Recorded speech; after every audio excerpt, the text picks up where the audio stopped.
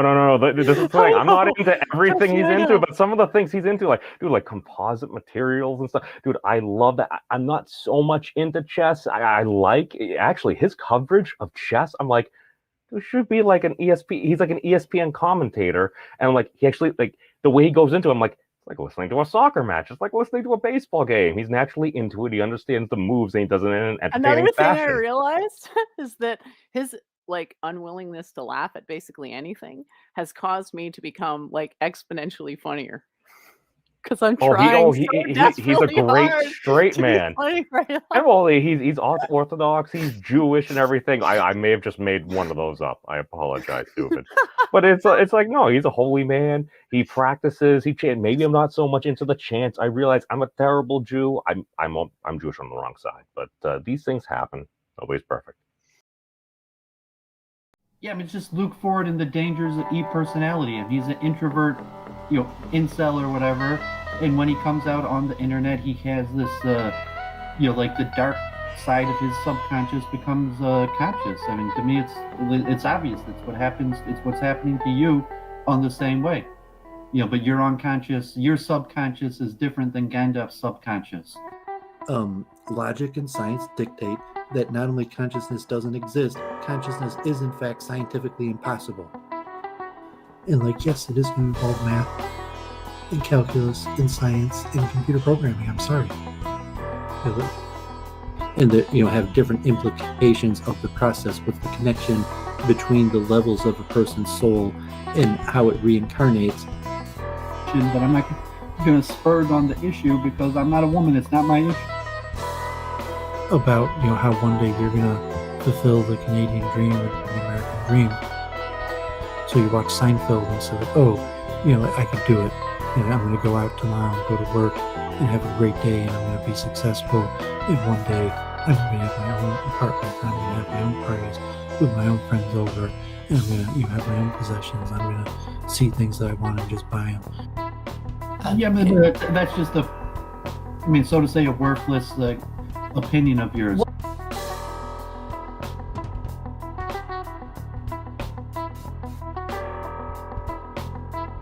Hello and welcome back to Week in Review with the one and only Doovid. Thank you so much for joining us this evening for what is sure to be a highly stimulating and interesting conversation about what's been going on this week. One thing, how we ripped off your concept. Because, really, Week in Review, that's all Doovid. What I do is sort of dip the old toe in a couple different bonds, but yeah, you've got the tip of the hat, Doovid, with regards to the imitation being the most sincere form of flattery. Maybe it is how a contender for the Biggest Loser on the internet itself, but it's still something. So I'll hand it over to you for the introductions. Looking forward to all the fun stuff we're going to discuss this evening.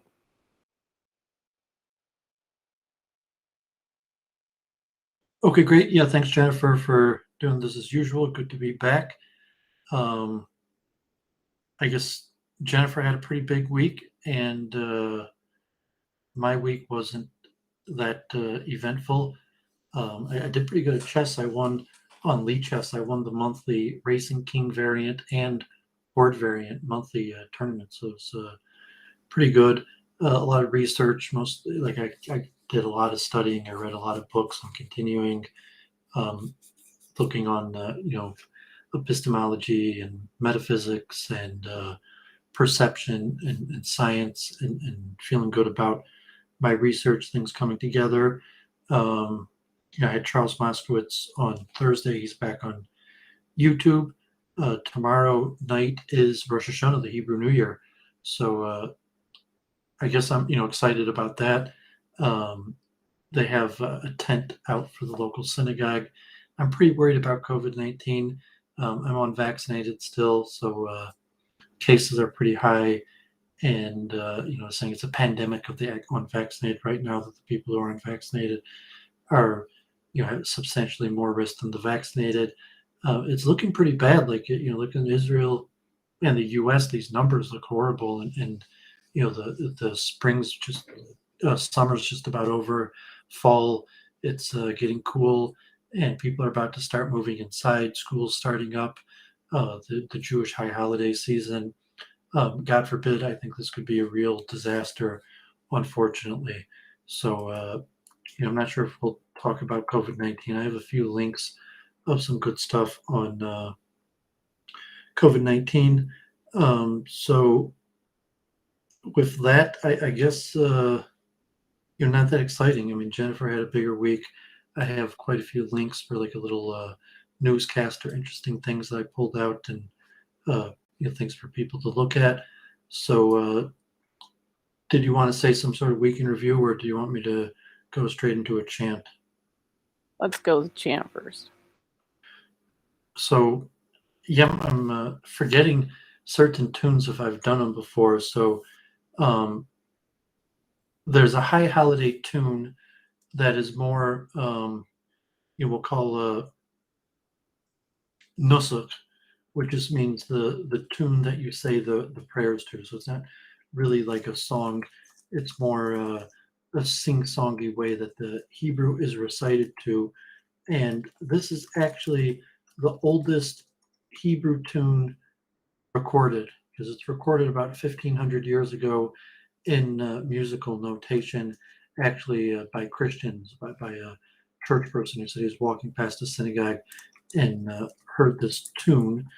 And usually, like blessings or the Baruch Hu or certain parts of the prayer are said to this tune. So let me just do a quick version of it. I na na na na na na. I na na na ya ya. Oh ya ya. Ay ya mama. Ay ya mama.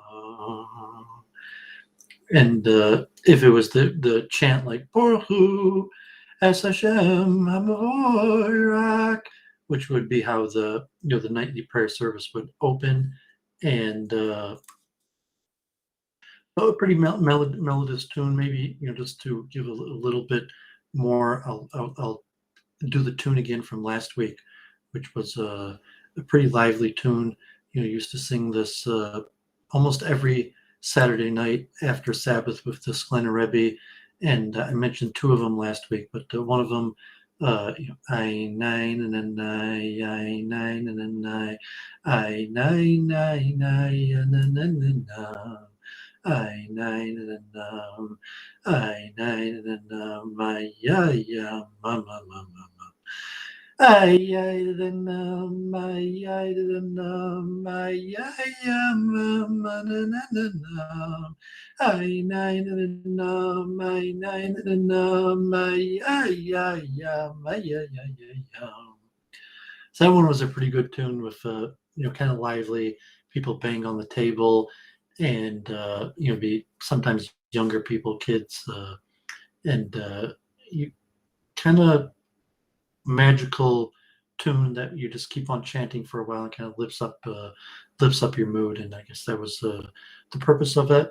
So with that, welcome everybody to Week in Review. Nice one. Thanks for all that. I suppose I can give my week in review because some stuff actually happened this week as opposed to the usual nebulous claims about books and diagrams that never formally materialize. So that thing on TGM, I thought that was awesome. I was in a flow state for most of it, not all of it, but more of it than any other, a higher degree than any other. The next best one that comes to mind is the JF one, and even that was kind of because he did become Socratic at some point, like obstinate. Whereas this sort of, I out-crankied them almost at every turn. I'm not sure what the right word is. Had a bunch of timestamps that I thought were good. could play a clip from it if you want to talk about it or whatever. But I could just do like a short thing. That I did that. Plus, I did one on memes, and we talked about time, which was better than normal because I had talked to Arval the day before, and he had given me this piece of information that helped me make a better metaphor for that one. But you said you didn't, you couldn't watch it because it was too, what's the word? Disorganized? Yeah, we just didn't stay on subject. It was just too random of a conversation that wasn't to play back, because if it's educational, then to stay on topic, stay on point. You're talking like memes and his skills of concentration. So to say we're gonna talk about one thing and one thing only for the whole show, and not just a bunch of associative thinking of whatever that comes to mind. And even if it was supposed to be like on the nature of time, it's less than like 10 minutes of the whole plus hour on the subject. And like the T jump, I guess you had the meme for the show is the dumpster fire, because it just didn't stay on topic. He built it as a dumpster fire, so it's kind of hard when that's what people are saying before it starts, including T jump. And I'm like, okay, so I go into dumpster fire mode. I can do many modes, but if I know, si je sais à quoi je m'attends, which means if I know what to expect there, I can be in the right mode. But I realized upon re-listening to it that he was actually trying to be fairly reasonable, and I didn't really listen to his. I think he was attempting to steelman my position, which I thought was good. In retrospect, I should have paid that more attention. Let me do a screen share so I could Sure. Close these links that I have open. So here's Doovid's week in review, all the interesting stuff that I found this week in media. So here today is the late morning show with Namarasa, and he interviewed Deva Madhavadas, who from Metro Detroit has the Ypsilanti House, the Harmony House near me, and we worked together for a few years doing Harinam, University of Michigan. I was a student there, and he was based there in Ann Arbor for a bit. So I have a lot of him on my channel chanting Harinam, and I guess he's became pretty prominent in the Hare Krishna movement. So he's got his interesting story and talks about the direction of ISKCON. Here was just a nice visual on viruses, and I guess this different type of virus, the mamma virus or virophage. It's got some nice graphics. Here's this new, I saw JF was on this channel called The Crucible, the new debate channel, 500 subs. Looks like it's less than a month old. Not sure if these guys have been around before. It's Guy Wilson and Pedro, and they've had debates and conversation. They E. Michael Jones and Jay Dyer and Michael Sisko. So Michael Sisko, running for Congress, has been on Week in Review. So the conversation with JF yesterday was pretty interesting. So maybe we'll see more of that. I just couldn't believe he said that his theory was right after I told him it's not right. So it's like, JF, your theory is wrong. There's no evidence that RNA can evolve into DNA. And as I show by my DNA model, DNA is the first thing that arises. That's what I was referring to when I said that life arises almost immediately, as a just semi-joke because it takes more than 500 million years. But like, the first thing in the development of the planet from its very inception is DNA. So we're like, oh, there's RNA prior to that. It's like, no. So just saying, this is, again, materialist reductionism. It's doubling down on the errors of the past, misunderstandings of evolution, which I'll be debating apparently, potentially very soon. More to come. Go ahead, Doovid. Okay, so here was Friday night modern day debate. My buddy Siddharth and Arjun from Theology Unleashed debate T-Jump and G-Man on reincarnation. So hopefully we'll talk about that more, and hopefully we could talk about that. What is it? How would you lay out? Um, what means evidence for reincarnation? How did the debate go? How might have it went? Here look like a free online version of this book by Ian Stevenson. He has a few books, but he's probably the most popular researcher, scientist on reincarnation. Here is a collection of 20 cases that are suggestive of reincarnation. He has another book on the intersection of biology and reincarnation that focuses more on birthmarks. So if you want, we could talk quite a bit about this, and I'll talk about the concept of birthmarks and why that's historically a marker for reincarnation. He mentions here in the East, in places where reincarnation is more common, people who claim past lives is about 1 in 500. About 1 in 500 people claim past lives, and in places like Burma, India, the East, where belief in reincarnation is much more widespread, that it's somewhat indoctrinated into the culture, and it's expected, and you might even take your kid to a priest or a Brahmin to discuss that and the karmatic implications, and also these texts that these concepts of birthmarks being an indication of reincarnation. So if you want, we could discuss that more, but hopefully people caught that debate. Did you catch that debate?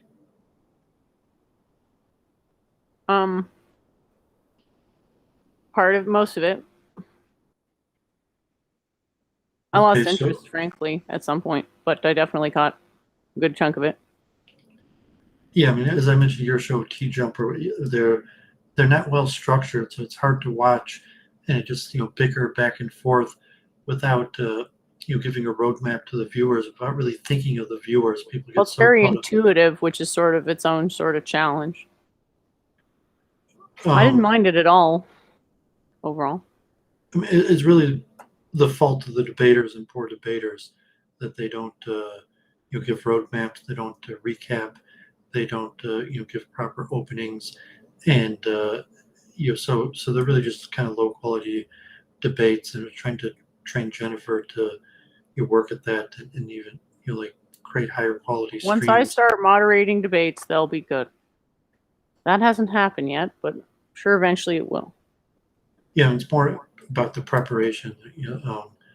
So if I was going to moderate a debate, I'd want people to prepare a lot of answers to questions in advance of the debate, so that it was actually good and semi-formal rather than a pure barge fire, which obviously can be good if you're talented, but who's talented, right? Yeah, and they're more a form of entertainment than anything worthwhile to the audience. So unfortunately, it was pretty low quality debate, but they did some research, and you have to go to debate school, and people aren't really willing to work on things. And these people are trained in debate, so the debate school is not optimized. Always looking at self, you get infinity lives, and it's conservation of energy. But if you forget that, if you forget everything to some extent, then what does it matter that you get infinity lives? That's sort of where most people get stuck, is the infinity lives after death, and then freak out, panic, breakdown, memory loss, come back, cry, and drink mother's milk to try to stupefy yourself into forgetting all those past lives. It never really works, but one can delude oneself for quite a time. It's interesting. One is interested in such an endeavor.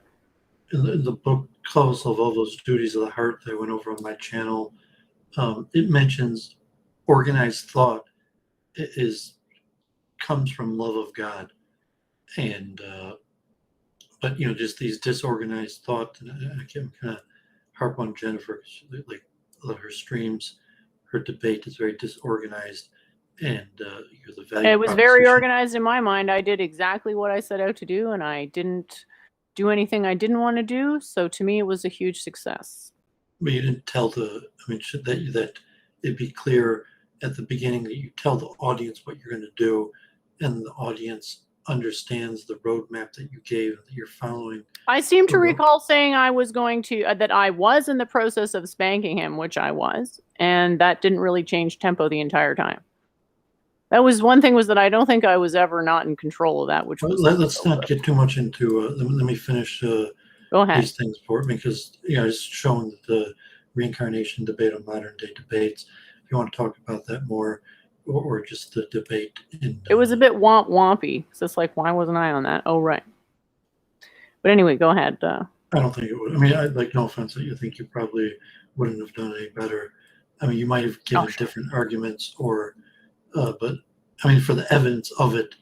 But we'll talk about that after if you want. So this is a physicist, Frank Heil, and he was part of the Science of Consciousness conference, and he had a pretty good overview of consciousness. It's hard to tell his own theory. I mean, he uses these kind of like a basic Mother theory that the brain is basically consistently updating and creating a model of the world. And I've talked about that quite a bit on my channel, but it's already from over a year ago, and he was in last year, 2020, the Science of Consciousness conference, but I just watched that recently. I have slides here. Maybe we'll go over the elements of Greek tragedy, what is a comedy versus a tragedy. So here's Stanford School of Medicine on healthcare and sexual harassment. And this was more, I shared this with Jennifer because it was more about power dynamics and power asymmetries. That's mostly thought of from sexual and racial harassment, that people like Governor Cuomo, they can sexually harass people and get away with it because of that power asymmetry. Critique the week. Critiquing the week. Yeah, nice try, Howie. We know all about it. Go ahead. So I'm one of the 3 people watching Howie's videos, so there you go. I have to get a chuckle somehow. Go ahead. Yeah, so I hadn't even thought of Howie. I think I unfriended him on Facebook because it was just a little too weird, and he's not even using his real name, and it was just like trolling. But it looks like he started his own week in review. So he doesn't know when to stop is the problem. Like, he's just like gets in an argument, and then the fact that, like, some people take the fact that I win an argument as an offensive thing. It's like, we can't be friends if you get offended at the fact that I beat you in an argument that you started. Yeah, I don't think you win arguments like that, and unfortunately, I think that's probably what Jennifer's having weak showings in her debates, because it's more about organization. The T-Jump thing got 2,000 views, so that's not too bad. Yeah, I mean, it looked like almost every single comment about you was negative. Nah, it was way better than the first time on T-Jumps. You could share if you want to go over. Every comment was negative the first time. That's true. Claire commenting on every single thing is itself a success of some sort. I explained to the audience why, I tried to explain to Jennifer, she might not be capable of understanding it, but why she gets a negative reception, what she could do to improve that. But people who are asshole pieces of shit hating my guts is what I want, so that I can point to them and say, you see those people that hate me? They're asshole pieces of shit. And it's obvious because I pulled out their disgusting loathing onto myself temporarily to demonstrate it to everybody else. So now in the future, when you get effed over by these shitbags, you can be like, oh, Jen was right the whole time. And hopefully not make the same mistake again. So here's another, this is from the American Public Health Association, and pretty good overview of the current situation of COVID. the Delta variant and the caseload, going back to school, the risk assessment. There's a few different presenters. So people trying to catch up COVID-19. This one's a pretty good watch. Here this week at the Royal Institute on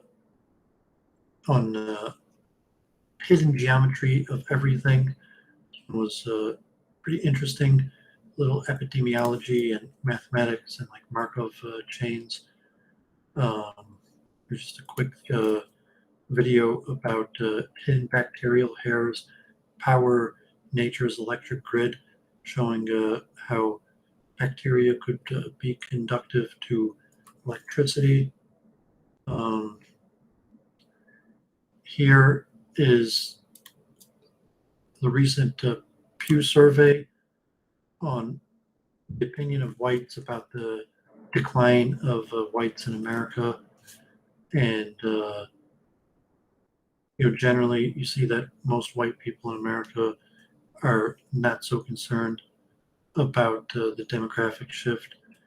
And I mean, you can see that some people are more concerned than others, but basically in all demographics, the percent of adults who say white people declining as a share of U.S. population is neither good nor bad for society. That was the majority of every single demographic. I mean, older people were more likely to be worried about it than younger people, Republicans than Democrats, uneducated than educated people. But it was a recent Pew survey.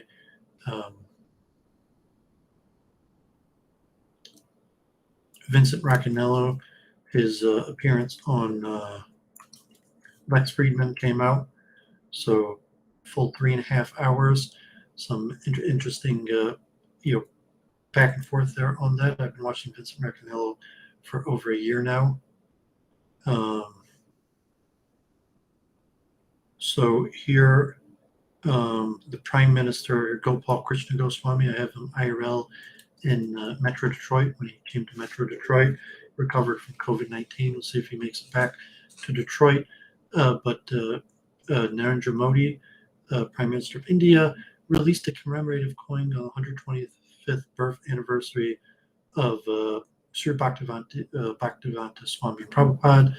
And so it's exciting news for ISKCON to have official state recognition from the state of India.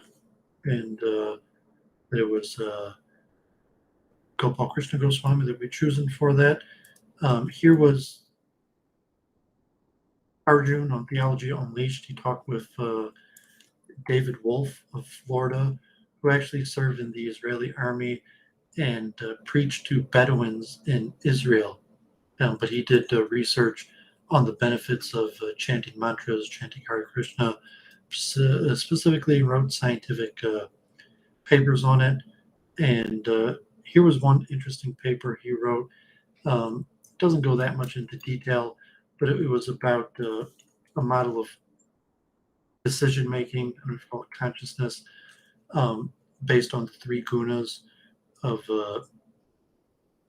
goodness, passion, and ignorance, that would have some sort of mathematical diagram. But it doesn't really go too much into detail or how that would work. But a little bit interesting. I've talked about this before. So this was the guy in Theology Unleashed. So here's his scientific paper he published on the 3 gunas. Are you saying this was cited on the debate on IMDb? No, eh? No. David Wolf was a guest on Theology Unleashed earlier this week. Sorry about that. So it didn't have anything to do with the debate on Modern Day Debate. It was just on Arjun's channel earlier this week. This paper is from like 2 years ago. Mathematical model of the gunas is a foundation for expanded understanding decision making based on empirical validation of the constructs of the 3 gunas, as described in the Vedic literature. A mathematical model depicting the mechanisms of action of the gunas was developed. This model was evaluated using data from a group design study of the effects of Maha Mantra meditation.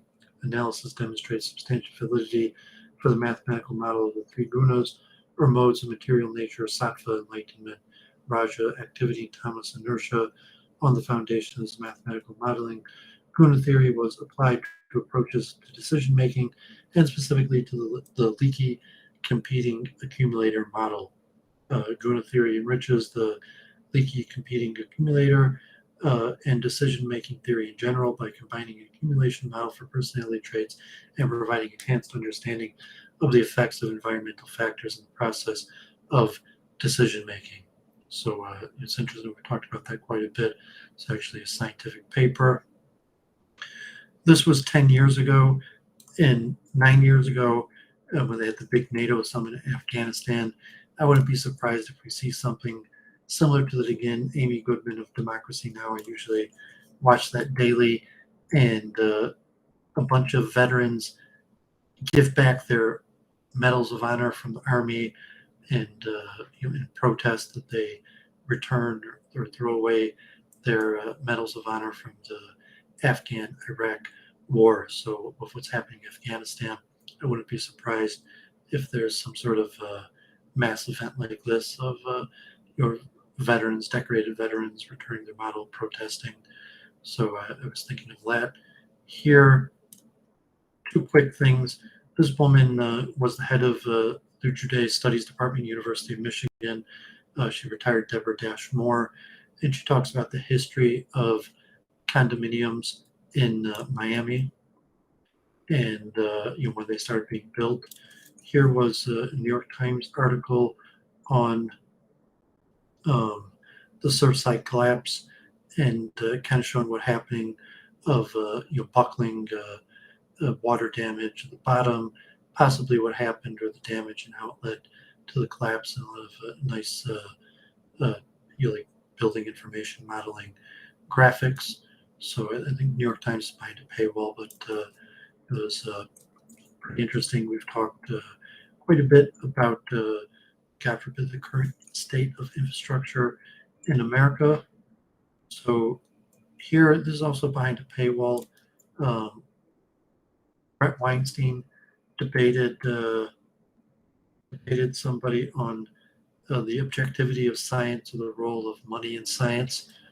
So unfortunately, it's behind a paywall. I'm not going to pay for that, but interesting.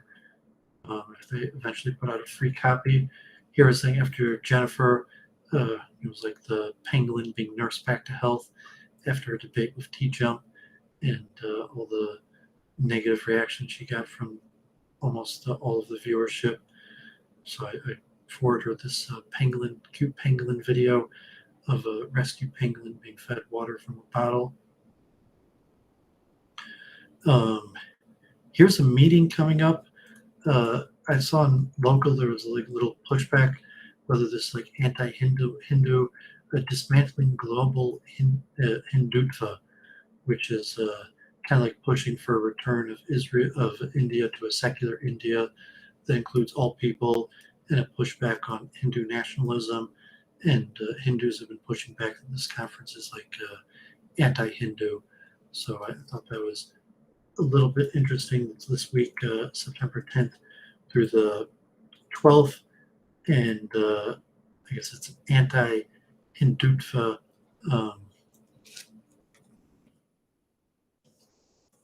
seminar. Just here, Hindutva is the predominant form of Hindu nationalism in India. So as opposed to just Hinduism, I guess Hindutva would be the parallel to Zionism of Hinduization of the state of India, that Hindu nationalism and the Hinduism not just as a religion or practice, but the method in which India should be ran, and specifically that India should be a nation of and for Hindus. So here's a conference pushing back on that, and then I saw Hindus pushing back on this conference. So that is the end of my links for this week.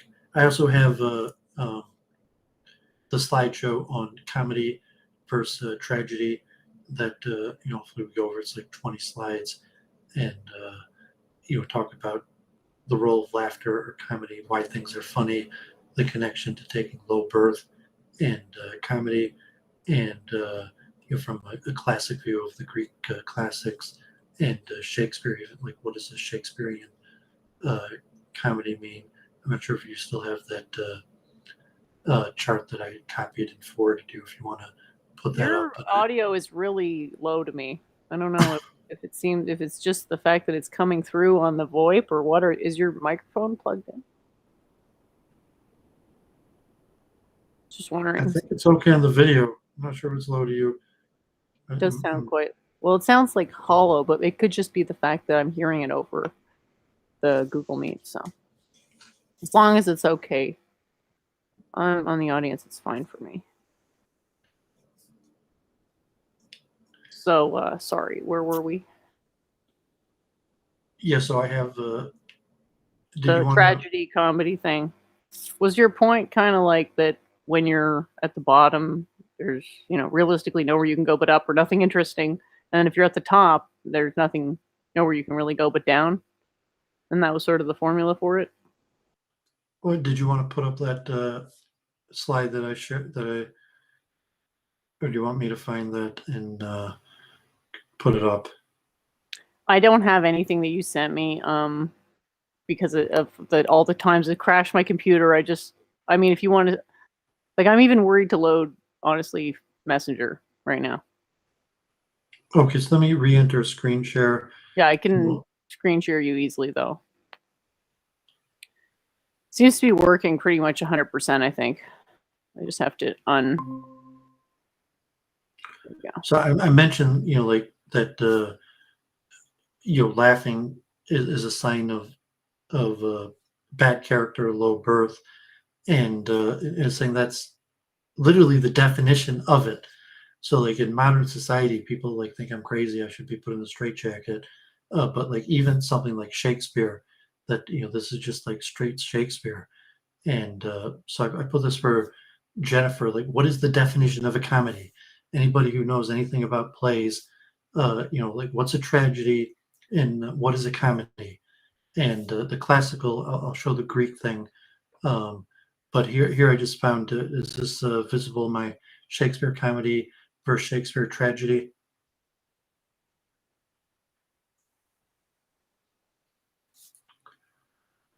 It's about the same size as the text on the comments in the chat, so yes. Okay, so just Shakespeare comedies are plays of Shakespeare that end in marriages or reunions.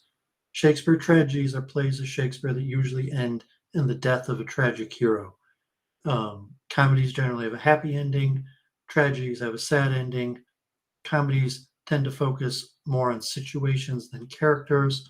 Tragedies focus more on characters. Comedies involve common born or middle class main characters. Tragedies, main characters are noblemen with wealth and power. Comedy, the theme of love and marriage, complex plot, mistaken identities, or misconception and clever wordplay. Is tragic heroes, the dichotomy of good and evil, hamartia, issues of fate and fortune, foul revenge, supernatural elements, and catharsis. And I think it's quoted from an article that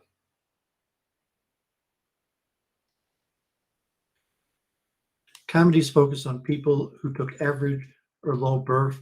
Tragedies focus on more people who took higher birth. Shakespeare, you only have a happy ending if you took low birth. Hence, comedy focus on romance and tragedy focus on. You sure you want to share your DMs there? Well, this is my DM to you just because I copied from the article that. Oh, okay. I can't even see what DM it is. Just saw that it was DMs being shared. Okay, it's fine. So in comedies, characters disguise themselves or impersonate others, or they're mistaken for somebody else, creating a comic effect. Complex plots, when compared to Shakespearean tragedies and histories, comedies have more twists and turns, making the plot complex and unpredictable. So this really comes from the Greek form of tragedy and comedy, and the historic plays. I mentioned Aristotle. Aristotle is one of the big thinkers that mentions the negativeness of laughter, and historically what a comedy meant. So there's three types of Greek drama. Comedy. First comedies were mainly satirical and mocked men in power for their vanity and foolishness. The first master of comedy was the playwright Aristophanes. Much later, Menander wrote comedies about ordinary people and made his plays more like sitcoms. Tragedies. Tragedy dealt with the big themes of love, loss, pride, and the abuse of power and fraught relationships between men and gods. Typically, the main protagonist of a tragedy commits some terrible crime without realizing how foolish and arrogant he has been. Then, as he slowly realizes his error, the world crumbles around him. Three great playwrights of tragedy were Aeschylus, Sophocles, and Euripides. And then you have satire plays. These short plays were performed between the acts of tragedies and made fun of the plight of the tragedy's characters. The satires were mythical, half humans, half goat figures, and actors in these plays wore large phalluses for comic effect. I think it's pronounced satyr, but okay. It's the origin of the word satire. Right. I think it's pronounced satyr, but just saying. So one of the key themes in these plays is hubris. According to its modern usage, is exaggerated self-pride or self-confidence, often resulting in fatal retribution. Ancient Greek hubris referred to actions taken in order to shame the victim, thereby making oneself seem superior. Hubris was a crime in classical Athens. The category of acts constituting hubris for the ancient Greeks apparently broad and from the original specific reference to the molestation of a corpse or humiliation of a defeated foe to the molestation or outrageous treatment in general. The meaning was further generalized in its modern English usage to apply to any outrageous act or exhibition of pride or disregard for basic moral law. Such an act may be referred to as an act of hubris, or the person committing the act may be said to be hubristic. For example, Creon commits hubris in refusing to bury Polynices and Sophocles' Antigone. Fate, the will or principle of determining cause by which things in general are believed to come to be as they are, or events to happen as they do. Destiny. The Greeks believed that everything happened for a reason, and the path they led in life was prescribed for them by the gods, and that there was no escaping their fate or destiny.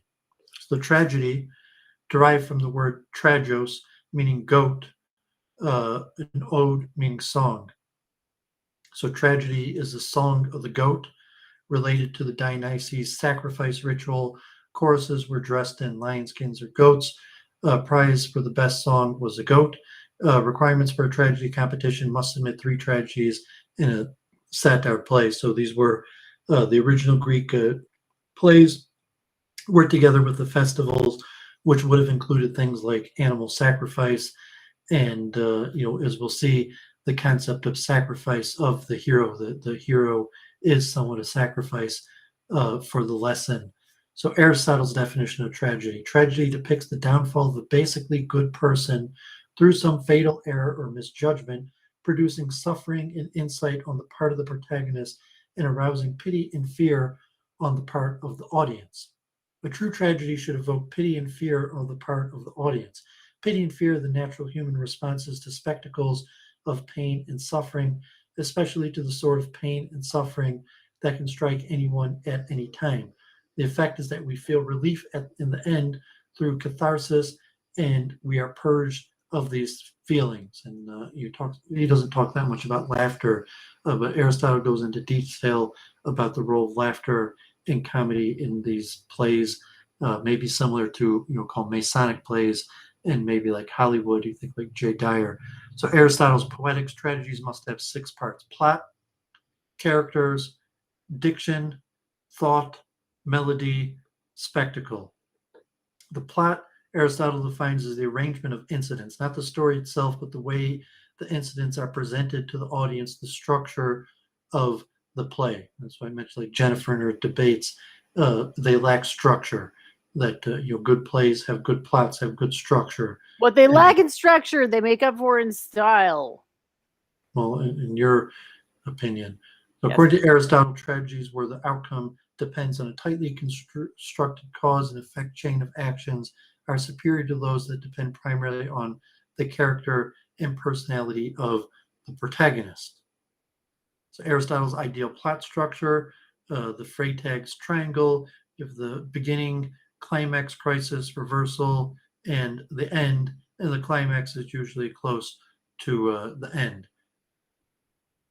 So the tragic hero must be essentially admirable and good. The fall of a scoundrel or villain evokes applause rather than pity. Audiences cheer when the bad guy goes down or laugh. We feel compassion for someone we admire when that character is in a difficult situation. The nobler and more admirable the person is, the greater our anxiety or grief at his or her downfall.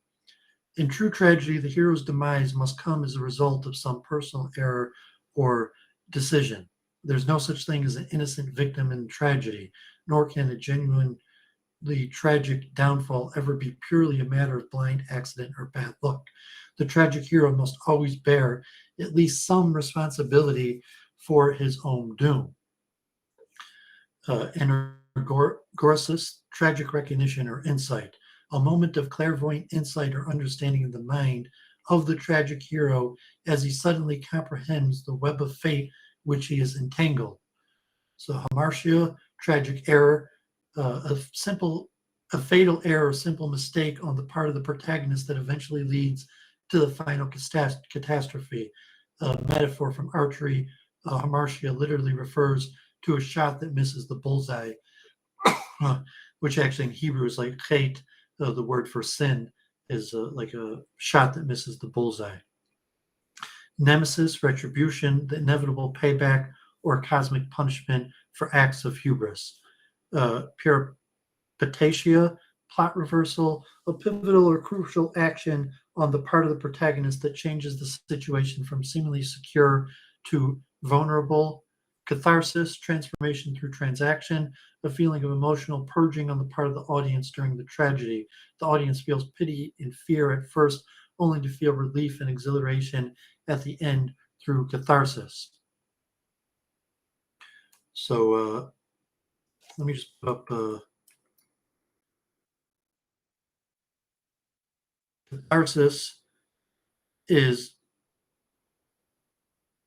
the purification or purgation of emotions, particularly pity and fear, through art. And this slideshow didn't go into detail, but laughter is one of these forms of catharsis. So the idea of the historical Greek tragedies, or even up to the Shakespearean tragedies, maybe till modern day, is you have basically a good person. Usually it's someone who took high birth. In Shakespeare, the hero is someone who took high birth and therefore was expected to know how to do the right thing because they had all the advantages of high birth and good advice in order to know what the right thing is. And usually through hubris, arrogance, lack of humility, they make some small mistake, and the play will show how that small mistake usually, in terms of tragedies, results in eventually even the tragic death of the hero. But they're a learning lesson for the audience because the audience sees how basically a good person who did mostly good, mostly right, but had one act of hubris and mistake, and then through a chain causal being eventually led to their downfall and ultimate death. And so most of the great plays are tragedies. Tragedies are usually about leaders and why leaders didn't live up to the obligation, and usually because they make a fatal flaw, and that leads to their downfall. And that's the classic play definition. And as opposed to a comedy, which is usually about average birth or low birth people, which is simply a matter of someone getting married or friends being reunited. Presumably someone who took higher birth those factors are not that important. Like someone who took high birth, finding a partner for marriage or being reunited with their friends is of little concern. What is more concern is with the role of leadership and direction of society. And someone who took lower middle birth um, isn't expected to become a leader of society. And I mean, we could talk more about it. Maybe Godward, or you need like a lit jock. Talk about the inversion, modernism, postmodernism, the advent of the anti-hero. But in the classics, that was what it is. You had comedies and tragedies. They mentioned satires, which were minimal or a form of a comedy, and comedies. Like from the Aristotle point of laying it out, are for the catharsis of the release of the cognitive dissonance in the audience, where they see, here's our great leader who just made a small mistake that basically all of us make, and that led to his downfall and eventual death. And but if you're in the audience watching that, really, well, I'm not the leader. I'm just an average person who's watching the play. And so if I make that mistake, it's not as big of a deal because I'm just the average person, not the leader. So it has the multiple dual effects. And then we have comedies that are designed for the common man, and the desires of the common man are usually just to find a partner, to be have good times with your friends, like a sitcom like Friends, like Seinfeld. There's no great moral questions of leadership and making the right decision, or fatal flaw that leads to the downfall. And the basic elements of comedy, like mistaken identity and the various factors. So up till really the modern era, the language would have talked about noble birth, low birth. And in the postmodernism, for various reasons, the language switches to this question of high or low birth being much less important, and the rise of anti-heroes. So you have a little background there in the classic definitions of comedy and tragedy, and maybe in terms of Jennifer in her debates, you're saying that plays, entertainment, you're saying laughter is for the people who took low birth, laughter is for the poor, and but they're Masonic plays. Yep. So everyone would gather at the big holidays, the big festivals. Also in India, the Vedic festivals are similar, and there would be a play, and the play would serve multiple functions, and it was basically a Masonic play. You would see your leaders, you would see that, okay, I'm not on stage, I'm just a person in the audience, and the dissonance, and you would have the lessons that were being given to the common person. And if you listen to Jay Dyer, really all modern entertainment, like I said, Seinfeld, Friends, Roseanne, they're really Masonic plays, the American or Canadian dream, that have these same basic element, not so much like tragedy where it leads to the death ultimately of a person, but common struggles that your average person goes through, and then everybody pulls together and it's okay, and the sun rises again tomorrow, we overcome our struggles, and then basic lessons of how fatal flaws could lead to the downfall of people. So even on Seinfeld or Friends or Roseanne, you might not necessarily have like a tragic death of the hero in the postmodern age, but you'll have the same element of a fatal flaw causing a causal chain of bad things that happen to the person, or the failure to achieve the goals that they wanted to. And they're basically karmatic lessons. And if you look at the role of laughter as the dissonance release, that the catharsis is the element, that laughter is a form of at least classically, of catharsis. And if you're being basically programmed, that Masonic plays, television, entertainment are a form of programming, and laughter is the release of the catharsis to being programmed. And like if we're streaming, me and Jennifer doing Week in Review, or especially if we're doing like a debate or programming, really we're programming people. And so I mentioned, like Jennifer, she has a successful debate She should be teaching people arguments. And that means at the end of her thing on T-Jump or end of things, with memes, that people could quote Jennifer in like Ben Shapiro, like abortion's big in the news here in America with the Texas case, the new Texas law being passed. But it's like, Ben Shapiro teaches people arguments. So, abortion, people across the dinner tables, across America right now are arguing abortion. So you tune into someone like Ben Shapiro, and he makes from the best of the arguments on abortion.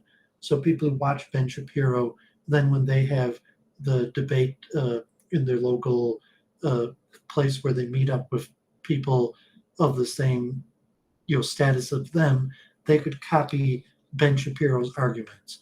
So if Jennifer had a successful show, like on T-Jump, and she's debating, I don't know if it's supposed to be a debate on evolution, it would be well structured where people would be able to copy Jennifer's arguments. It wasn't a debate, it was a versus. So I guess a versus is where you attempt to pour the Socratic method into each other's cup.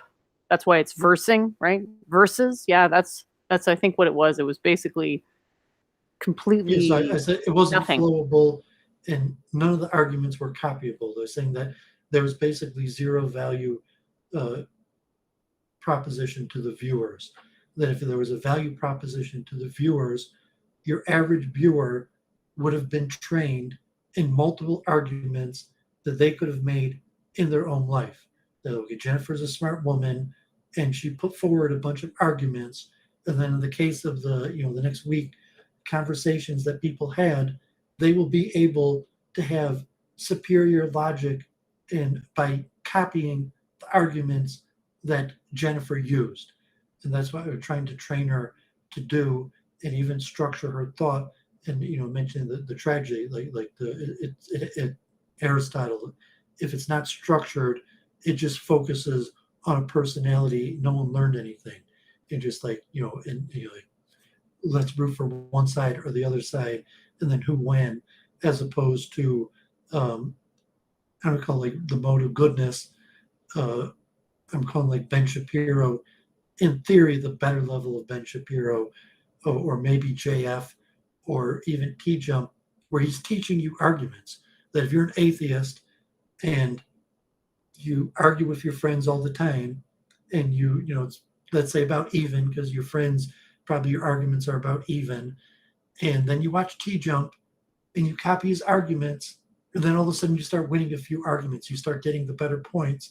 You might even quote T-Jump. You might even say, oh, I was watching T-Jump and he said this. You might even write it out or copy it down or do something to memorize these arguments. And so it's saying like the classic Greek play or the Masonic play of the conspiratorial view towards entertainment. All entertainment is a form of social programming. Jay Dyer was talking about that on The Crucible. Like, oh, it was in this movie 10 years ago, and now it's happening because it was a Masonic play and it was social programming. But you're saying, so if Jennifer increases in her degrees of Masonry, theoretically, she will be doing social programming. I thought women couldn't be Freemasons. Well, I mean, there's a dispute among Masons. When it's saying theoretical Masonry, not actually like a ceremony, but it's saying theoretical, the concept of the social programming through plays or debates.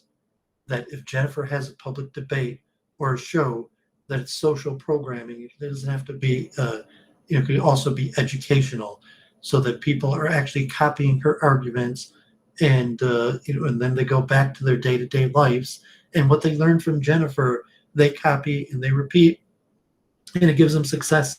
Like a game of chess, like a chess coach, and you're losing to somebody, and then you go to the coach and he shows you, goes over your game, and then you go back and you beat the person who was beating you, or like the karate coach, and the bully's picking on you, and then you study up and do karate, and then you take down your bully. So it's the same thing with debates, that you're just an average Joe, and you're like Brundle getting chewed down by his wife, and then he has to go to Pilpul School with Doooovid so he could win an argument with his wife, or any of these factors that's like, I always get in this argument with this guy. They always crush me. I hate it. So I had to go to Church of Entropy and train and copy your argument so I'd finally win one. Based. Well, good luck with that. It takes more than just winning by direct logic to truly, rule, but it's degrees of ruling, so it's all good to go on the path. Check You out mentioned the importance of the metaphysical low birth. diagrams. Almost I'll do it here. direct proof. Just wanted to slip that in there. It's important. I'll end my point here, and then I'll hand it back to Jennifer. And the importance, at least classically in the Greek and Shakespeare, of comedy in low birth, that the person who took high birth has expectations that they know what they're going to do in doing the right thing. The person who took low birth, there's no expectation that they're actually going to be able to do or accomplish anything. And the catharsis there is at least Aristotle's understanding of the purpose of laughter. So if you took low birth and you're in the audience and you have a dissonance to the fact that you're not in authority and the power structure is against you, then laughter is the form of the release of the catharsis that you're just a nobody in the crowd, and to learn these lessons and to see that the people on stage are struggling with things such higher than you, that here your hero just made one small mistake and it led to their downfall and even eventual death, as opposed to the person in the crowd who probably makes that mistake every single day. And that's like shows like Roseanne, Seinfeld, Friends, any common sitcom. The struggles of the people on the TV are supposed to be parallel teaching lessons to the common struggles that the people watching that face, and even to train them. Because I took low birth, so I wasn't trained to rule in the ruling class, so I don't know what to do when I get to the big city. So you watch Seinfeld and you train yourself with some sort of method of the elites. You accept the programming of the elites because you really have no other choice, and that's the laughter of the dissonance. Like, I don't want to be programmed. So emulating Seinfeld for success in the big city 101 type thing? Well, it's funny because it's really suffering. So you're laughing at like, oh my God, I can't believe that I have to have Seinfeld as my teacher of how to succeed socially. So the laughter is the form of the catharsis, and there's supposed to be karmatic lessons that are being taught to people. And it's like the connection of laughter and low birth. It said like, you laugh one more time, you're out of here, because like you're expected. You took high birth. You're expected to go straight into management and leadership. And these things are extremely important. There's no time for goofing off or joking around. As opposed to someone who took low birth, you're not expected to reach management. Your life isn't expected. Just you getting married and reproducing would be a miracle. And, so you could just laugh it off. No big deal. Down, but down, bow, bow, bow, bow, bow, bow, bow. Bow. Okay, I'll hand it over to Jennifer, and just like I did, if you wanted to go into detail, I had thoughts on some of the arguments that were said over about T-jump, and then if you wanted to go about the reincarnation debate and just how maybe in a better way those arguments in the debate could have been structured, that it would have been a higher level teaching experience. I was kind of more interested in going over the arguments themselves. I feel like it was one of my better performances. I don't know about education, but it's like obviously teaching people the direct stuff directly doesn't work. So I got perhaps slightly cranky at the end.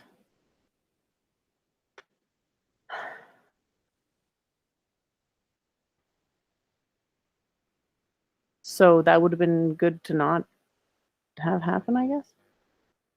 Not sure how I could have avoided it, but didn't really get too bad either. other people came on there, but the intention was not teaching. So for it to be teachable, if the intention of the host, which I want to do, shackled. I was really shackled for this, but I don't know. I mean, that's the fun. That's kind of part of the fun, isn't it, to have a handicap? So I really didn't mind it too much.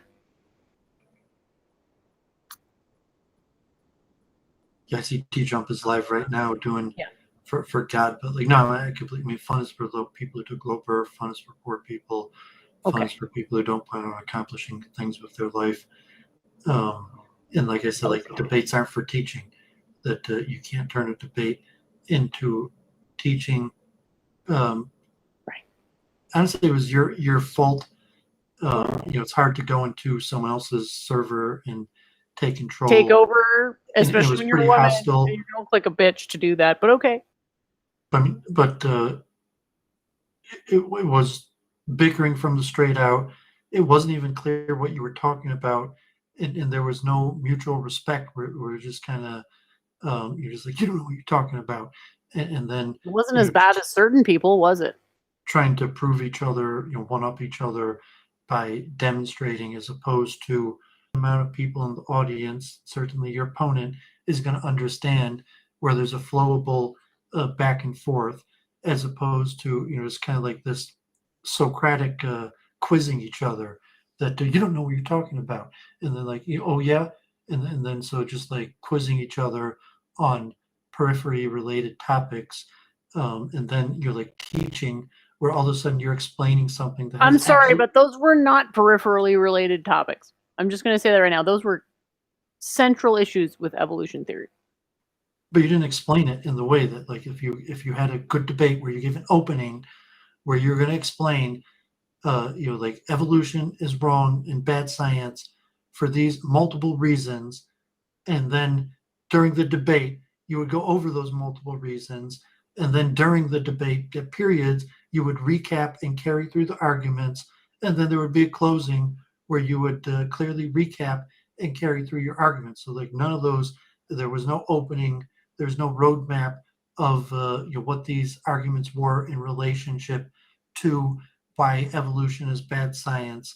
Like I don't think you recapped once, and so even if you're listening to these few things where you're trying to explain some complicated concept, I think to the average viewer, they had no idea what this had to do with the topic. So it's saying it's relatively periphery, where it's like why she's trying to explain something, some concept in science that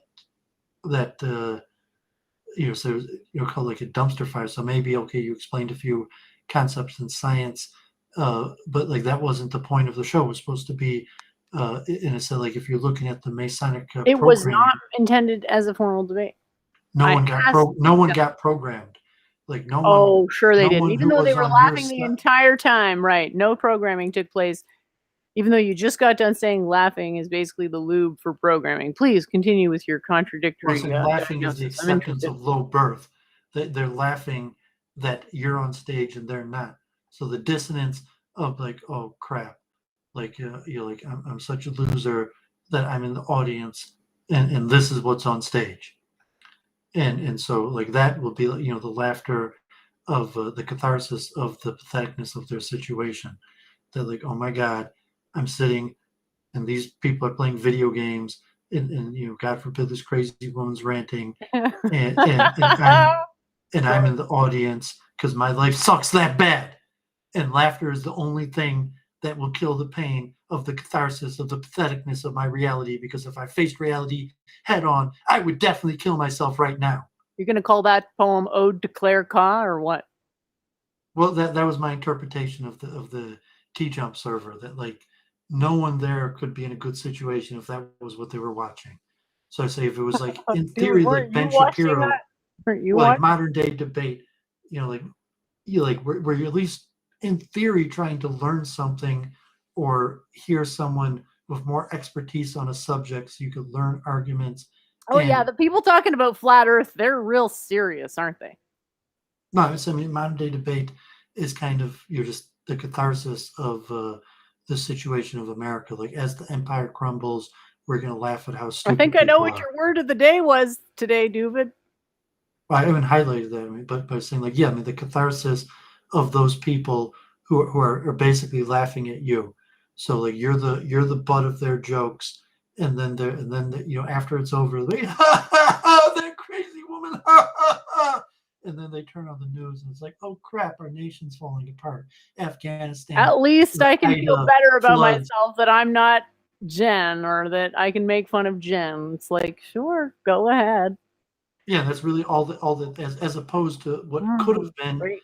it was at least maybe you trained yourself to think a little bit better and to understand a few arguments a little bit better. So maybe like a few percent of the audience maybe learned like a tiny bit of something, but I doubt it, even like the moment, because you can't really teach things during debates.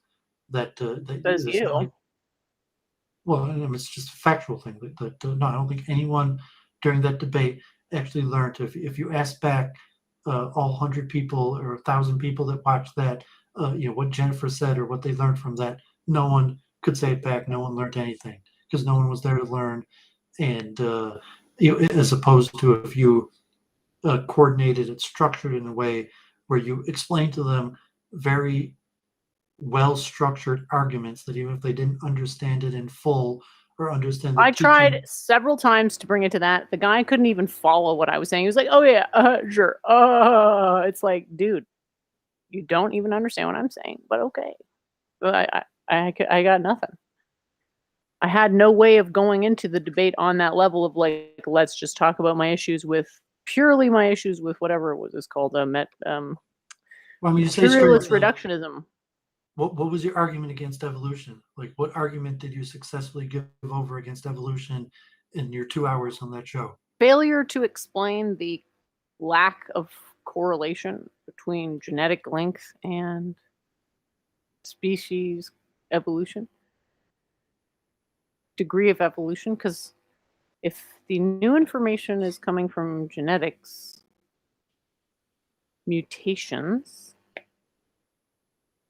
and the genetics contain information, and information has to be additive through evolution, then the genetic code should be longer the more a species has evolved.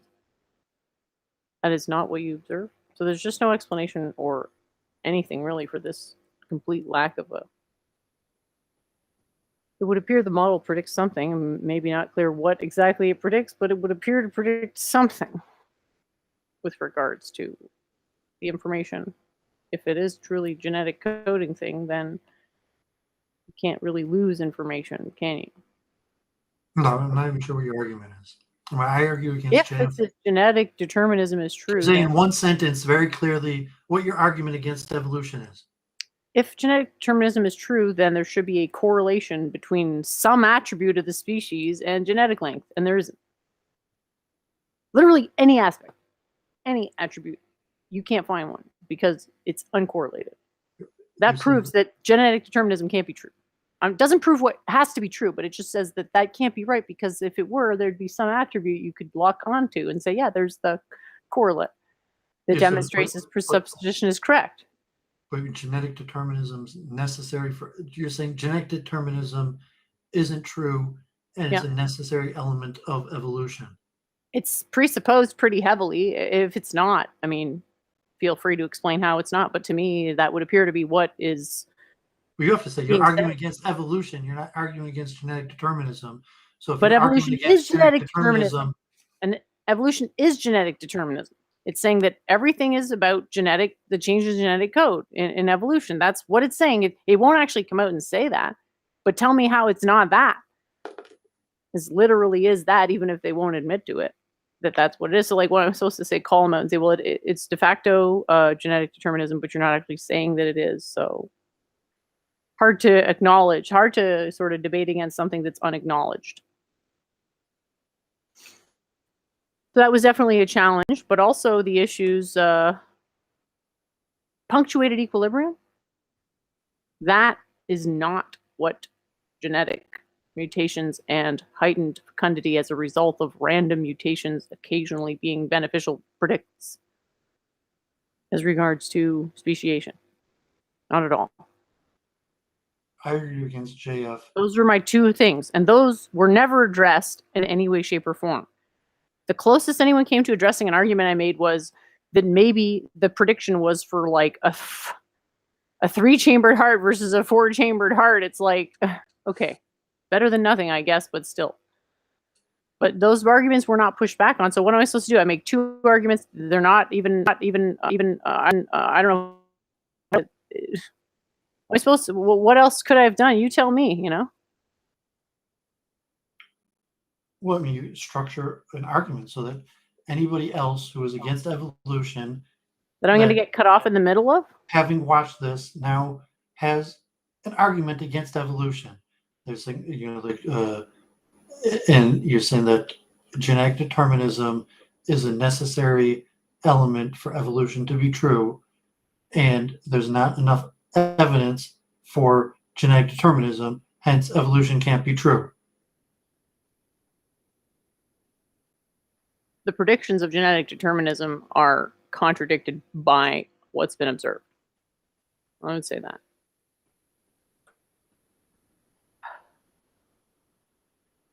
I was about to go get something, but then I forgot. So the comments are not all bad, but they were bad. They were all bad the first time I talked to T-Jump, and he replayed it or debate on his own channel, and every single one of the comments was bad. But as you can see here, someone said I was entertaining, so that's good. And you're still coming back for more. I'm just getting warmed up. I mean, that wasn't really even that hard, and I was definitely outnumbered. So I'm saying for a while that's what I wanted, was me versus a group. But James from MDD thinks that made me too cocky, so I can't do that. It's not beta-ish enough, and he's insisting I'm a beta. So I don't actually think he knows what that word means, but that's cool, you know. Knowing what stuff means is not a prerequisite to being a good moderator, and God knows he's a great moderator. So. That's what I should do, is moderate those debates and tidy things up there on MDD sometime. Just bring down the hammer of Thor. Like, what is the point of this comment here? Could you imagine being this much of an asshole to put that comment? This is time to look in the mirror, people. And no more than Claire, who probably left a comment on like every single one of these comments.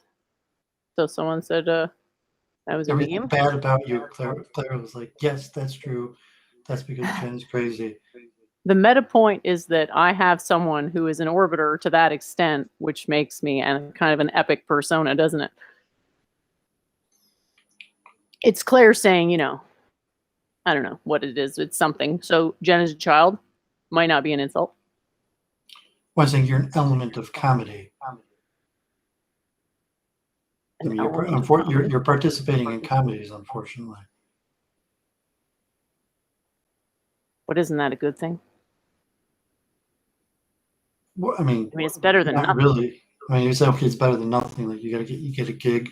It's better to, it's better to be an extra in a comedy. When I was in grade 5, I did improv class because I was really shy, and I guess, I don't know, my mom or I, or who knows whose idea it was, thought it'd be good if I did an improv class because that would make me less shy. And the best part about it was the comedy bits. Making people laugh, that was the best bit.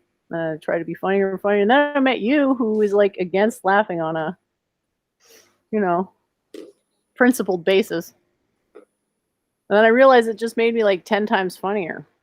That's what that T-Jump thing taught me, is that your unwillingness to laugh at my jokes has made me somehow funnier. So thanks. Well, because yeah, I mean, what's better than that? It's not cathartic for me to do those things. It's probably cathartic maybe for the people who are watching them, but for me, it's more, I don't know, probably the way they feel when they're bullfighters feel. When they're. It was the first week in review I mentioned, the friend this band called Blanket Statement Stain, and one of their songs was "Watch Me on TV, Baby." And so you the catharsis, at least, like, okay, you're the one on TV that they're watching, even if you're you're like an extra for a comedy routine. But at least like, it's "Watch Me on TV," they're watching you, you're not watching them. And so you have the comedy of the catharsis that you're saying, I made it and you didn't. Ha ha ha. I care what a bunch of dorks think, because dorks are my people. So that's the end of the story.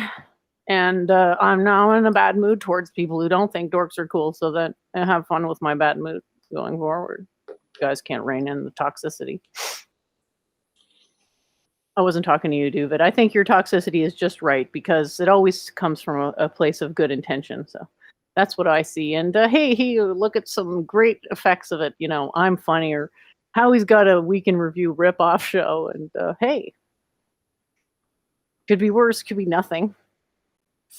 And then I went on memes, which was pretty great. And he's a challenge to talk to for sure. But I look at it as an exercise in patience.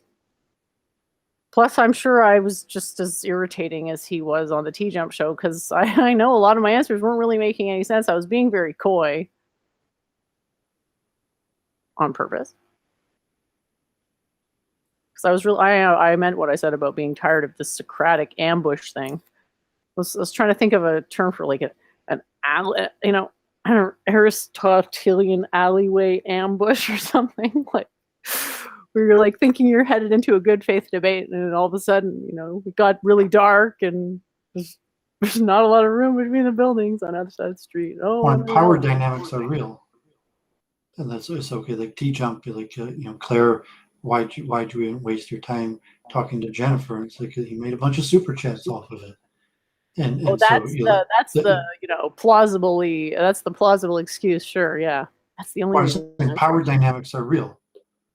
In your own mind, how you thought you did, at the end of the day, like the T-Jump making money, that's real. The viewership, or there's certain quantifiable aspects of that, and that make up the power dynamic.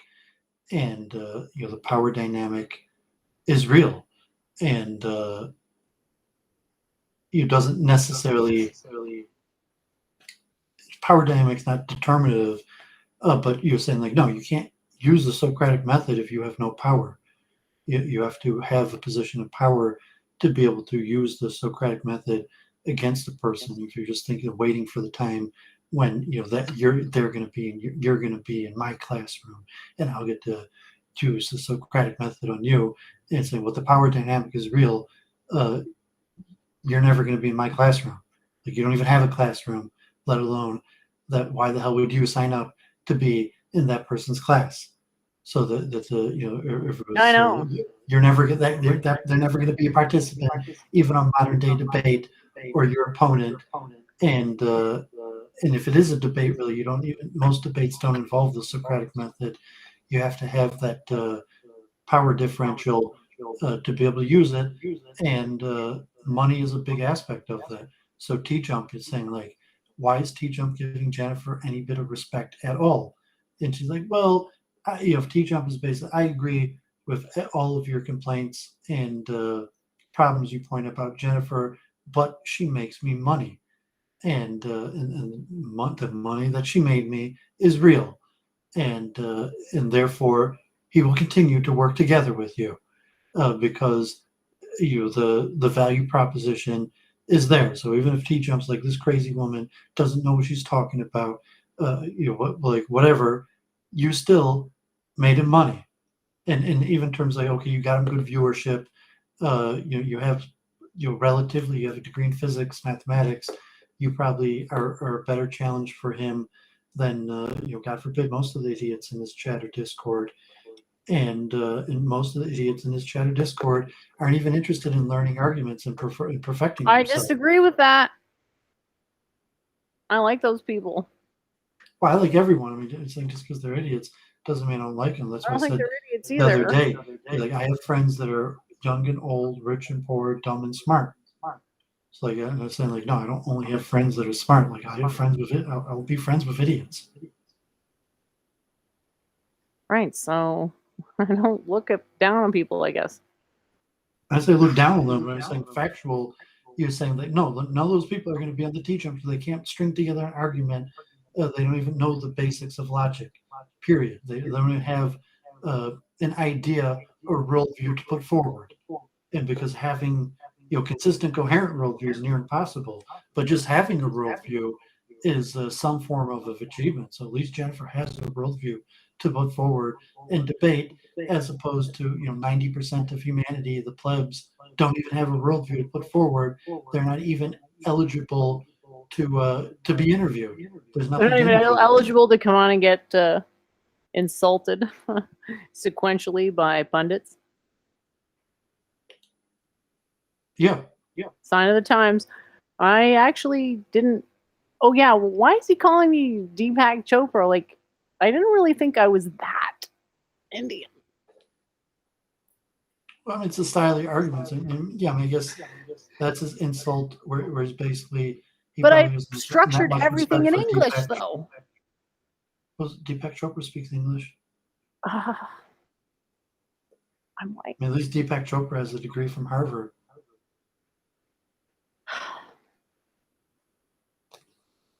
I just didn't think it seemed that Indian to me. I mean, it seems just really logical to me. Or maybe those are the same thing. But is it inconceivable that somebody in the West would think the same thing as me? Like, doesn't Hammeroff think the same thing pretty much, except for slightly different? So I don't know. Yeah, Deepak knows nothing. He's just your standard run-of-the-mill Ayurvedic doctor. So he's not going to go to the same level as someone like myself to psych out my opponents, right? No, I mean, Deepak Chopra is one of the most prominent public talkers. Vasant Lad is more respected. Vasant Lad is more respected. So what? That Deepak doesn't mean Chopra anything. Is probably one of the biggest names in debating against atheism. So like he's done it on stages in front of thousands of people. He's got millions of views multiple times. Hammeroff gave him 4 hours.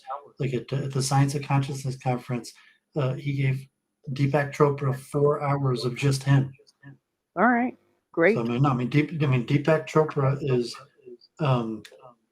the single biggest view getter of Hammeroff. So if you look at the Science of Consciousness webpage, the single most views of any person he gets is Deepak Chopra. Deepak Chopra, not necessarily in terms like, obviously he didn't get a Nobel Prize, but in terms of viewership and audience receptivity, Deepak Chopra is the single biggest name that participates with Hammeroff. Yep. That's quantifiable. You want to say nothing to do with how good of a debater he is. He looked weak in front of Dawkins. I could have made Dawkins look weak in about 3 seconds. I mean, you just talk nonsense and saying I mean, God forbid you basically lost to T-Jump, you lost to JF, and they're just an internet debate, you let alone on stage in front of thousands of people, or one that millions of people are going to see. Well, Deepak didn't fight back. He sort of like bowed down like a scared bird, and he didn't, and he sort of let grumpy grandpa sort of piss in his general direction, and be like, "What do you mean by quantum reality?" I would have just the pattern. Him in about 2 seconds in that. I would have never been. He would have never have gotten the upper hand with me. If you want to say, it's like the chunking theory. You want to say that your own, which I said multiple times, that I also mind you let T-Jump get the upper hand out of sportsmanship. It's called sportsmanship, okay? I care very deeply about sportsmanship.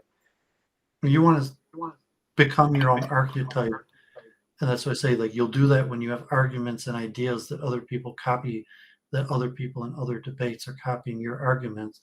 But just from chunking, it makes sense that T-Jump or his audience or modern day debate puts you on the archetype of Deepak Chopra. He's a really big name that people have heard of, and so they need to chunk and archetype how to understand you. that makes sense. He chunked you under the archetype of Deepak Chopra. That makes sense. I'm very glad that now I understand what you mean by chunking. Chunked under the archetype People of have to make Chopra. patterns with the information that they have, and most people have never heard of you, and so they just need some way to understand you. That Deepak Chopra is probably a reasonable introductory archetype to file you under. That's not weird or anything. Well, it's weird. I'm saying, what other archetype do you think that would be more likely? So even Hamro, like most people never heard of Hamro. T-Jump sort of Hamro, but saying that most people haven't heard of him. They've heard of Deepak Chopra. A lot of people probably haven't even heard of Deepak Chopra, but there's probably 10 to 50 times more likely that someone's heard of Deepak Chopra than Hamro. Maybe. So you're saying, what better archetype would you be filed under?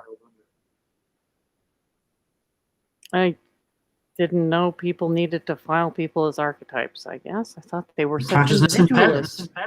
You can Well, only I thought people were understand such the world. staunch individualists that they could just come up with their own archetypes and come up with You their can't own just ideas. take a new person and say, oh, this new person is a new archetype. You have to file people under patterns, so you already have patterns in your So mind. much for individualism. So how is anything remotely resembling individualism possible if everything's archetypal? Isn't that precluding Because that's just how individualism? consciousness works. You can't take in new information by chunking it together with previous information. So eventually, But that's someone saying might have more. You're enough saying information more about than you. that. You're saying more than that. You're saying people are being shuffled into archetypes. Parsing based on pre-existing information and identified as an extant archetype, those are different things. So you went to a stronger statement, which I'm happy with because it's my theory. I don't know if I'm going to let you get away with agreeing with me without just mentioning that you are in fact agreeing with me to say that. Yeah, I mean, you're too much on the ego. I mean, that's why you need multiple truth hypothesis. Because, like, you're trying to measure points as now consciousness works. That that you're gonna have chunks and pre-existing templates in your head based on your own experience and your own previous history and mental activity. So, like, it's not like, oh, like, Jennifer's right, and I'm all of a sudden gonna have your template in my head. Like, no, I'm gonna have my templates, and anything that I understand from what you tell me is going to have to be chunked together with stuff in my own head. If you want to, refer that to as archetypes, or that's what I was talking about, the Masonic plays and the Masonic programming, where Deepak Chopra currently is probably one of the biggest names in the world of people who publicly argue against atheism or for spiritual ideas. So if you're up there and you're just saying that you're arguing against atheism and for spiritual ideas, that who could you compare yourself to that the average person would know? Like, there's not that long of a list that your average person is going to have. And if someone watches T-Jump or modern day debate, maybe they're slightly more familiar, know a few more names, but that, like, even me, how many people are there that are publicly arguing against atheism or these things and that are well known? Not that many. I didn't actually know that Deepak was arguing against atheism, so great. Guess that kind of is the argument, isn't it? Well, these things are measurable. It's in terms of saying, like, name recognition, that, okay, maybe there's hundreds of thousands of people that recognize your name, but there's probably tens of millions of people that recognize Deepak Chopra's name. And even of the people who recognize your name, how many of those could... They know who I am, though, because of the yoga thing. That was in the news for a really long time, so most people know about the yoga class that got canceled because of cultural appropriation. It's, even if... most people couldn't pull that off. No, I mean, the Evans to Ebbinghaus forgetting curve, that one news story years ago, that your average person has forgot that and certainly wouldn't attach a name to it. So it's like, oh, you remember that yoga girl who got canceled, cultural appropriation, that of the people who remembered the story. Oh, means destruction is here. Yes. Probably less than 5%. All right, fine. Deepak is way more famous than me. Wonderful, wonderful, wonderful. Deepak these are quantifiable. happy. I'm happy. I'm very happy. To be honest, I care more about how famous for my last life that I still am now than how famous I am in this life right now. But cool. But T jump. Well, I mean, even if you're mentioning Dayananda Saraswati, and like probably only hundreds of thousands of people in America have heard of Dayananda Saraswati. But they're all the right ones. I mean, even it's not that well known in the West, and even among Hindus, even among Indians, Dayananda Saraswati is not that well known. Right. I went to ISKCON when I first read his book, and I was asking people at ISKCON. Only 2 Gujarati people had even heard of it. Like I asked like 50 people, and like none of them even heard of it. One person actually went to an Arya Samaj school, and then one Gujarati doctor was familiar, but almost everyone was like, "Who are you talking about?" And even like, okay, the Arya Samaj is probably more well known than the founder of it. Even the Arya Samaj is not well known. Michigan has, Arya Samaj has branches. Okay. I would guess even Hindus in America, that probably 1/3 of Hindus in America, maybe half of Hindus in America haven't even heard the name Arya Samaj, wouldn't even recognize it as like some movement that means something. And like of the ones that have heard of it, so I mentioned the founder of the Republican Hindu Coalition, he's like all the right ones, that he read Satyaprakath multiple times. He's Gujarati, that meant a lot to him. But there's probably only tens of thousands of people in America that have read Satyaprakath, and there's probably only hundreds of thousands of people in America that have heard of Dayananda Swami. In India, there's probably hundreds of millions of people that have heard of the Arya Samaj. It's an important part of history. There's probably tens of millions of people who heard of Dayananda Swami in India. But these are almost measurable type things. It's not like you especially in the internet day of computer algorithms, you could do like Google hits and searches and largely quantify this information. Yeah. There's no reason having like fantasies of reach, and that's basically the Masonic programming, where it's like, okay, like Jennifer Aniston, Seinfeld, hundreds of millions of people know those names and have a fine imprint in their head, and could even pop up images and probably go on for hours of like Seinfeld. There's tens of millions of people that could go on for hours talking about Seinfeld. Because it's had a huge imprint on societal impact. Good for them, I guess. Well, as we mentioned, it's the Masonic, it's the social programming through Masonic plays. Cool. From the theological level, that there's a reason why people have heard of these people's names, because people are programmed in a certain way, and those are the people that program them. So it's like very few people are programmed from Satyaprakath, like only tens of thousands of people. And you could say, okay, it's an advanced training. Like maybe Aristotle and Plato are pretty well heard of, that maybe even billions of people around the planet have heard the name Aristotle and Plato, or even statements of it. But the people that have actually, and even like the basics of logic, and but someone like Leibniz, so if you've taken calculus, you probably heard of Leibniz. If you haven't taken calculus, you probably haven't heard of Leibniz. And even if you've taken calculus, you probably just have a cursory understanding. Leibniz was, Newton, one of the co-founders of calculus.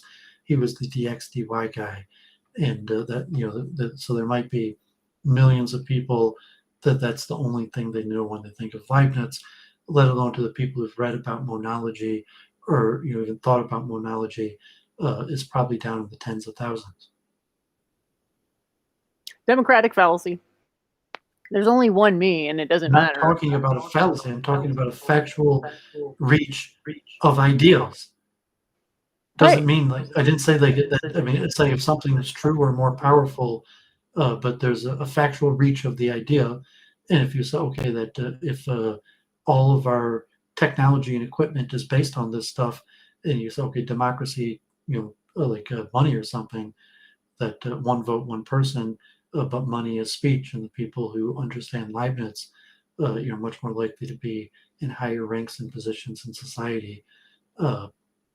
It's not necessarily any connection to democracy, but I'm saying there's a factual element of reach, and that's explained in Masonic programming. So I said about catharsis, that most people are programmed by Jennifer Aniston and Seinfeld.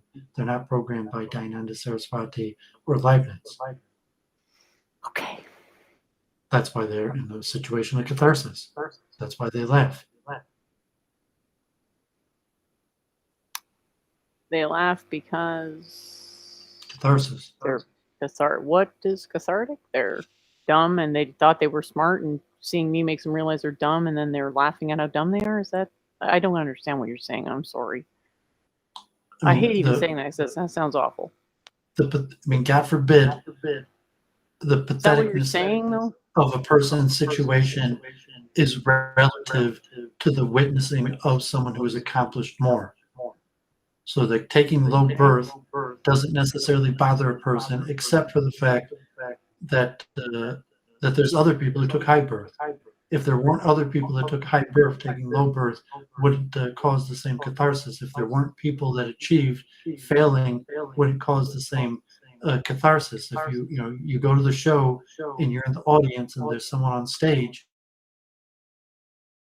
if there was no show, I'm not sure if you're giving me the echo, but that's the basis of the importance of high and low birth and achievement, high and low achievement, is that there's a pain factor that's related to sensory perception of capabilities that, like, okay, I'm human, and I assume if another human could do it, I could do it also. And, if this person achieved wealth and power, then it's conceivable me as a human could also achieve wealth and power, but yet I haven't. So that's the catharsis of the person's situation, where you say, okay, the natural review, like, it's violence. Really, the people want to murder, rape, steal. A person sees someone who took high birth and has possessions, they really just want to kill them and steal their possessions. Oh boy, can we just yes, we've heard this. Well, that's straight Aristotle. Okay, great. I'm saying the reason people laugh is because they want to just kill and steal the possessions of the people who took higher birth, and then they realize that they're not going to be able to get away with it. If the tragic hero, through just a little bit of hubris, had his downfall and led to his own death, what would happen to me as just a pleb who tried to kill and take the place of a person in a situation of power? And so that's the demonstration of the power dynamic. So that's the purpose. That's the purpose of the programming. I just want to answer the question of what the meaning of life is. This is another one of those metaphysical things. So life defines meaning. You can ground metaphysics in, I don't want to say infinitely many different systems, but a lot. So meaning arises from other things. Only, you can only have meaning relative to a certain level of metaphysical complexity, below which the term isn't defined. So if you want to understand meaning in life, you can understand both of those things. The meaning of your own actual life, according to religion, is to be the best version of yourself, which is these astral archetypes. Just sort of prodding Doovid a bit to go more into earlier on the show, right? So resonating with the highest, purest form of what is accessible to you, because it's like an infinity stacked sandwich of, like, you're really only able to access adjacent states, even though there's quantization between the states and there are huge transitions that happen sometimes. Energetically, what you have available is adjacent. Why? Like, think of it this way: what would cause you to have a non-adjacent transition? Literally, what? So, anyway, that's all I wanted to say. Welcome to the new viewers. Not sure where you guys are from, but thanks for coming. Happy that you're here. Yeah, I Very mentioned happy indeed. the Talmud, the prophet from the countryside, who can't see past the prophet from the city, and the prophet from the countryside can't see past the king's harem. I'm from a city, but okay. So that, like, the country boy with the high IQ, like JF when he was on Luke Ford. Most like people that. are from the country, or yes or no? Do most people live in cities or countries? In the country? Well, these days, like 50-50, there's been a mass urbanization. Sure. Yeah. But you're saying, like, okay, there's big buildings in the city, and there's people who run those big buildings, and there's huge organizations, and there's people who've risen to power in those huge organizations. It's not applicable like JF on Luke Ford, where he had to wait 2 years to fool around with the town slut in the backseat of his car, because that was his only availability. He wanted to have sexual relations, and there was only one town slut, and he didn't have a place to take her, just the backseat of his car, and to wait his turn, as opposed to the city where there's thousands of town sluts. Like the Talmud said, the country prophet can't see past the king's harem. You're the city, of course there's a king, and of course the king has a harem. As if you're in the countryside, you wouldn't even fathom that such a thing existed. That when you get to the city, that because you haven't experienced or sensed this experience, it overwhelms the person to take in that sensory perception. It was just to make, we're born into ignorance, not like necessarily like a tabula rasa type understanding, but ignorance is the natural condition. You're not born knowing all this information about the big names, big ideas, big people, big accomplishments. So if you grow up in the big city and take high birth, you might be trained to know the important information, as opposed to you come from the countryside, you're not going to know any of this stuff. And so it's like, oh, I heard of Deepak Chopra because he was on the news, he was on the big TV, and hundreds of millions of people saw Deepak Chopra when he was on PBS or something like that. So that when you get to the big city and you meet Jen, and the only thing that comes to your mind is Deepak Chopra, as opposed to if you took high birth, you're saying, like, no, I had good training, I could list the hundreds of names of personalities, and just the method of consciousness that you only could chunk together things with what is currently in your mind, and the catharsis. So you say, okay, I took low birth. I couldn't imagine that everybody would be coming to the city and seeing a production that I'm putting on. That you're going to go to the temple of Dionysus, and I will be the one Die acting is something, in the play that's for sure. in front of all of Athens. You're saying, like, no, I'm just a standard Athenian, and I'm just going to make pilgrimage on the holiday to the temple of Dionysus and watch the play.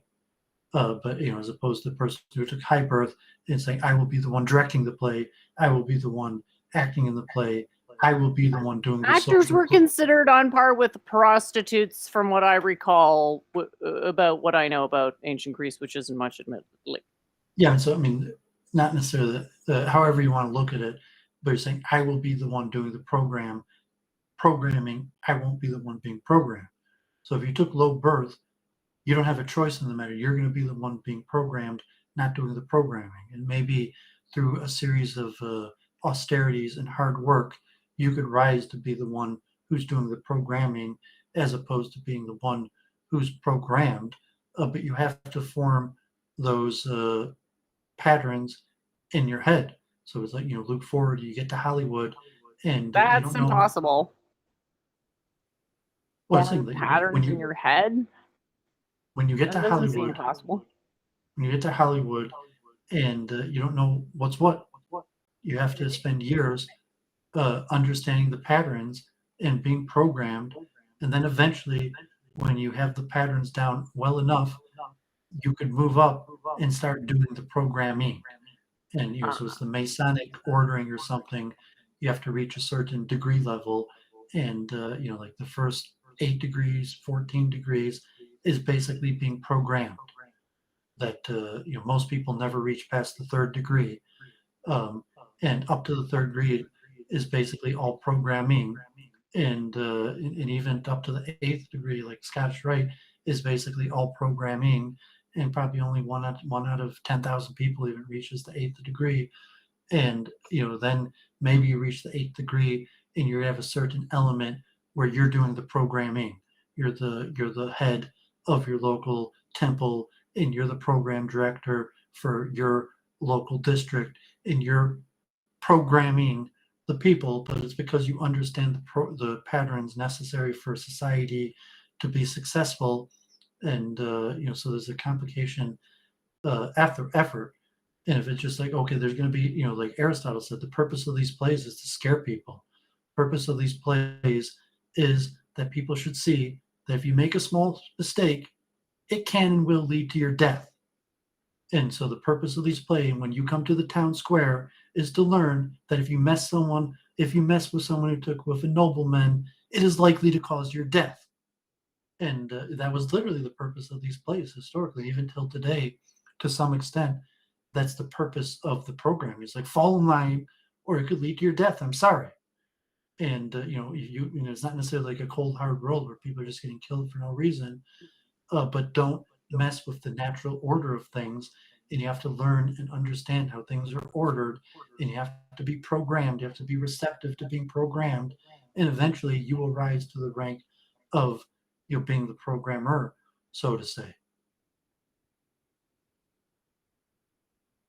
And I mean, it's why, like Aristotle. Thanks for that explanation. Aristotle straight up said that the purpose of these plays was to put the fear of death in people.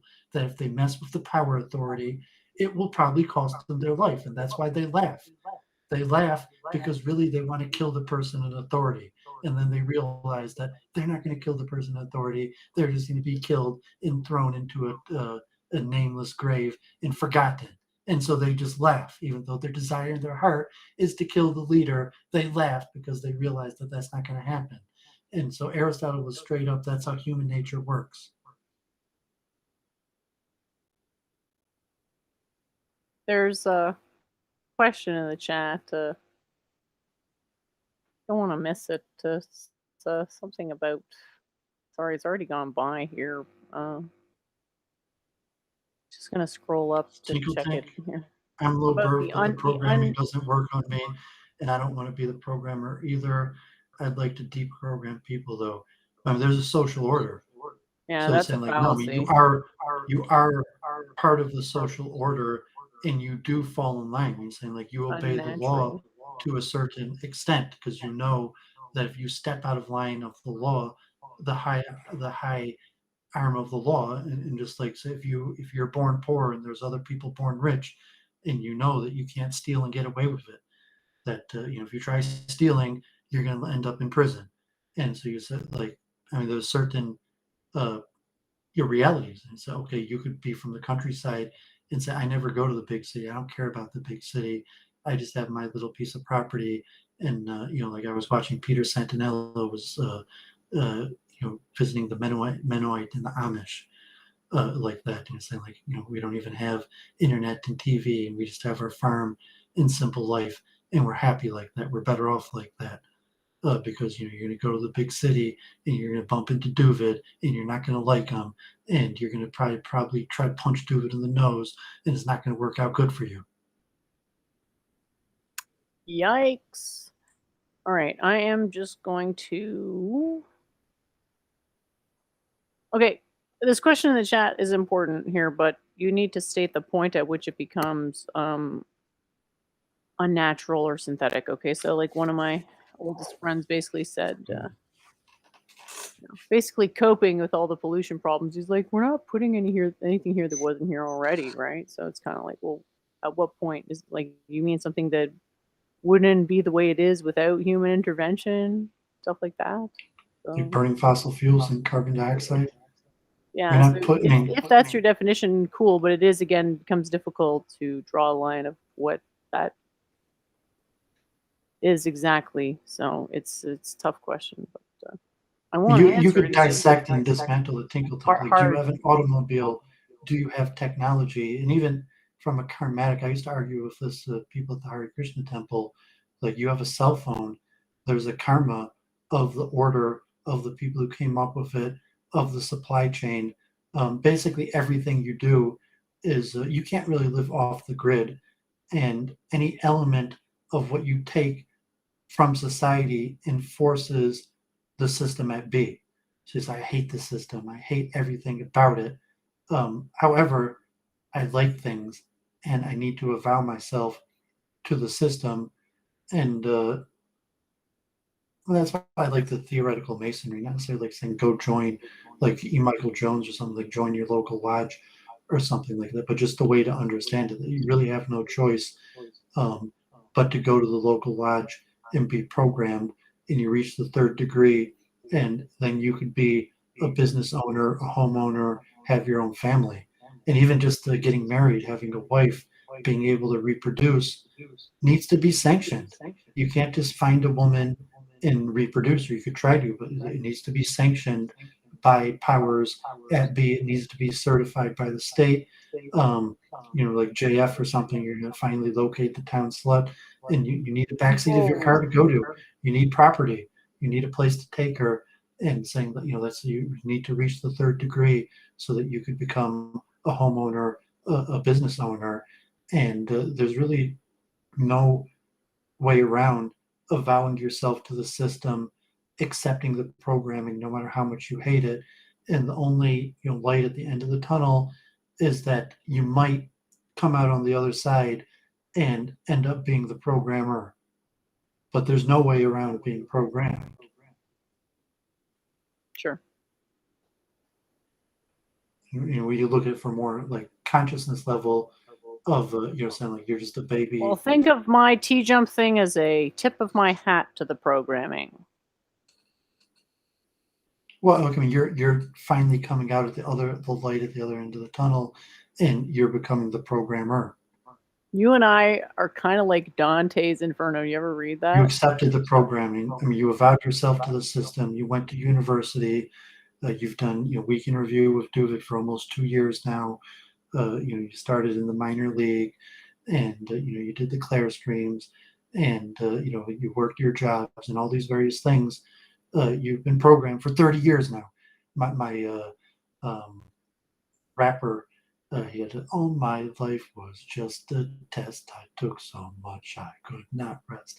This was now and that was then. So tired of left, right, left. But really, that's just there's nothing you could do. It's just left, right, left.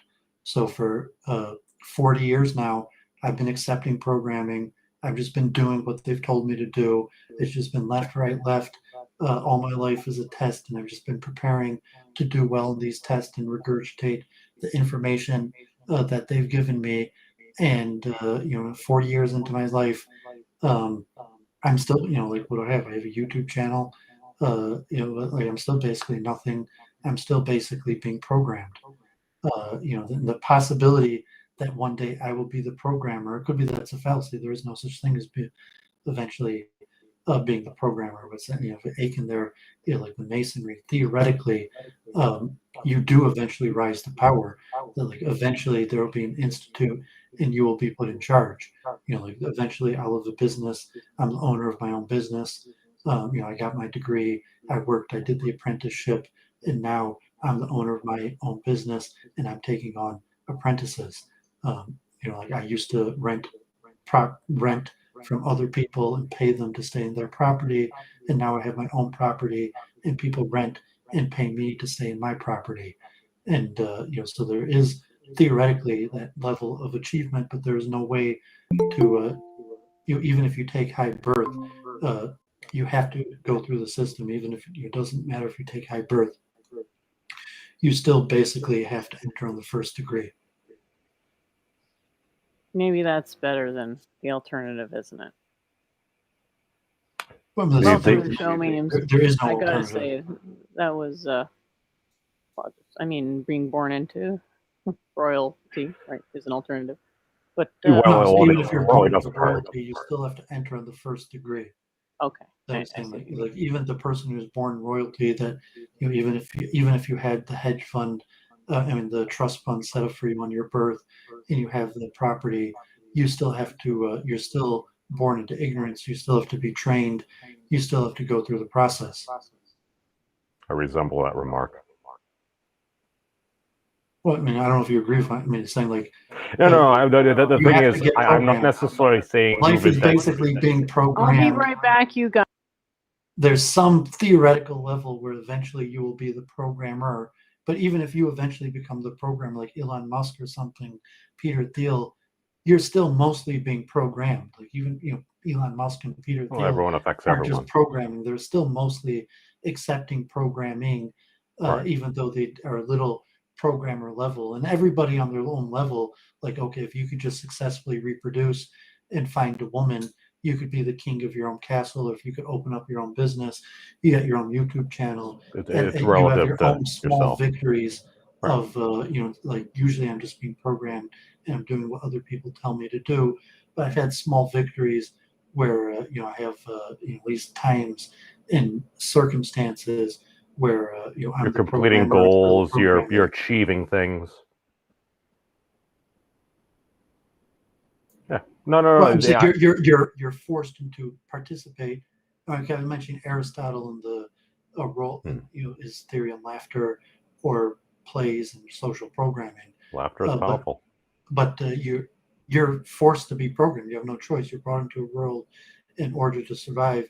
You have to accept the programming that's out there, and as you grow wiser, more intelligent, you might be able to selectively choose better programming than other programming, and at some point you start becoming the programmer that you've learned enough to teach at whatever level, and even in first grade or something like okay, I learned the ABC and I could teach the preschooler ABCs Right. to like Wolfram Alpha at the highest levels, where there's always a hierarchy of being programmed and programming. But my big thing is I don't necessarily disagree with your model per se. I'm just saying that when you use the word programming versus maybe teaching, or maybe a combination of teaching and absorption, because I understand what you're saying by programming. I think it's mimetically relative. That's why it's like I'm very appreciative to Jen, because she basically did about like 98% of modern mimetic theory for me, just with a conceptual logic model, which I'm going to assume is very similar. It's just you're coming at it from, typically it's like, all right, if you're born into money, that things are going to be easier. I mean, I don't think anyone's going to disagree with that. It's just when you use the terms high birth and low birth, I mean, you're making a very distinct class setup, which I mean, is there some truth to? I'm not saying you're wrong, but I'm just, people, it comes off wrong.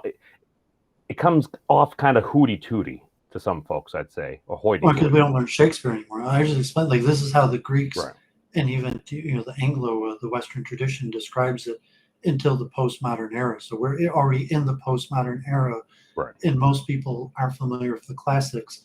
It's like this is the language of the classics. And it's like it's the postmodern era. It's not like that anymore. And I guess we make a difference between teaching. Like yeah, you could learn a technique or a Right. skill, and like okay, like you learned how to work out and become strong, and now you could teach other people. But that's not the same thing as social programming and having so to say social capital to prescribe the system that other people live by.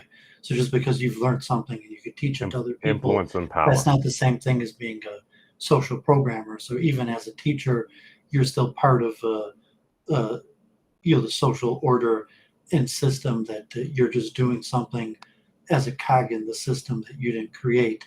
Well, the question is, what's the difference between a teacher and a program? Well, teaching and programming, what's the difference betwing those things? Like I say, programming is repetition. We're just a cog in the system that you didn't create, to being the creator of the system. So it's okay, like Jennifer, learned this and this subject, and someone decides, or the system's decided that that's worthy of being taught. So Jennifer is raised up as a teacher to teach this important information within a structured system, as long as she obeys the rules. But she doesn't make the rules. She just achieved a certain level of achievement and knowledge that she's been raised up within the system, dependent upon her ability to follow the rules of the system, as opposed to the programmer who creates the system, not just the person who understands some sort of knowledge to teach it to others, but could actually do the social programming to say this is how humanity is going to interact. So it's like, okay, like building development might be the good example. So okay, like I was just a renter, and I lived on property that I didn't own. Maybe my parents owned or my parents rented, and then eventually I moved up to owning property, to the high level of being a building developer, where I did the city layout and planning of all of the property and the deciding of how property will be laid out. So that is the direction of all the layout of landlords and tenants, period, as opposed to just raising up and now I'm a landlord. Well, how do you ever have systematic change in that model without it being catastrophic? Well, I mean, some of the Masonic system, you have symbolic degrees that would have. Well, my thing is when you use the terms like high and low birth, like quote unquote, it's like I hear that I'm like, all right, that just kind of sounds like the haves and the have-nots. I mean, like, wouldn't that even be a more generalized, greater, inclusive category of what you're trying to communicate? That's why I'm saying, all right, if we are living in a postmodern era, why don't we update some of the lingo? We can say essentially the same things, just be as specific as we can and be as concise and as memetically just powerful, if you would, just an easy thing that's going to cut across so many people with as much clarity as possible. So historically, like if you took high birth, you were groomed and trained for leadership, and the best of knowledge that was known to be important to leaders was instilled in you.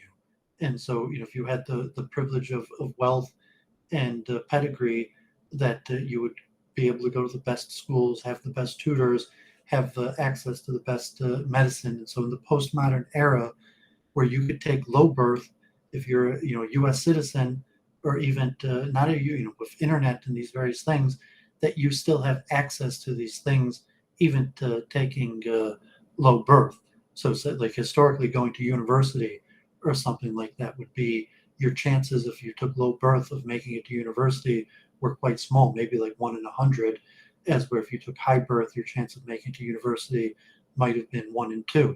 And so in these days, it still might be the same. If you took high birth, your chance of making it to university is about 1 in 2.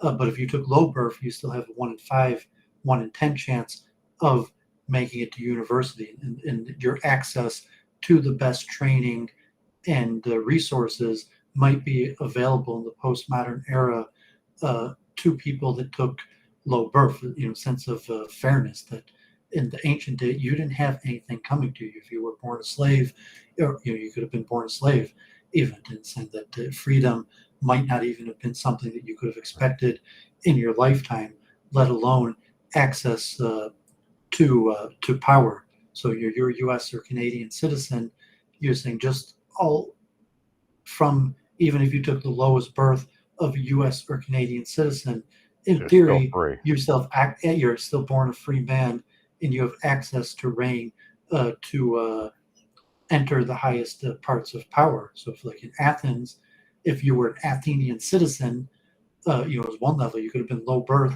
an Athenian citizen, and forced to enter the army and not given an education, or you could have been born a slave.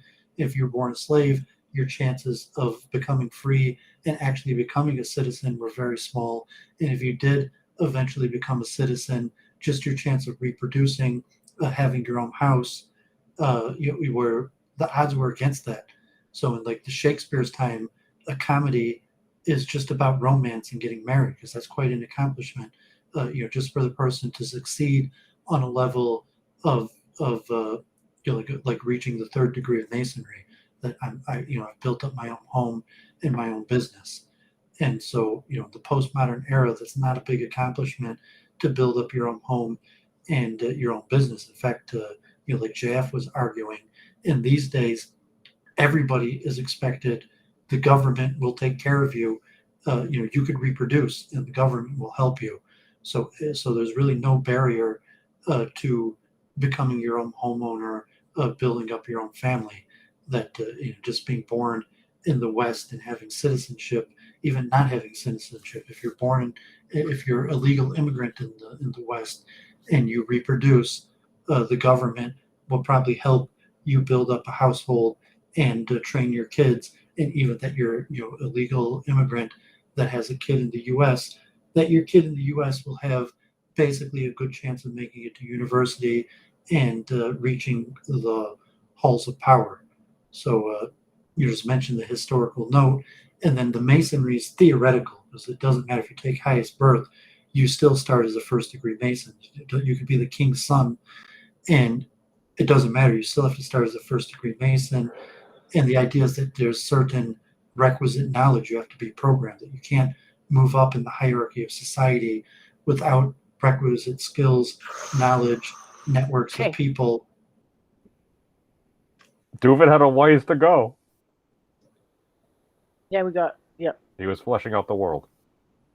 Well, I mean, I'm using the Masonic system because it's a well-established system. No. We all started at level thousands of 1. years. We were all newborn. I mean, it's a theoretical system. It could be like a video game or like a role-playing game that you get points and levels and new spells and new. That's usually how I view it. I mean, it's like a Masonic template, though. In Masonry, I mean, if we're made from the Platonic solids, I've totally rolled a bunch of those. Even today, I rolled at least one critical 20. Did you rewatch our chat? I had started. I didn't finish. Even your own network is saying like, okay, you're your own man. Wait, our video or our current chat? Oh, I apologize. Did you want a break or anything, David? We've been going for 2 hours.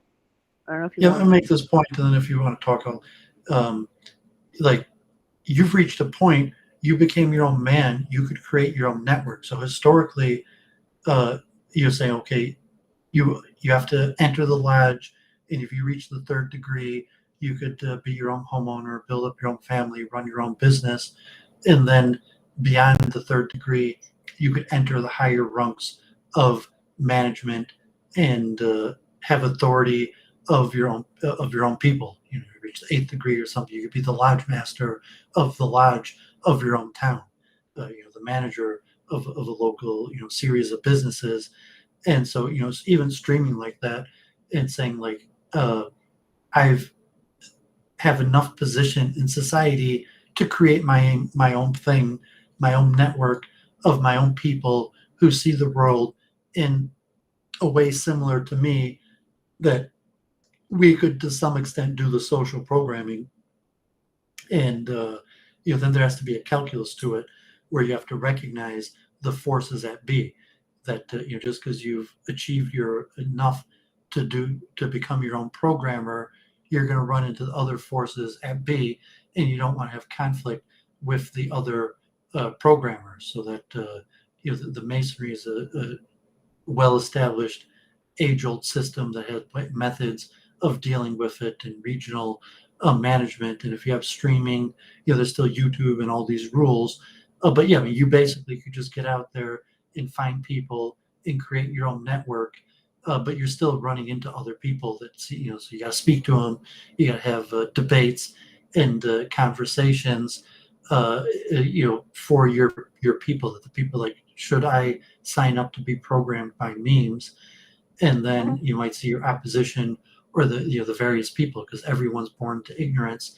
And just like when I was young and I had to get a job, and I looked at the local businesses or people, or if you took high birth, maybe your friend, your father's friends, in your choice of your father's friends that you could have worked for, you still had to apprentice and work under somebody. Even if you're the king's son, you still have to apprentice and work under somebody to gain the requisite skills. And then eventually you reach the position where people are apprenticing under you. And then over years, where you've had a lot of people have been apprenticing under me forever, so I don't know what the hell you're talking about. But cool. What about reincarnation? I had a minion under me in high school.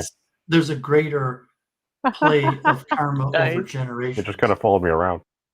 Now you could say that you could put reincarnation in it and say it's cosmic. It's Russian. In generations of souls. So the same management level, like if Jennifer's been training people up, and now 20 years later, she's got people in strategic positions of power all over the world, or like the Frankfurt School, or like you took over Columbia Department. I love Doovid's meta-analysis. And then 30 years later, the head of every major anthropology institute in the world is one of your students, and you completely control the direction of social things like critical race theory through the building up of your students and strategically putting them into positions of leadership all over the world, that on a more meta level, like yes, reincarnation, and that could happen over multiple generations, but it's much more obscure and difficult to see. Like, okay, you see that guy in power,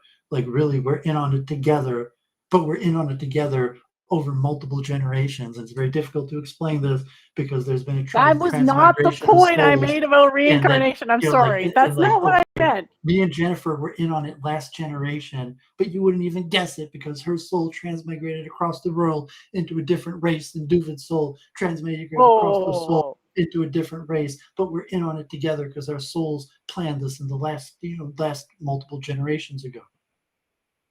So that maybe I'll take I a break. didn't plan on the conversation going in that direction, but I'll take That's it. not what I meant with But reincarnation. I Aside. agree with Doovid. I Aside. would not want to punch Doovid in the nose because I know it will not end well for me just because of Doovid's meta awareness. God forbid you I'm just just made like, the Doovid biggest has this mistake all of your planned out. life. He's like, when this situation happens, this is what happens. Like, What I'm saying is a Okay. natural tendency for power. Like, I do not accept your power.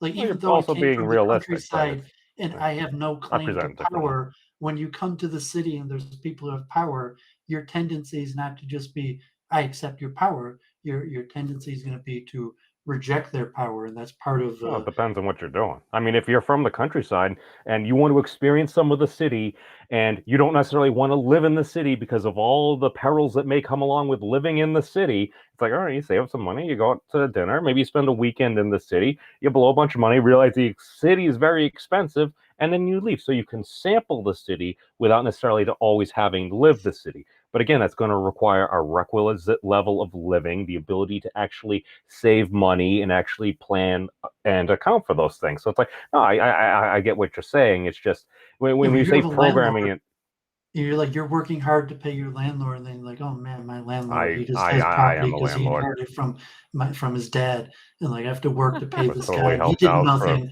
the All he loan. does is charge me to live in You the even hear property what he that he said, did nothing dude? for. I mean, I had a good corporate job at the time, but they didn't initially approve me. Yeah, man, good for you. No, that you rose this up is the to thing. I'm become- sitting on it from necessarily the other angle. It's like I I say good for understand. you. I You're your totally own had help. landlord. I'm extremely So the blessed. person paying rent to you, like there's a natural tension there that they're Well, like, technically, it's through the why is government. this property his, and I'm paying him to live in this property, and so that's a natural tension. It's Saying, a program through like the housing authority. even if you, so to say, came from the countryside and you had to raise up to become your own landlord, but that tension is always there, and and if you want to read the straight psychology of violence, it's like all tenants desire to punch their landlord in the nose. They don't because of something bad, but like yes, the natural tendency of all tenants to want to punch their landlord in the nose.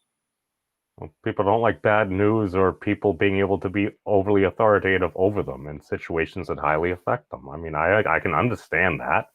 I understand why we also have different parameters in place, but it's just I think you can avoid having to have very authoritarian laws if you actually have a better understanding.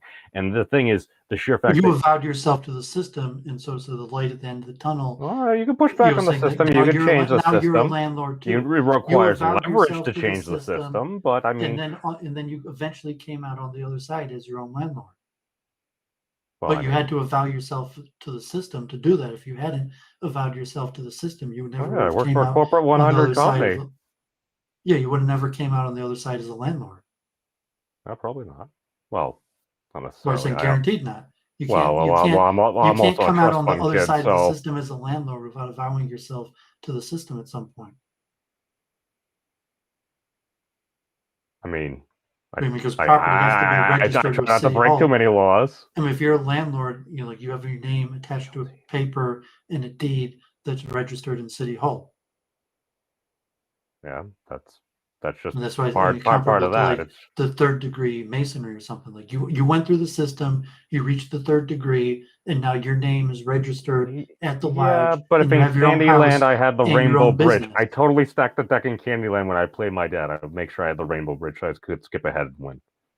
But no, I was you're dishonest. I rejecting that you apologize. avowed yourself to the system and accepted the programming of the system. No, I'm just saying the system could be better and set up, because I've talked with people at all different levels and stuff like that. A lot of the Yeah, but you avowed incentives, yourself at to least the at Can we the system. talk moment, about like, what they yourself to the actually did this system week, for anyways. fuck's sakes?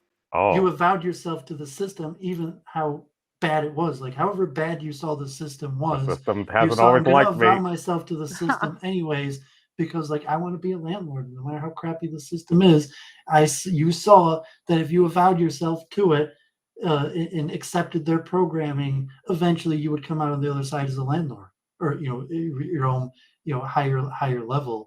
And that's, you know, just somewhat, that's how things work. There's no way around it. So I'll take my break now. I Thanks, agree. Doovid. We should try to level up. Thank you, sir. So, how are we doing, Jen? Great. I enjoyed our All right, discussion so- about time. I've been looking at Atwood machines.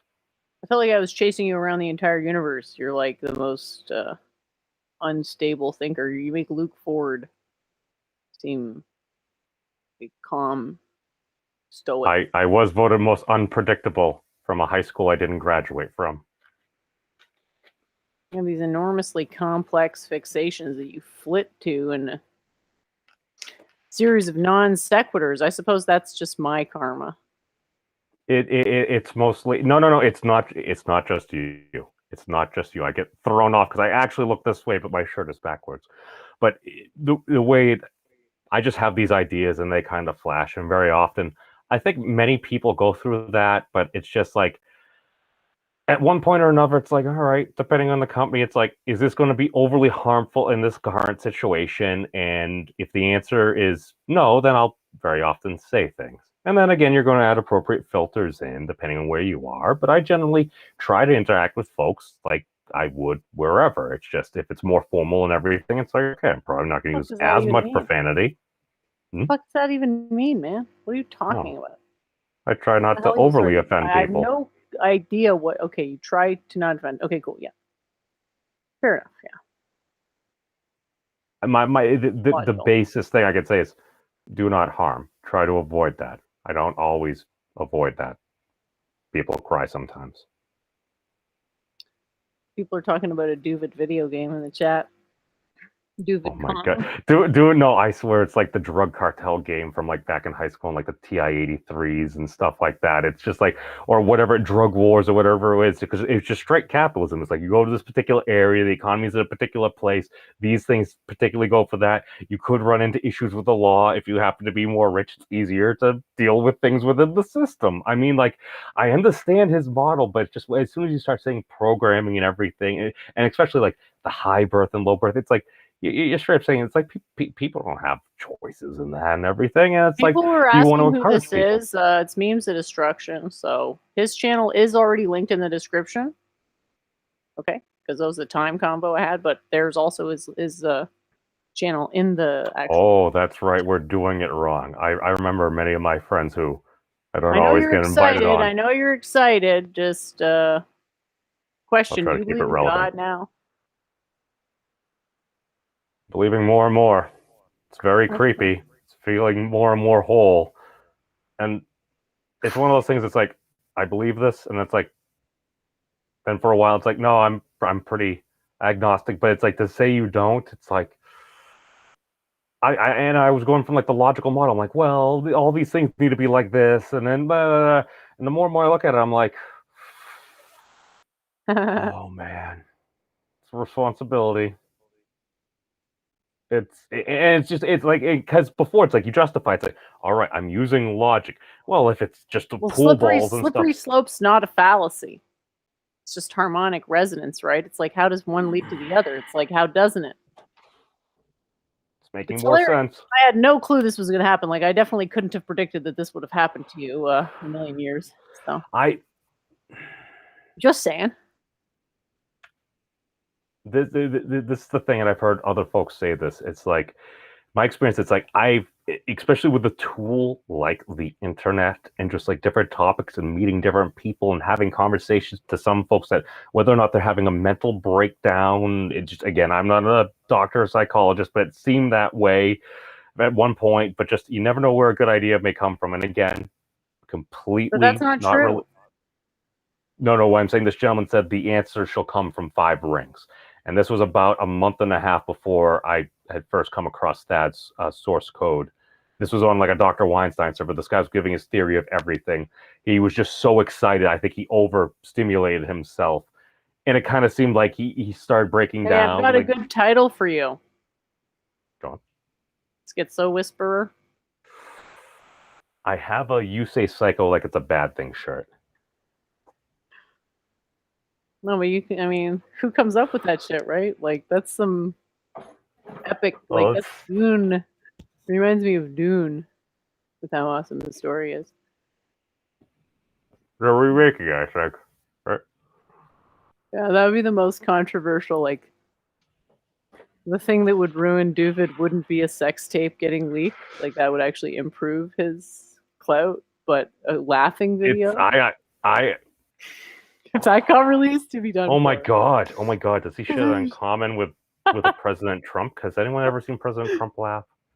I think I may have seen him snicker once, but the man really doesn't laugh. I'm just sitting there like, because he always does the, like he's taking it because he's being the Did you ever Donald. see him at the roast of Trump? Yeah, This is no. before he was See, president. this is why it's like, how do I necessarily? Because it's like I watched that roast before the whole presidential thing, and I'm like, a lot of folks went up there and said some very mean things about Donald Trump.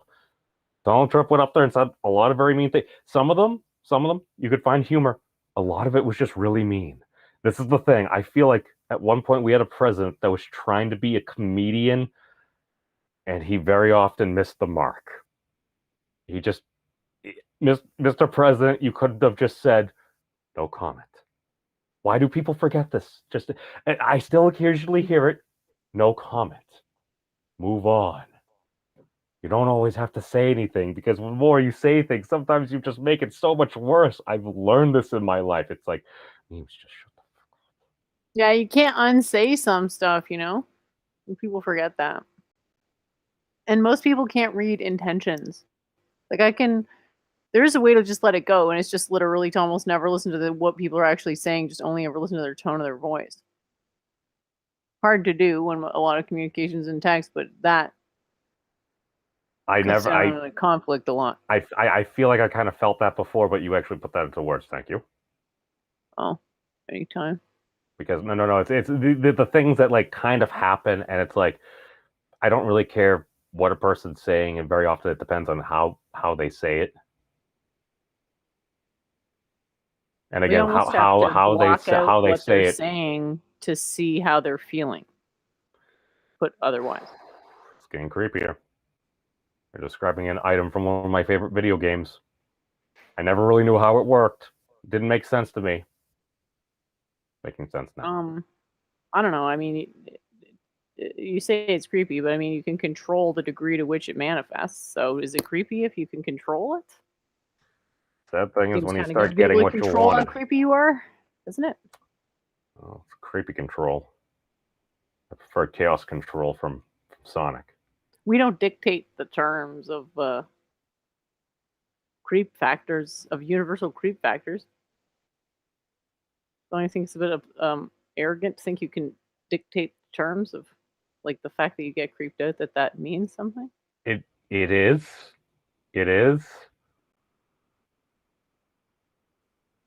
Okay. Happens to everyone, I guess. It doesn't mean I can't not want it to be different. No, I know. There's a bridge to cross in some sense, or a void to step over or something. I don't get it. So let's just go back to what was the original. Did you retain anything from what I said to you on that combo? And if so, can you say what you retained? What we were just talking about, or the one about time the other day? One about time. We literally just did. Really not that long ago at all. You're talking about from yesterday, or what we just had? Yeah. Yesterday, I think. I'm pretty sure. Oh, okay. Oh, what I'm taking away is essentially you got your electromagnetism that combined with the rotational force produced by gravity via rotational massive bodies. Yeah, that's how we get our time. I just find it funny because I never used any of those words. I described it in terms of microstate perfusion. Well, this is the thing, because when you say that, and the fact that you're like, oh, Thad did something wicked sweet, and it's like, the sheer fact is he even told me, it's like basically what we're going to end up observing or whatever, it's like it's going to be a mixture of these different things. Now those amounts and the situations they're in may vary, but it's going to be some almost a recipe of those. And I'm like, well, if we're utilizing math, which has substitution, you run to this and the different symbols that they kind of confuse people, but it's how we conceptualize things. I'm like, when you started saying like that SNK thing, I'm like, all right, that sounds like combinators to me. And combinatorially, if they end up being equivalent or whatever equivalence you want to, it's the natural logarithm. So how do you go from the causal logarithm, relation is how do you go from related. natural logarithm to combinatorics? Well, I mean, isn't that what it is? It's a relation between something. As long as you see the relations between the different things. Ln is just what power of E? Something have to be raised to get that number. It's Euler's. It's like 2 point inverse function of Euler's base. 2, 6 something. It's F inverse of e to the x. God damn it! It's ln is F inverse of e to the x. So when you inverse the e to the x. Wait, when you square that, do you get gamma?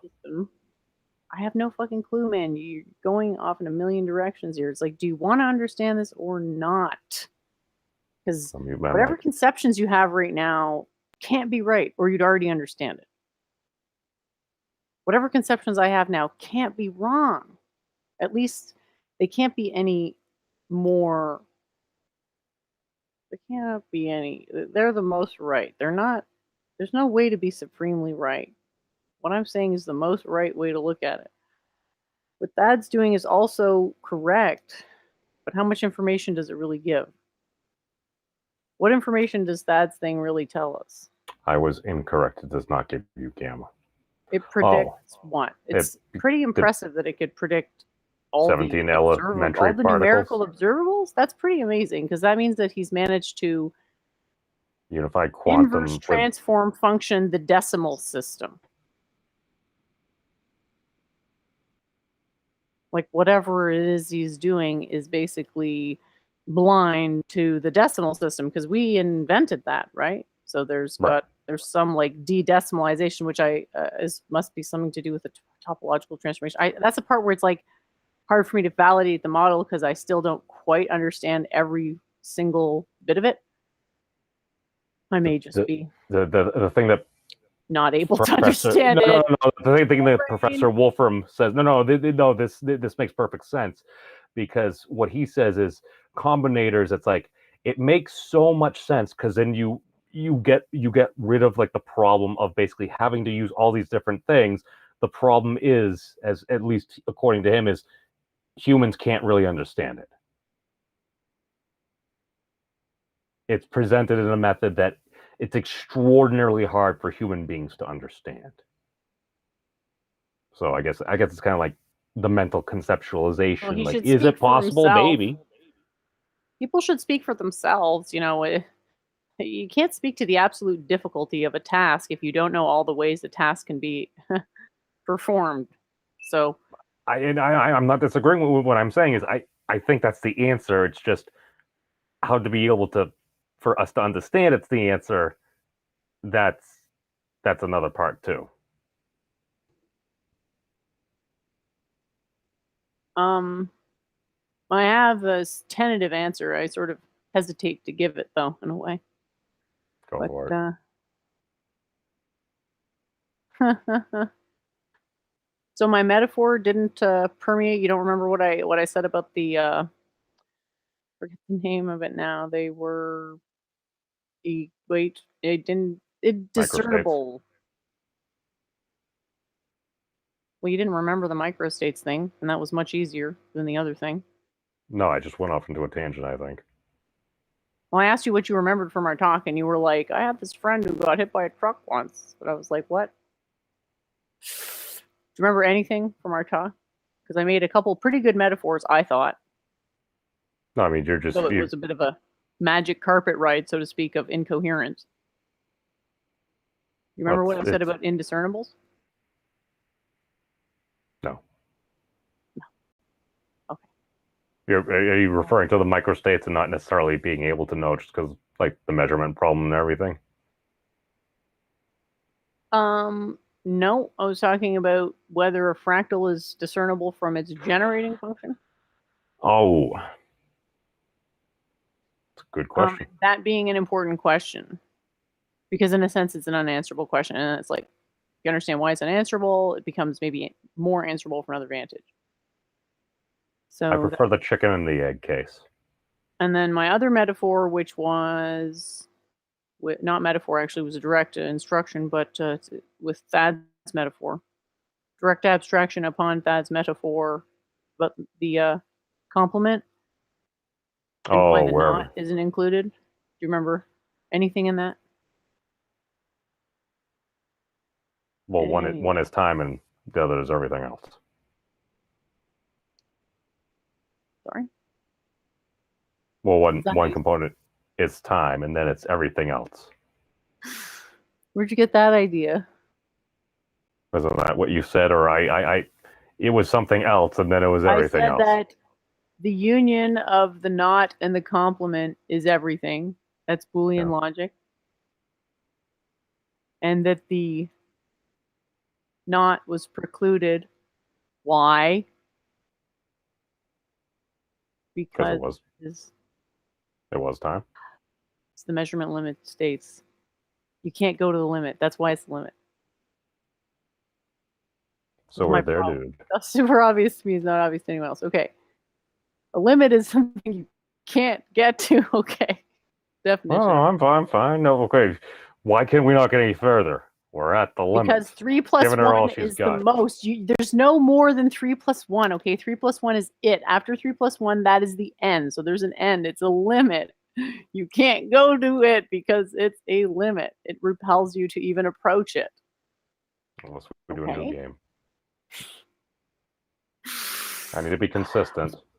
You cannot reach the states at the measurement limit because they are the monad states, because they are the filled states, which can't be filled because the Heisenberg uncertainty principle is the thing, basically saying that not only can you not fill the extreme states, but you become less able to fill extreme states and more like whatever you want to call canonically deconvolved, whatever has happening to delta x, delta px there in the Heisenberg uncertainty principle thing. So anyway, I was just wondering if any of that was sunk in because I thought it was pretty powerful because it does kind of relate it directly back to thermodynamic microstates and the idea of a perfusion of a volume with a superfluid, which is even more primal than something like the speed of light, which in our current understanding is sort of one of the most primal things we can conceive.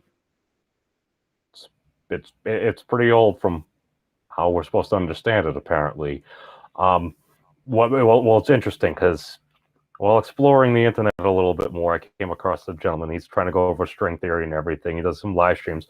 And I ran across somebody. I'm like, oh, an Eigencrisp. I'm like, oh, are you from the Eigen Bros? They're like, I am not from the Eigen Bros. I am aware of the Eigen Bros. I'm like, all right, cool. So I subscribed to them. And I put out a thing just today. It's on general relativity. And I really haven't taken much of a look at general relativity. I'm like, all right, it explains this stuff on this level, it explains this stuff on this level, and given these particular factors and everything, I'm like, oh, okay. It's like, I don't really want to have to look at it all on my own. So I'm like, all right, I listened to his thing, and he's like, well, we're measuring it via these things. And I'm like, all right, at least in one of those metric tensors, it's like, all right, I see mass, I see energy, and then you're saying momentum. So I'm like, all right, so it's going to be some mixture of like, all right, electromagnetism, you got some heat in there, and you're already saying mass. So I'm like, so it's some amalgamation of these things, so you're trying to determine these things. I'm like, all right, well, if it is all combinatorial, I'm like, if we can actually, or the logarithmic distributions, if we could just start mapping that out, like as accurate as we can, and just take all the data that we even have, and just so much data has not been published. This is why Professor Keating, I believe this man to be a genius for the sheer fact he's like, we have this data, not all of it has necessarily been published. Why don't we go through our records with modern tools and try to correlate this? Because you don't need to spend any money on Why is that not a observation. good plan right now? Because nobody understands how the neural nets work, which are what are gonna tease out the information. We have to learn what these neural nets are doing People can also on the look at theoretical it. level, and to see what these matter wave eigen vectors and stuff.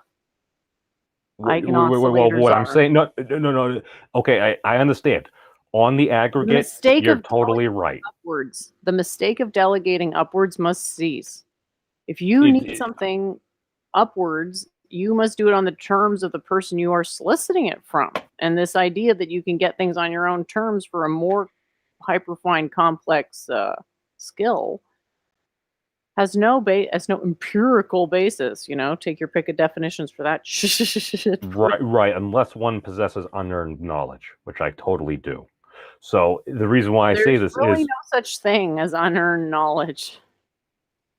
when I have Thad send me like a draft copy of like a book of everything, I'm just like, all right, well, I'm going to buy the book anyway. I'm just like, all right, I feel like this is like having a game genie code and everything, just because like I can go through. I actually have some numbers. I have Wolfram Alpha sitting in front of me right now. It's like, this isn't even fair. It's like, basically, this is how I learned to read back in the day when we got our Nintendo, when we got Mario. Also, my dad was warping ahead to like World 5 and stuff. I'm like, how are you doing this? He's like, I read it in this book, because he got the book with like all the different cheats, or basically how you could skip ahead where different items were. So at that point, I learned to read, so I could beat my dad in video games.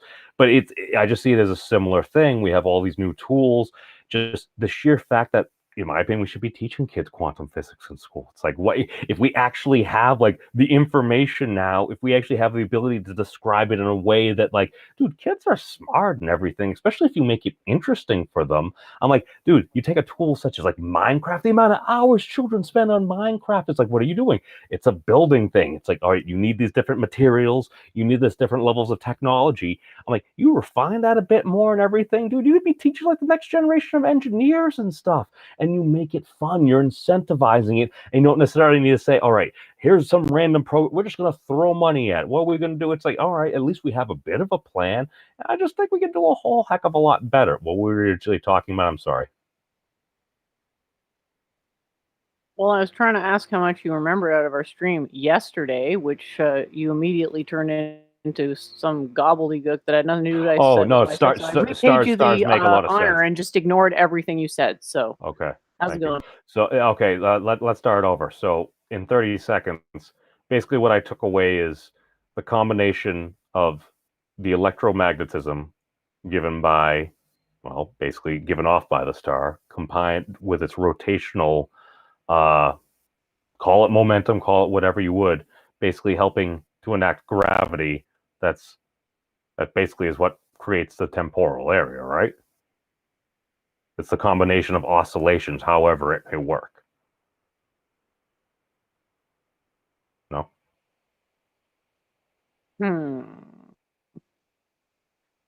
No, those were not the major takeaways from that show. Okay. I was saying that the major takeaways are is the fractal generating function the same as the fractal? That's very important. Why? Because it illustrates the metaphysical whole. An interpretation of these theories, which is a metaphor for why we don't understand time well. So people have to be. But if you have the perturbation, that may cause the fractals to fractal.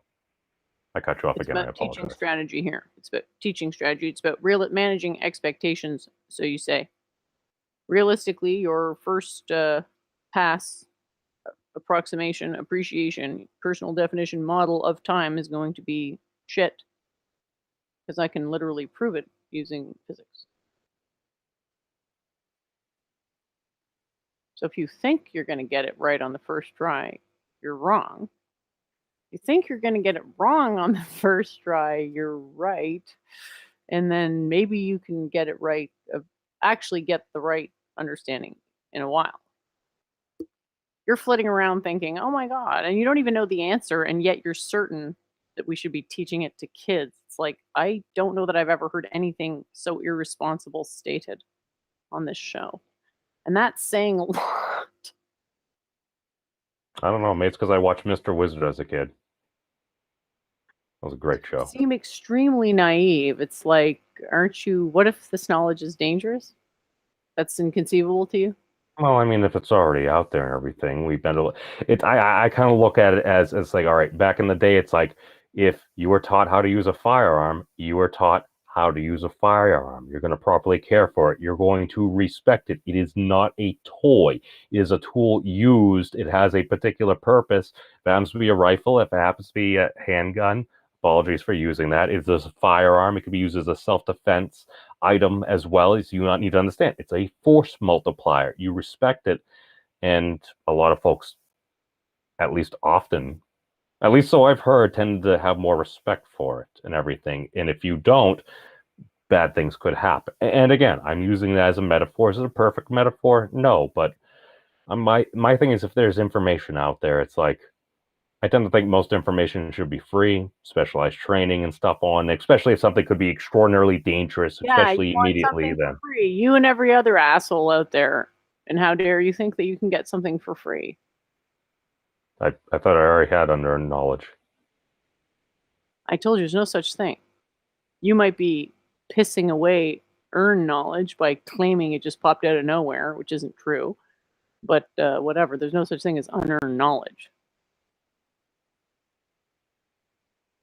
I mean, maybe I feel like I don't deserve it. Karmic It's universe. just a very, well, it's... Is the problem that I say that to people often, but I'm not necessarily sure I believe that myself? Your Is that the problem is issue? that you're saying you should be teaching stuff you don't understand and don't see that that's a problem. You don't think we should understand it? You shouldn't teach something you don't understand, or you shouldn't be absolutely certain it's a good idea to teach what you don't understand. What if people start learning this stuff and the end result of it is that they go crazy? How are you going to Isn't feel that then? kind of already happening? Unfortunately. How are you going to, my question is, how are you going to feel if that's the end result? I've always been afraid of that, and usually it's been a more personal level of, okay, maybe if we could do this. It's like, oh, look, hey, I'm a junior in high school. I proposed the neutron bomb. Maybe I should never go into physics. This is probably a bad idea. Oh, I'm born a week after the Fuhrer. Oh, I hope I'm not reincarnated Hitler. You don't think it might melt people's brains on some level to be force-fed that information on a like level that they're already coherent with? Well, I mean, if they're not up to that level, then it's okay. It's okay. Maybe So, just have an intro. Knowledge you don't understand, promulgated, drives someone nuts. You have no responsibility for that, and you didn't know enough to hop. And even though you were warned that it was a risk, you ignored it, and now it's happened. And now what? I'm still salty that they lied to us about the electron. Oh, right, it's a point so you should be getting it's over your emotional issues like, before you think about turning around to teach some shit. That's what I'm saying. Figure out your own issues before you turn around and teach it. Otherwise, you're going to create a monster. Unwieldy beast. I mean, I like dragons.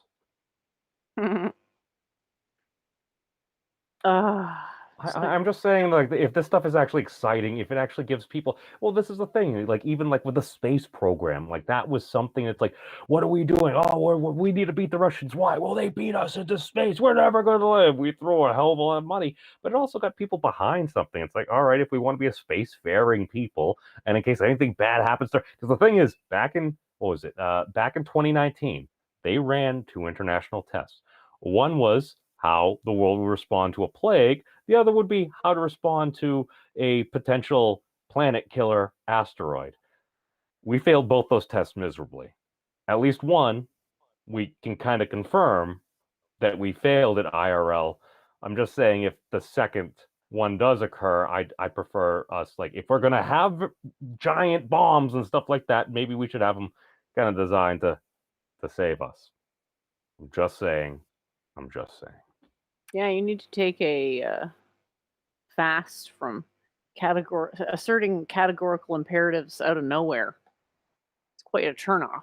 Doovid can get away with it because he's got that Detroit funky fresh flair that my Montreal side appreciates, and got the Doovid expansion pack, which made me a gajillion times funnier than original. So yay, Doovid. But you're just not on that level, memes. I gotta say, sorry. But come on. I apologize. I brought in the This is worse than potential Gandalf levels humanity of extinction. non-focus. What do you think Doovid's thinking right now? It's not good. When I hazard a guess that it isn't good. Or he's probably disgusted at the words that came out of my mouth, and he kind of wants a nap. I mean, that's my intuition.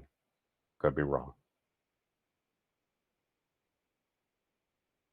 I think he still wants us to go on. I was looking at some chess games. Honestly, I wasn't even listening to what you were talking about. That was wise. No, I still think you should do more chess commentary. I actually love it. It's great. I mean, I feel like I think you should do more videos like that. I don't know. It's because it's one of those things where I'm not super into chess. I enjoy chess, but you actually make it interesting because you're going over all the different moves because you have that experience because you competed in games. So I'm like, you have that level of knowledge. I'm like, oh my God, it's almost kind of listening to like Spanish soccer, and like that stuff's entertaining as heck. Especially when a guy yells goal. How many views did you get on that one, Doovid? I get like 100 hits on my chess videos, but nice. I know a handful of players. So do you mind if I use a little of your footage and maybe put silly music to it? Oh, sure, go ahead. Cool. Thank you.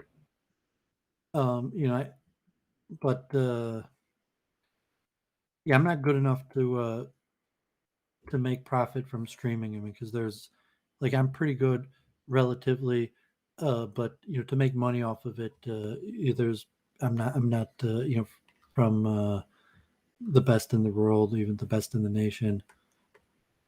I'm usually from like the 100 best in my state, so Michigan. So I'm top 100 in my state, which is pretty good. I coach, but if I had to compete, for streaming, there's so many players that even grandmasters. There's thousands of grandmasters, so there's just not that much market to watch expert chess players or whatever. But a lot of people do it, and it's kind of what we're talking about, you could learn something, then you could teach. So you don't have to be the best to stream, but it's too tough to competition. I stream some chess here and there, mostly variants. I'm more interested in actually the computer, the multiple truth hypothesis, and decision making and thought. Like that, chess is just the mechanism to study the human thought process. The game in and of itself isn't that interesting. So when I do commentary, mostly I'm focusing on like a banter style, what I would be thinking if I was playing that, and it's just saying out loud like, it's relatable. That's what I'm saying there. Because rather than saying it's like, all right, you're necessarily doing this, it's like I understand the direct logic. Or make the position come alive. Where I say, right. The obvious ideas that certainly I could recognize the most likely moves that are to be played, even though I might not pick the best one. But watching and I could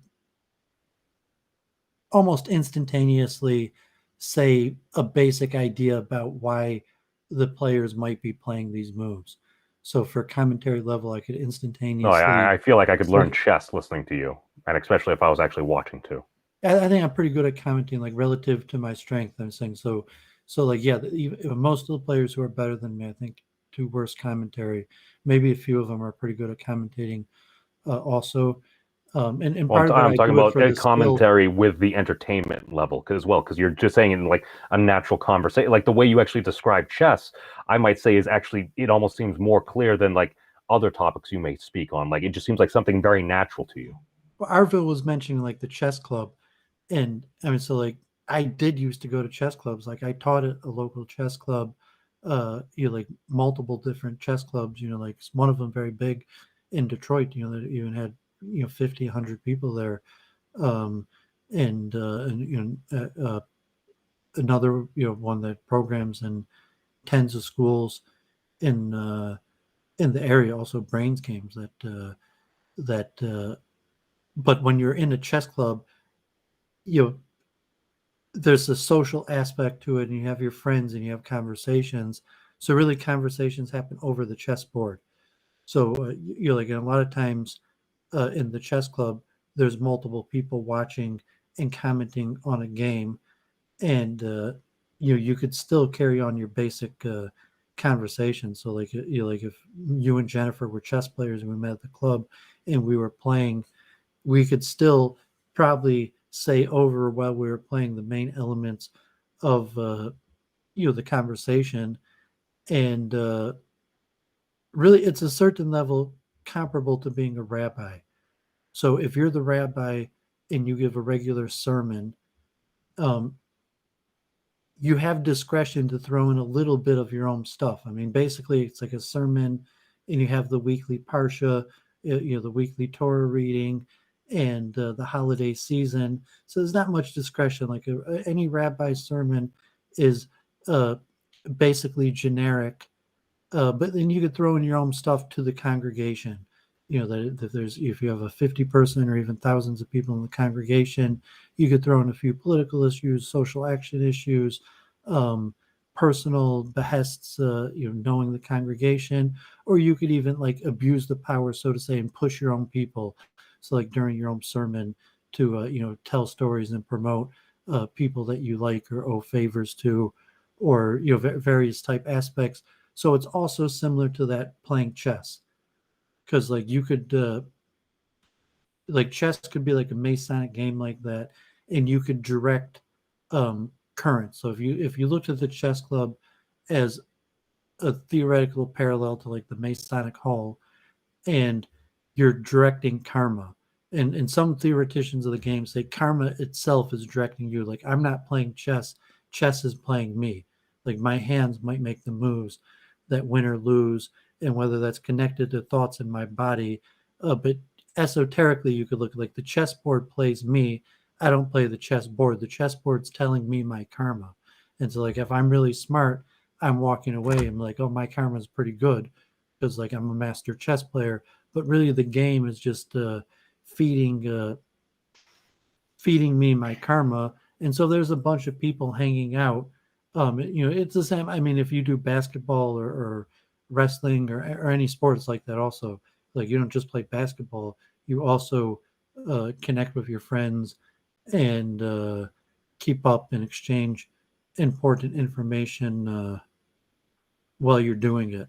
But like chess, there's, in theory, you might assume that you like it's a mystical game. It's in the Vedas, and that there's some sort of karmatic connection to what's going on the board in a greater reality, or some way of like a basic divination.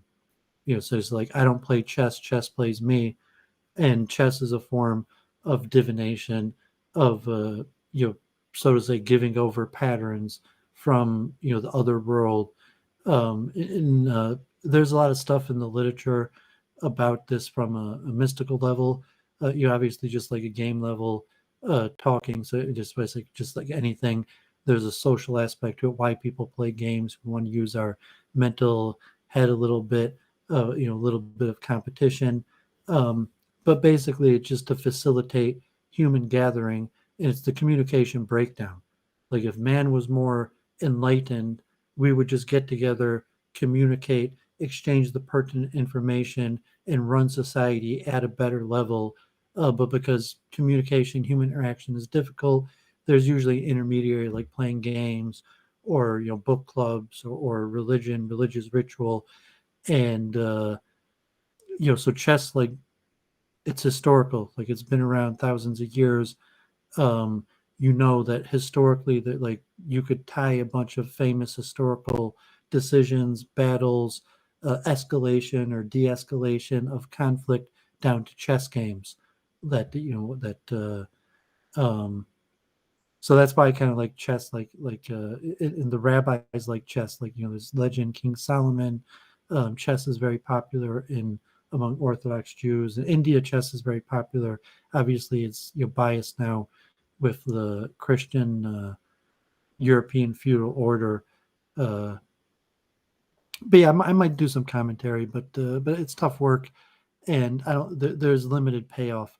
So I might do more training sessions combined with some commentaries.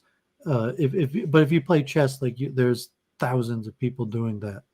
So I'm doing these variants. So there's not too many people doing these variants. In fact, in some of these, I'm only from a handful of people doing it because I'm not playing straight chess. I'm playing these variants of chess where the rules or pieces are slightly different than the normal game. So but there's people added play. complexity. Yeah, and it's a little niche because there's thousands and thousands of people streaming chess already, and if I was streaming regular chess, there would be thousands of people streaming regular chess that are way better than me. So it'd be like Well, you don't have to be the best. You just Fortnite need or to. something like that. You could be pretty good at Fortnite, be the best in your neighborhood, beat your family, even be the best in the dormitory.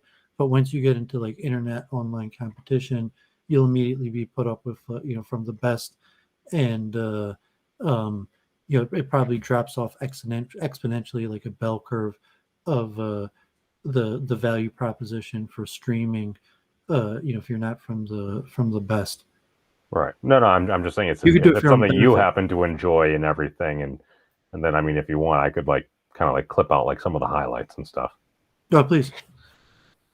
So you want to talk about reincarnation? Did you watch that debate on Modern Day Debates with Siddharth and Arjun and T-Jump and G-Man? I am not familiar with this.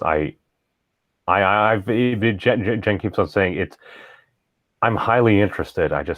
It was Friday haven't night. watched it. It was a pretty good debate, and if you want to talk about it, maybe Jennifer will eventually debate someone on reincarnation like that, and her arguments would probably be different.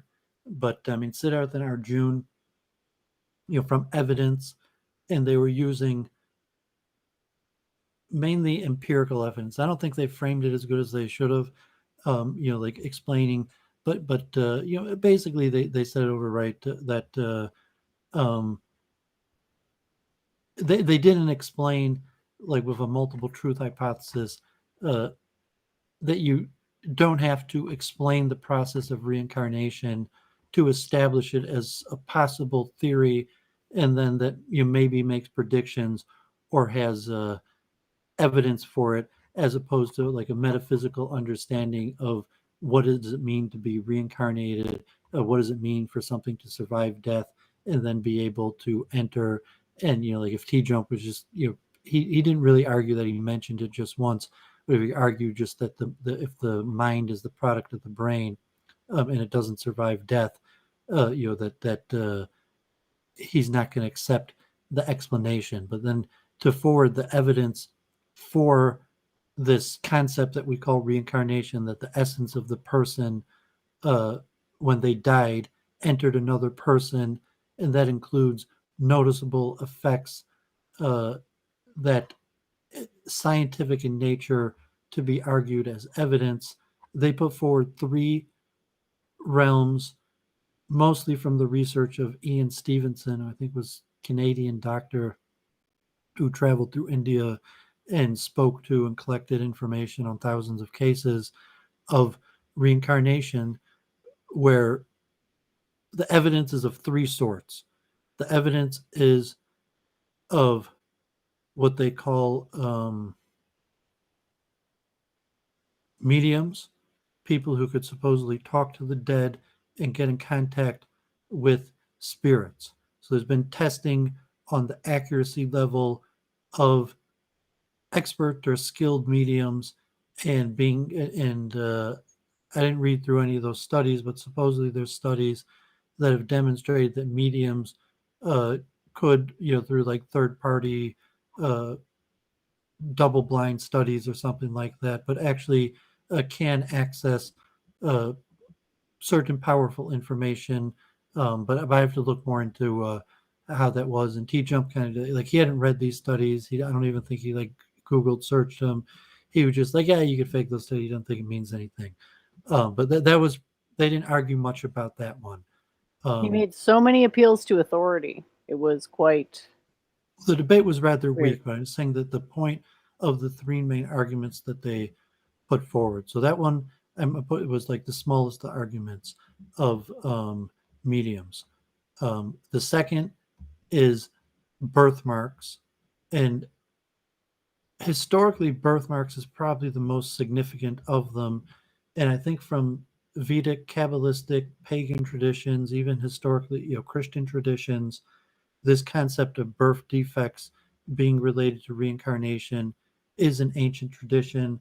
I think there's ancient books, to even modern books, that talk about birthmarks and reincarnation. And so there's cases of people who have said that they're a reincarnation of this past person, and that there's corresponding birthmarks to wounds that the person had in the previous incarnation. And God forbid we talk about violence. What's that supposed to because prove exactly? that the person is the reincarnation of this person because they have a birthmark in. So a lot of the most common cases, or one of the larger plurality of cases of known people who know that they're reincarnated from, is from people who were killed. And so a lot of the people were killed in some way, not necessarily murdered by another person, but some singularity, one-time event where something caused the person to die, and therefore they have a wound, like a gunshot or a sword wound, or something like that. That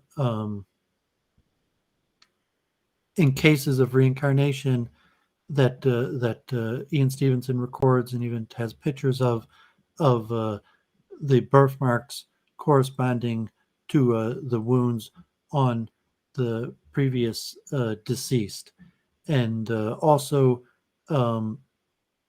that if the person who's reincarnated from another person would have a corresponding birthmark or something like that, that you could say, okay, that doesn't mean anything, but from traditions of reincarnation, that these are signs. And there could be to say that like murders don't happen that often, like relatively it doesn't happen, or even like freak deaths where a person dies from an accident, like probably less than 1 in 100 people are going to die of a case of extreme death where their life was taken in an instant, through some accident or violence. I should have been beheaded 20 years ago.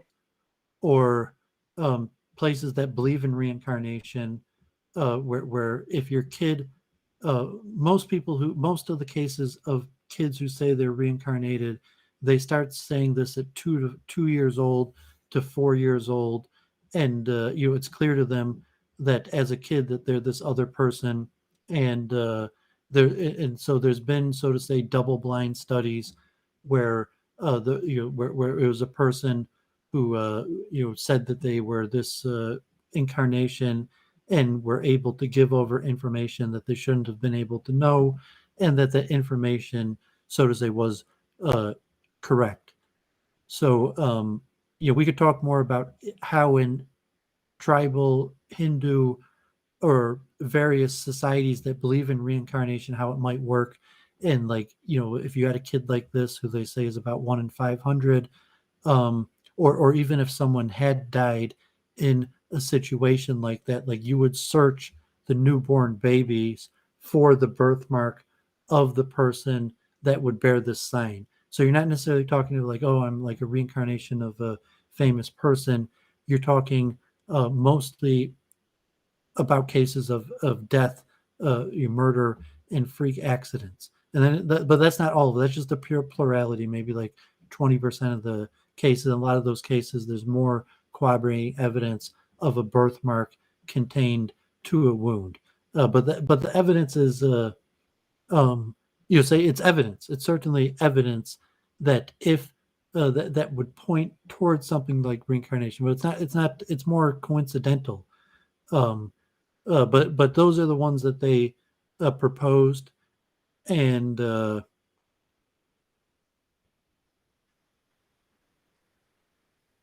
I guess if you were going to explain the concept, so say that we don't know exactly, according to science, whether we have a soul or whether the brain produces consciousness or whether it's conceivable that something could survive death.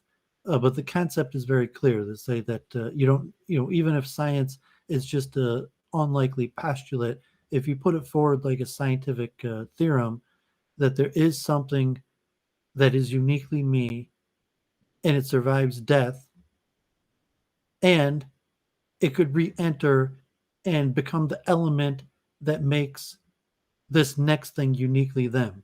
So the soul that is inside of me that uniquely makes me Doovid, when I die, could become the life force that makes some other person them, even though it's the same entity. And so it's a pretty straightforward idea. Even if you can't As explain, usual, birthmark's not super compelling, is it? Personality's compelling. Birthmark, not so much. Can they mix? well, they're saying that's evidence. They're saying that personality is saying to act like a person. So if you have like evidence and to say this is how the previous person acted, in some of the cases that Stevenson mentions includes personality, but usually from an evidence detail, it's more information that demonstrates it, just knowledge of information that only that person would know, that could be somewhat corroborated, and birthmarks, and that's basically it from the evidence. Like personality would be from the elements but without an answer to the hard problem of consciousness or what makes the person them that could survive death and enter another spirit. That's basically all the evidence that you could expect. So it's saying from the But why birthmarks? Not Birthmarks come from scripture and history and facts. Why birthmarks are related to reincarnation? I don't know if Jennifer just rejects that and doesn't think birthmarks have anything to do with reincarnation. I think it does have a lot to do with it. What I'm questioning is how compelling of an argument is that? I'm telling you, the birthmarks are the single best argument for reincarnation. Well, I mean, just doesn't that depend on like whatever mimetic tensors you're trying to use to accomplish whatever you're trying to accomplish? You're saying now with like quantum theory and whatever, that you have a better explanation of the reincarnation process. But historically, birthmarks are a visible thing that anybody could see. So if you have an ancient system or just a karmatic system, that any person who dies an untimely death gets reincarnated, and you will be able to know the sign by the birthmark.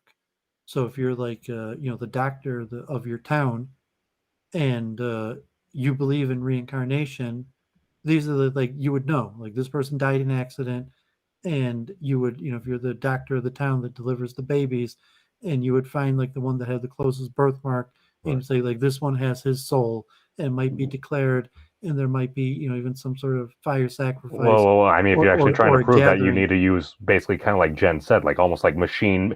You need to match all these different things, because the chances of that being a particular doctor that happened to know of a particular person that happened to have a particular thing like this happen, I mean, that's asking a lot of humanity, unless it was bolstered by another method. No, I'm not saying you're not wrong. This is how it's done. Like there's hundreds of cases like this every year.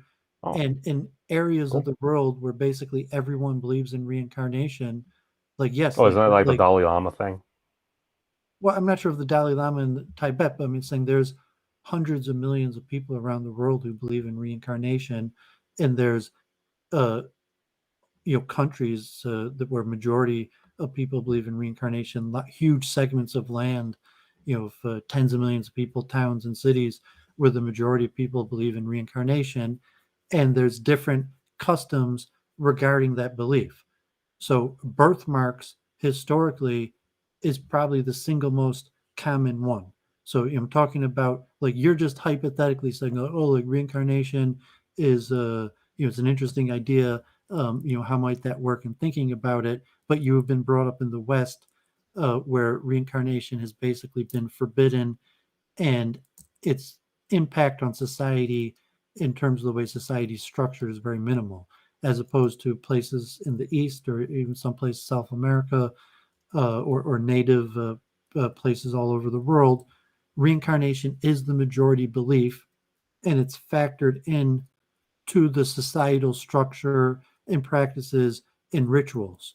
So location of birthmarks and corresponding birthmarks is one of the most common things that you find among societies that believe in reincarnation, have rituals among reincarnation, because it's a very visible piece of evidence that you could show the masses. That if you tell a person that Uncle Henry was reincarnated into grandbaby Ira, and you say, look, because they have both had a birthmark in the same place, so it's something that's a visible corresponding piece of evidence, and then maybe it would become into like a family structure where that would be the person that would be told stories or would share the memory of this person, and it's somewhat orchestrated by like the priest or the doctor, where like the person who was delivered, the doctor of the town, would see who died and would also see the babies and would correspond these things and tell people who was reincarnated into who. And so, like, Jennifer might have a system of reincarnation or a scientific understanding of reincarnation, but corresponding birthmarks historically is probably the most common practice that people have used and still use today to determine reincarnations. Well, no wonder nobody believes in it. I think it's got something to do with the vortex. Well, I have no idea, but hundreds of how could we millions of transition people from one state to another? Hundreds of millions of people believe in reincarnation like that. Oh no! The thing is, I sit back and I'm like, I want it You're a to be product of the true. West. I want it to be true, but I'm just like, it was a forbidden belief. But I'm saying probably like 20% of the planet believes in reincarnation, and of the 20% of the planet who believes in reincarnation, probably 2 to 5% of them believe in birthmarks. So I mean, you're talking about tens of millions of people around the planet that believe in reincarnation and birthmarks as the sign of reincarnation. Doovid, I think you need to start an app. You're not just like a hypothetical. No. What I'm saying is, put together the data and everything. Because I mean, if you also want to be able to make money, because you're a proud capitalist, why the heck not? Be the best merchant you can be. Well, this is the thing, because what you just said right there, I feel like there might be interest in it. You should try to divert the market of guys going to those femdoms or findoms. Just divert them. Be like, come over to the Chad. I just and it'll be at half price, and you'll get way better benefits because I'll make sure everything about your life sucks less bad. Get an OnlyFans, but I think it'll. Well, here's the thing. It's like, who do you go to for advice? Well, very often you go to your wise Rebbe or whoever's around. Doovid is going to have a positive influence on me, whether I am into it or not. And in a way, that's kind of special level of devotion, isn't it? The results speak for themselves. How funny was I on T-jumps? That's Doovid mostly. I mean, okay, yeah. The spirits do reveal me jokes sometimes, but Doovid, do you ever laugh? I didn't finish with the modern day debate, so that was just the affirmative. That was just their affirmative for the evidence of compelling birthmarks. Okay. Well, I mean, I don't know. I guess that's why I started listening to it's getting a wee bit late. I think I better hit the old dusty trail for work. I get no holiday. I get holiday pay. Okay. Yeah, I'm just getting started. I mean, that's just the first affirmative. I'll be listening as I start to those. I will stick around to analyze this. Thank you, Chad. To the bitter end. Thanks for joining, and please rewatch that video and try to understand what I'm saying. It's a starting point, man. I know. I started and I got to one of my sidetrack points, and then I listened to something else. All right. Peace out, y'all. All right, so yeah, and then T-Jump as usual. Like at one point, the thing that stuck out to me was T-Jump being like, "You got to cite the studies, and it's got to be like the consensus of experts and stuff like that, it's like, wow, the level of like simping for authority figures is shameless. I'm saying he's just like a machine that spits out arguments. So T Jump is just like a Aren't dude we all? who's memorized. Well, I mean, we all, because that's how consciousness works. I mean, he's just a dude who's memorized thousands and thousands of arguments, and a lot of times he just spits them out, like, and even if they're not like related directly to the subject, these are just like he's been debating so long.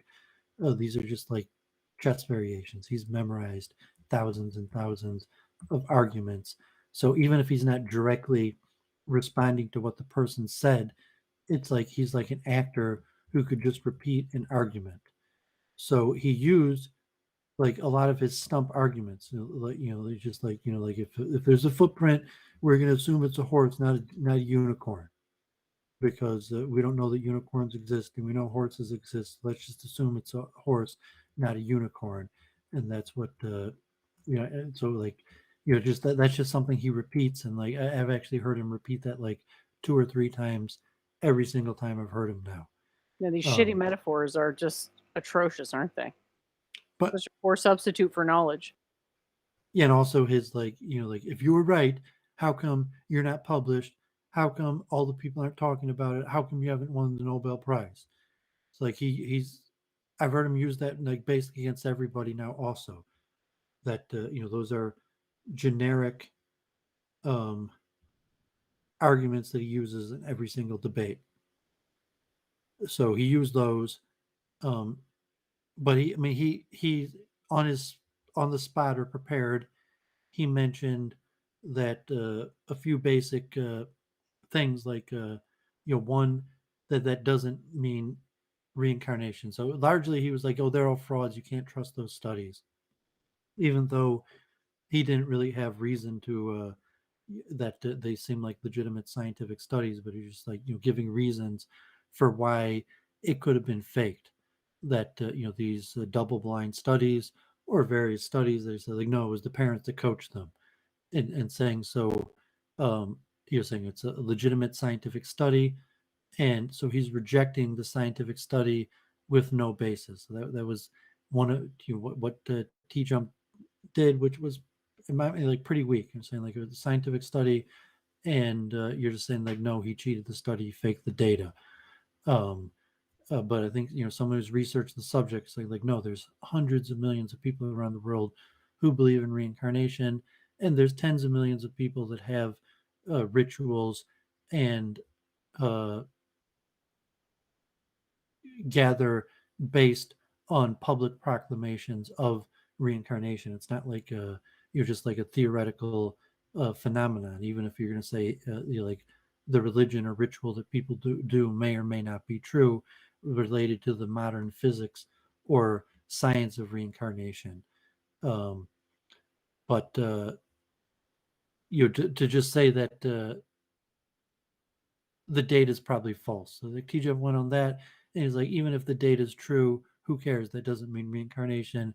It just means somehow they had that data. Don't be ridiculous. Like there is no mind separate from the body that could survive death and enter another person. That they're just showing this stuff is just coincidental or has some other explanation, and to draw that towards reincarnation. So from the classical logical view, you would leave it at that and say you can't prove reincarnation. There's minimal evidence corresponding to the phenomenon. They're saying like if reincarnation occurred, that there might be something like corresponding birthmarks that would be an indication. And here you have corresponding birthmarks, and you have corresponding birthmarks corresponding to past memories. And then you'd be a skeptic and like, oh, it's all fake or coincidence. And but so actually I think T Jump lost, and I mean I think Arjun did a pretty decent job in Siddhar. I think objectively, even though probably very few people thought so, I think Arjun and Siddhar won. And so G Man used a similar argument. I mean, he argued kind of like he's a Christian, and there's demons and there's spirits, and it's not reincarnation. That yes, these phenomenon could be true, that there are these people that know this information, and it's not because they're the reincarnation of that person, it's because it's a demonic spirit. And so G-Man tried to do that argument, but he ended up doing a lot of preaching for like Christianity. So like T-Jump did his like basic like, I'm going to teach you the rules of logic, and I'm going to tell you a bunch of stupid stories that have close to nothing to do with the topic in order to teach you the rules of logic. And his arguments were not that directly related to the arguments being put forward. And I don't even think T-Jump understood what they were talking about, honestly. Like he probably didn't even read the Stevenson. The whole birthmark thing Perhaps not. probably didn't make sense to him. And it's tough to tell if even like, I mean, because reincarnation is very intuitive to me that it makes sense. Saying like I could be wrong. Atheism, God forbid, could be true. There could be no God. The mind could arise from the brain, and when I die, that mind is permanently shut off, never to be seen again. God forbid. But to conceptualize reincarnation is very simple. So whatever the essence of the person that enlivens that person after death could survive, and then that entity could go on to enliven another being, and there would be certain essential characteristics, possibly memories. They mentioned the thing like skills, like T-Jump was saying, like, okay, if reincarnation was true, why would it be birthmarks and memories? Why wouldn't it be like awesome skills? And that the baby was born like knowing all these, and so Siddharth and Arjun said that that's not their understanding of reincarnation. Like, you don't, the skills have to be required, maybe the certain element of propensity to master certain skills. Like a chess player, son of a chess player, a reincarnation of a chess player still is to go through the process of learning the game, even though they might excel and move up the ranks much quicker than others. They still have to go through the process, and for whatever reason, it's birthmarks and memories, and it's the explanation where you're remembering past lives. So that was irrelevant to the debate. To saying there are multiple truth hypotheses. There's multiple traditions of multiple peoples around the world that believe in reincarnation and have different concepts of how reincarnation works, what really is the essential me that survives death, and what is the concept of transmigration. So that varies across, even within schools of Judaism that believe in transmigration of souls. There's conflicting schools, and within Hinduism, there's so many different conflicting schools with different conceptions of transmigration of souls, and even to the essence of what makes the person, to scientific models of the process that would not be from a tradition, as this is what a tradition teaches, and certain accepted scholars that wrote authoritative text and just said this means this and this means that because they had knowledge from the other realm, or it scripture comes from the other realm, to a scientific understanding that would even be formulaic, scientific, and possibly in the realm of electromagnetism or physics, and but at least something that makes predictions or explains processes from a scientific level. That there's multiple scientific conceptions of how the reincarnation process might take place. But the question is there evidence of reincarnation? And so the question, like, do birthmarks and past memories validate every single school's conception of reincarnation, or even scientific reincarnation? Does like if you had some sort of quantum soul mind, why would that cause a birth defect? What is the connection between how the process of reincarnation works and birthmarks or birth defects? And if you're going to take a modern scientific understanding, say that's just traditional and it's actually false. That there is no connection at all between birthmarks and birth defects and reincarnation, even though there is a scientific method of reincarnation. And it was just historically that traditions and religions believed the connection and reincarnation had something to do with birthmarks, but they were mistaken and wrong. But just to conclude, it was a weak debate. Like, they didn't even do as well as I just explained the arguments. So, like, I thought Arjun and Siddharth performed better than in the past, and I think they actually won because G-Man went into like preaching Christianity and didn't advance his arguments too much on like a concept of like it could have been the devil. More than that, and T-Jump just gave his generic countering arguments, and he went overboard, denying the scientific studies. That just saying like, oh, they cheated the studies, they coaxed the kids to say it, which is basically calling people liars and rejecting published scientific studies. So I thought that was relatively weak. It shows that he didn't actually look at the research and show that there are official scientific studies that have tried to do double-blind research on the topic, and there are tens of millions of people who live in societies where about 1 in 500 people comes forward and has past life memory. And if you're in a religious society that believes in reincarnation, the police and tribal elders might be interested and try to so to say resolve this or look into it for greater meaning, as opposed to the West, where you probably see a psychiatrist or you'll be put in a straitjacket, God forbid.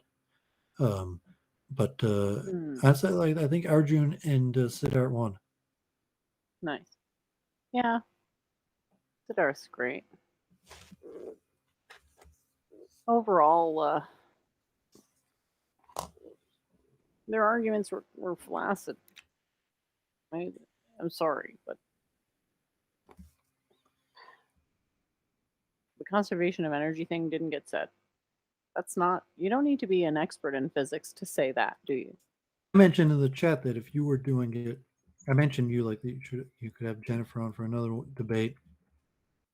And I said that if you were arguing, you would put forward different arguments.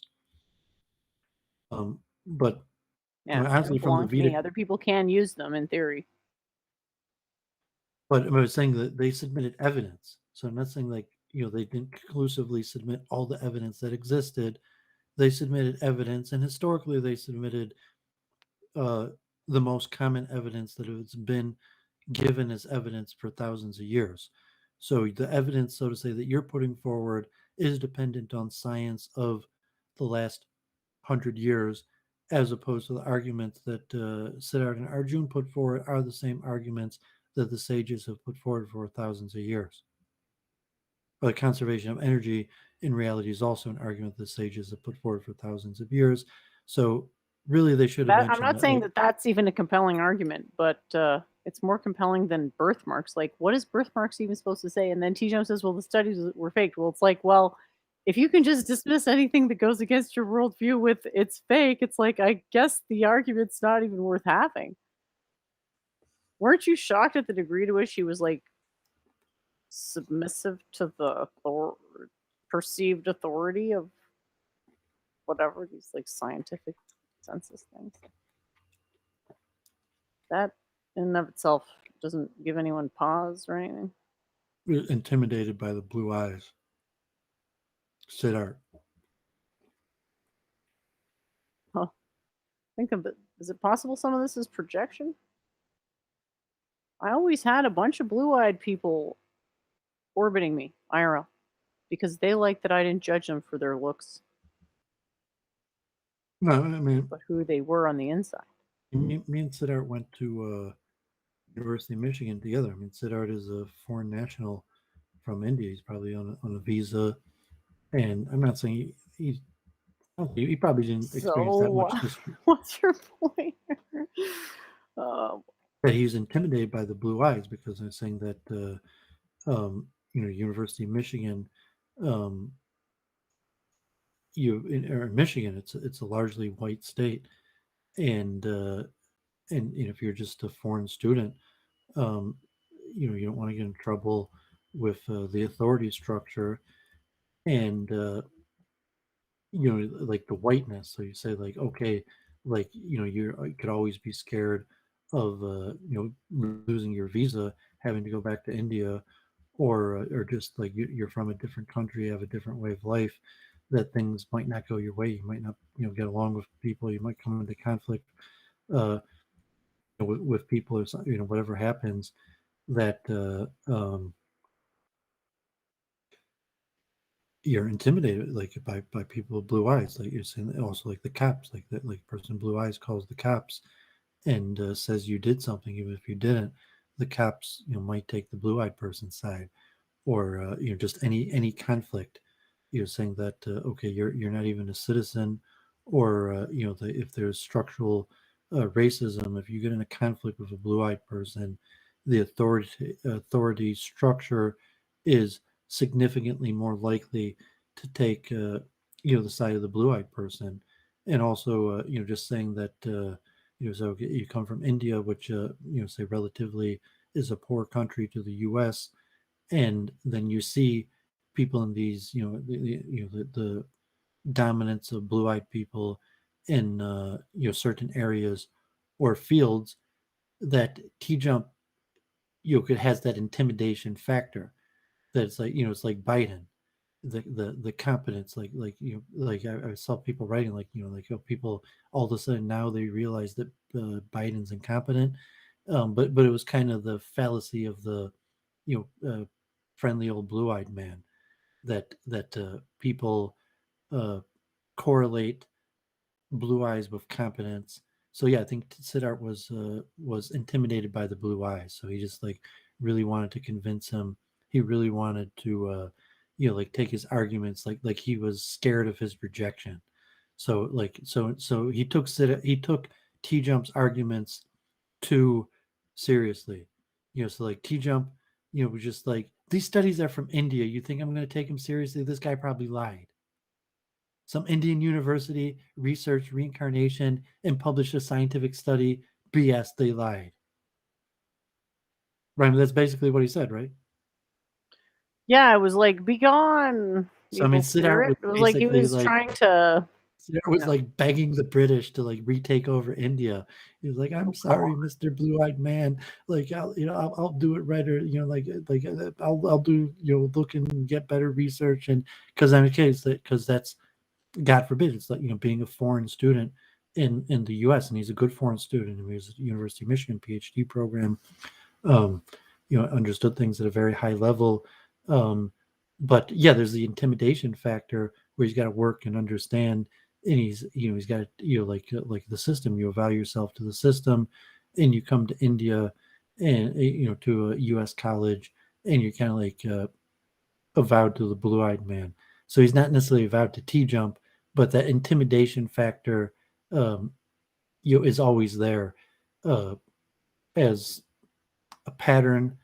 If you believe in like the critical race theory of the systemic racism, that that T-Jump just wields the power. Is like, look, dude, you're Indian, I got blue eyes, and it doesn't matter if you're right and I'm wrong. People are going to take my word for it, not yours.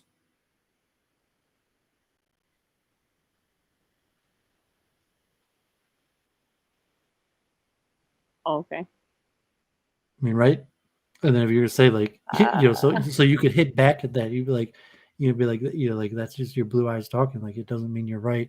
And logic is like, no, these are validated studies at institutes and universities and doctors and professionals around the globe. And like, I take offense at you claiming that they lied and doctored these stories for whatever reason. To going down like that. And Siddharth gave some sort of like weak argument about caste, that like, I mean, I guess bias, that like, and there's this one case where the person said they were reincarnated from someone in a lower caste, and why would they make up a story? Because it'd be bad to what I thought was, I mean, it could be a hint of evidence, just to say that reincarnation is a better explanation fit to the evidence The than minimum, it's the Occam's razor solution. But I mean, it's saying if you just reject the concept of reincarnation, so you're saying like I believe, so if it's like G-Man, whereas like I believe this phenomenon of knowing information, but like no, wasn't reincarnation. That's not what's happening. It's some sort of demonic or spirit in the person that just knows this information. But it's and they're saying what does a spirit or a demon mean if it's not reincarnation or does he what system does he have? And so he just kept on repeating his argument without really taking it to a deeper level to to say what's his ontology, if what does he mean by a spirit entering a person, and what's the difference between a reincarnation of a spirit could enter and take over a person, and he's believes in a soul that survives death. Why? But they didn't really get into a deeper ontology. G-Man just kind of kept on repeating his argument and then getting side into because he's probably a popular internet personality. So he was just like, the crowd is here to hear me talk about whatever subject I choose to talk about because I'm an e-celeb and you just a dude who's debating me that no one heard of. So I mean, really T-Jump and G-Man both kind of had that attitude, and G-Man's probably even bigger than T-Jump. So you could see that, T-Jump, the blue-eyed intimidation factor, in G-Man, the e-celeb intimidation factor, that Siddharth was like, and he was too defensive. Like he looked like a yes, Mr. Britt, yes, Mr. Anglo. Let me do whatever you told me. Let me just hand my country over to you and be administered by you because you're better than us. And so like God forbid, that's a common strategy. But Arjun took it a little more straightforward and called out like T-Jump and said like you're not being logical, and so props to Arjun for stepping up and taking a little bit more aggressive. So like honestly, I think Arjun and Siddharth won. Siddharth had the manners and he didn't get upset, and he even let T-Jump probably cross the line in his just giving worthless insults into discrediting people and just assuming that the people that they're all lies, which was really unnecessary. Just say that and say he should have done his research, like they saying that if you're going to discredit sources, you should have sources to discredit sources. So that's why I say he just used his generic arguments, like the horse print, the unicorn print, and so he's just kind of like an actor like that who's memorized thousands of arguments, and then he just kind of spits out the arguments, kind of like an entertainer, like a comedian with his lines, and so that I guess he's got his following, and they probably know his lines and like him delivering his lines, but like no, I think Arjun countered and Siddharth countered the logic of it, gave plausible counter to G-Man's alternative spiritual explanations of the phenomenon. That it's kind of like, well, so what? There's alternative spiritual. It's like multiple truth hypotheses. Like, oh, so what? Of course, there's multiple spiritual explanations of the phenomenon. Remember when he said like that he could steel man the opponent's position, but he wouldn't because reasons? That was pretty. Because you got to pay. No, because he's the e-celeb and you got to pay. Like the super chat just wasn't enough money. Okay. It wasn't because he couldn't do it and he was just fronting. It was because he wanted money. Okay. Well, I think so, but I assume he's a e-celeb and incompetent. Sure. But okay. But yeah, no, I think your analysis is very good. Yeah, that was really. He could be more entertaining. He's just an e-celeb that's appearing in a debate, but I'm saying they're not like the audience isn't really debate experts. and like they're just there to see him, to see their guy, and they're not really looking at it as a debate. They're looking at it as something else, and it's just billed as a debate. And I mean, there are probably some people that were seriously interested in reincarnation. The birthmarks is probably it really is the best argument to give. So, but for audience selection wise, it's probably a poor argument. Probably, and it feeds into racism. Just like, no, really, we have doctors and like they look at birthmarks and then we have ceremonies and we tell people they're reincarnated for them, and like, no, it's really has something to do with birthmarks. And then you're gonna say, well, that don't tell people that because they're just gonna assume you're some third world backwards people. And it's like, no, the scripture in our tradition says it has something to do with birthmarks, and that's the argument I'm going to go with, even if there's other arguments that might be better at winning over the crowd.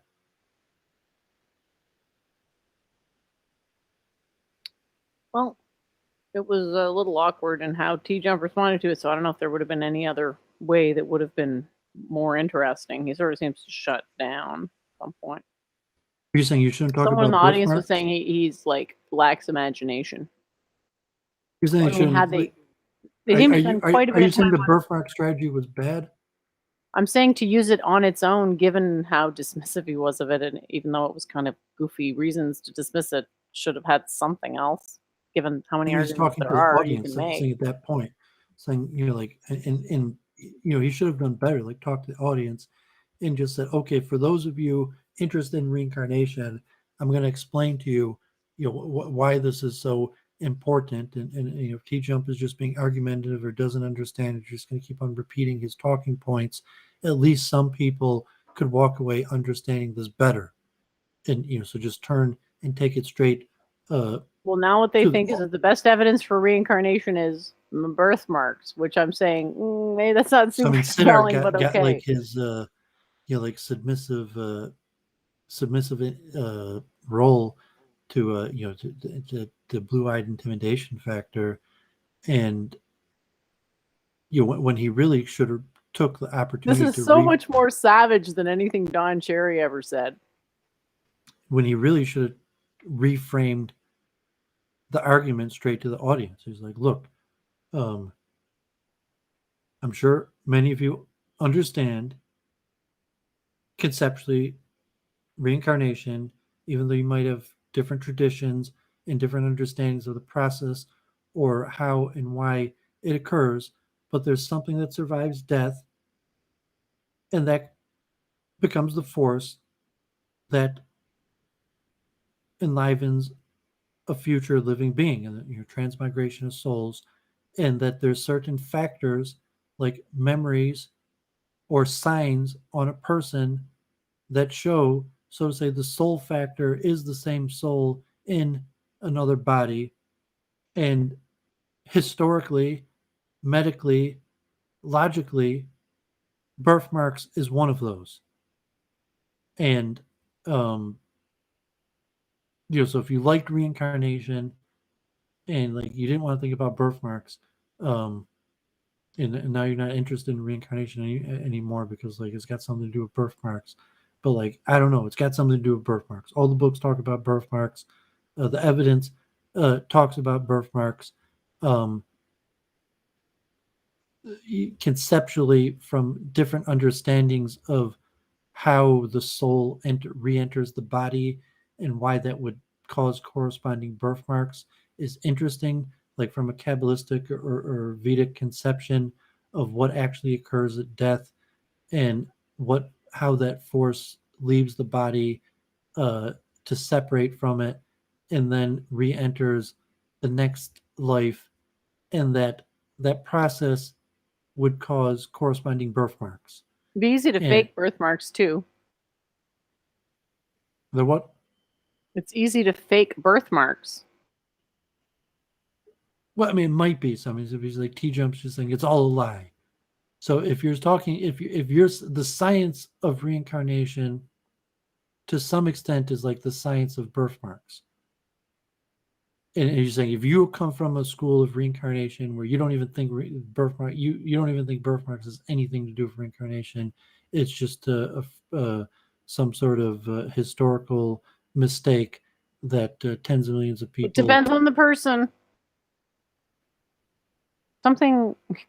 Different instruments resonate at different frequencies. People have different depths, so they have different results. So things mean different things. So you can't just be like, well, this some sort of a sign on the body means something. It's like, well, okay, but I don't think that's compelling to someone who doesn't already believe in reincarnation. That's all I'm saying. Yeah, so Siddharth talking about the birthmarks without explaining a mechanism for why it'd be a birthmark. So even if you showed in a double-blind study where 1 in 500 people has memories of a past life that show up from 2 to 4 years old, young in a child, where you're talking 1 in 500 children before the age of 4, some as early as 2, start talking about past lives, and they're giving names and places and information, that you could come up with a double blind study, and that there would be some factor with birthmarks, that these people that these young kids that come and they say they're this person, and before they could investigate into that person in some sort of double blind study, that they get the information from the kid, and then they go and find the person that this person's supposed to be and correspond that information, and then also added on that birthmarks, that the kid has a birthmark, and there's no way that the other person would have known the birthmark on the dead person, but that the corresponding birthmark would be seen as some sort of evidence. So I mean, Siddharth didn't even really explain why that would have anything to do. Like, okay, the corresponding birthmark, okay, there's corresponding says reincarnation, and there's a corresponding birthmark. Maybe that means something. But what is it about reincarnation? Why the hell would reincarnation cause there to be a corresponding birthmark? Even these cases where you're talking about a wound, that if this person died from a wound, to a certain area, and then in the next incarnation there was a birthmark in that same area, like, what does that have to do with reincarnation? Why is the fact that reincarnation exists mean that the person who's reincarnated would get a birthmark in you can just see statistical fluctuation and be like, that's terrible evidence. It is terrible evidence, but it's like, okay, it's like, what? Yeah, it's like, what's to prove exactly? Well, I'm saying it's added evidence that saying you have a phenomenon. So there's two different things. Jennifer has a system of reincarnation and an idea in trying to frame it in a scientific way. Versus saying we have a tradition of reincarnation, and we have a traditional way of understanding reincarnation, and that's our belief. We're sticking to it. That's our tradition. That's how we understand what happens after death, and we form our. That's the meaning behind our rituals, and and that's how we understand the human body. When a baby's born, and if you see the birthmarks, that's how we understanding the meaning of birthmarks. And I don't. You have to think about that. Why, even from a pro reincarnation birthmark perspective, why would reincarnation have anything to do with corresponding birthmarks? I know when I was in Israel, I sang tunes of the Karlin Stolen Rebbe, is missing fingers, and it was the continuation of a dynasty, and then there was somewhat like a prophecy of the next rabbi would have the same missing fingers, and there might also be a reincarnation belief, and that's like something visible where you have basically inherited title of a rabbi, but like a distant cousin or different direction, that there's a rabbi, chief rabbi that's followed, but from the various members of the family that he rose to it, that that there was a correspondent of missing fingers, being born with a birth defect of missing fingers, and so it makes sense to people that that he's the rightful person to be the chief rabbi, and even to others that he's the reincarnation of the soul of this great rabbi, founder of the dynasty. That not only this rabbi is a descendant of from the same bloodline, but also the recipient of the soul reincarnated into. And but missing the corresponding birthmark of the missing fingers is I guess is a known and obvious thing, and it makes sense to people, especially the people who know the history and know that the great rabbi who founded the dynasty previous generations ago also had those missing fingers. Alrighty then. Can we talk about the thing with T-Jump and how I did or how I could have done better? Because you're like, before you're just like, well, how could you have done better? It's like, you tell me. I don't know. I was focused on Well, I mean, you had to take control. I mean, so if you're just talking to T-Jump and he's just going to start repeating his lines. I was like, you're not going to convince me that you're right or something like that. And it was awesome. Yeah, but you didn't seem to. You just seemed like you were argumentative with T-Jump and you weren't. It didn't feel like you were really speaking directly to the people. It just seemed like you were being argumentative with T-Jump. So it's like you turn to the audience and say, like, this man's an extremely difficult person to talk to.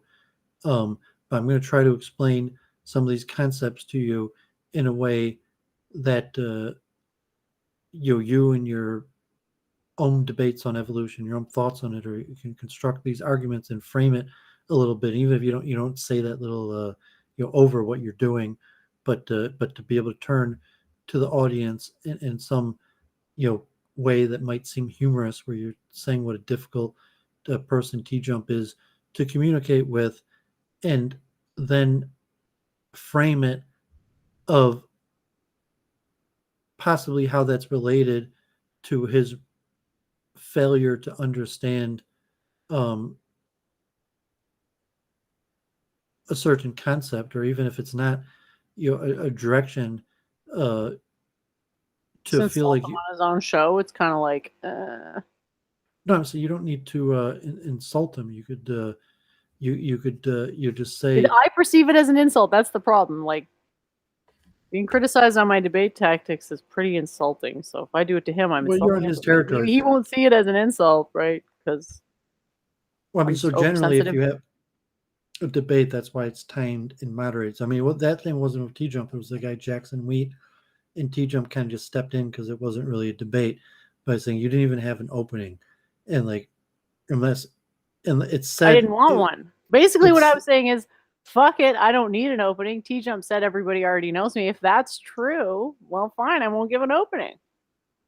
I'll see your don't offer me an opening, and I'll lower it to say one word. I'm saying it wasn't even clear what the hell you were talking about. Besides the fact that it said evolution, I know, and I love that fact. On the bottom, it wasn't even clear what you were talking about. So, like, if you just tuned into the conversation, like, it didn't make any sense to anybody. It was like, what are they talking about? It didn't follow. This is not about the thing making sense. This is whether I was rhetorically tight and dominated the flow and was funny. More importantly, hilarity. I've been working on being funny for so long. Yeah, so God forbid that's really all you accomplished. Like, you didn't really successfully. Given the situation, what was I gonna do? Be a bitch to my friends? Nah. I got enough enemies already, thanks. No, because those people probably don't even consider themselves my friends either, which makes me even more pathetic, I guess. Well, I'm saying because there's nothing to do with it. It's the problem was that your thought wasn't well structured and laid out. So regardless of T-Jump and how he acted, you weren't really methodical and structured in your. I mean, so you could say, "Oh, it was tough. Like, they weren't that friendly." But I was trying to even though they weren't that friendly, I was going for key improvisation. I was trying to improvise it. Okay, improvise is to some extent unstructured, to a very high extent. I was going for peak improvisation. I was just riffing off every single thing that they said. You're so I would guess like 95% of the people who watch that like have no idea what the hell you're talking about. And it's because you weren't structured and methodical and laid out in what you said. I was very methodical. You just don't understand what I was doing because you're not a believer. But that's Because you fine. didn't roadmap. You've been saying like no. I'm saying like 95% The of the map people is watching not that, the territory. like thought People like need to drop didn't. these shitty metaphors, okay? Just across the board, please. Ugh. So if you just can do it in your comparison of yourself to T-Jump, as opposed to the lack of systematic layout of your arguments. So it didn't matter how difficult T-Jump was, you still could have There's no way systematically to laid out systematically your lay arguments. out what I know. So it was your own failure to systematically lay out your arguments and saying that whatever you and T-Jump had to it, like, like to me it was just boring and uninteresting, and like it was almost a waste of time. Like if it wasn't you, but it's saying like no, it was almost a waste of time to watch that. It's like it's not really. And it's like you got to make good content. You don't have to. Okay. You'd be just like Brundlefly, and like a few people laughed, and it was a dumpster fire, but at least a few thousand people watched, and you got more subs. But it really just wasn't good debate, intellectual content. And it's saying because it wasn't systematic. Yeah, the good debate, intellectual content doesn't get a lot of viewers. The dumpster fire shit show gets a lot of viewers. Yeah, You well, seem so, to be denying this rather basic axiom of. Well, I'm saying porn and violence get more viewers too. Saying So porn gets what's more the problem viewers. If And I had a gets, slight dumpster fire, it got a bunch of views. So maybe I'll get some more people that come and discover all this cool stuff that I know. Maybe not. But I thought overall I was, I had a lot of very good one-liners. I just could have listened a little bit better because, I should have not immediately assumed T-Jump was just going to dismiss everything I said. Because he kind of did try to, steal man. If he makes money off of it, he could bill you as, if he thinks you're in control and you're not going to say something dumb that's going to get him demonetized or something like that. Oh, yeah, sure. I don't see why he wouldn't keep you on as that's cool. A house debater, like you making him money. But his main concern would probably be, are you going to say something dumb and get him demonetized? Don, I don't have any expectation for anybody to convert. So, the way I look at it is eventually everybody figures stuff out. Just some people take some longer, and there's different ways to the same realizations. So hope in the sense that it's inevitable on a long enough time scale. Yes. I see what James and hope in the sense that am I going to actively try to get this guy to, convert? No, I'm not Christian. It doesn't really work like that actually at all. Dumpster debates, yes. Cephalopod, that's what we need.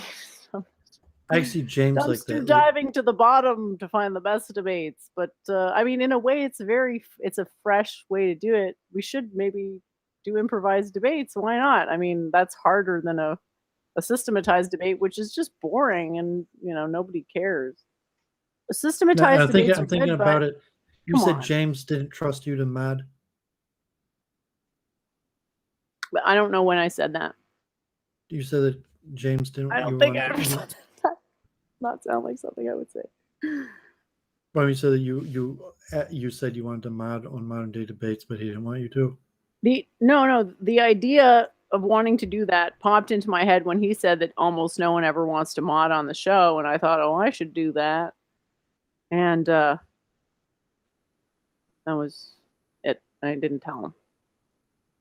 You were the first person I told.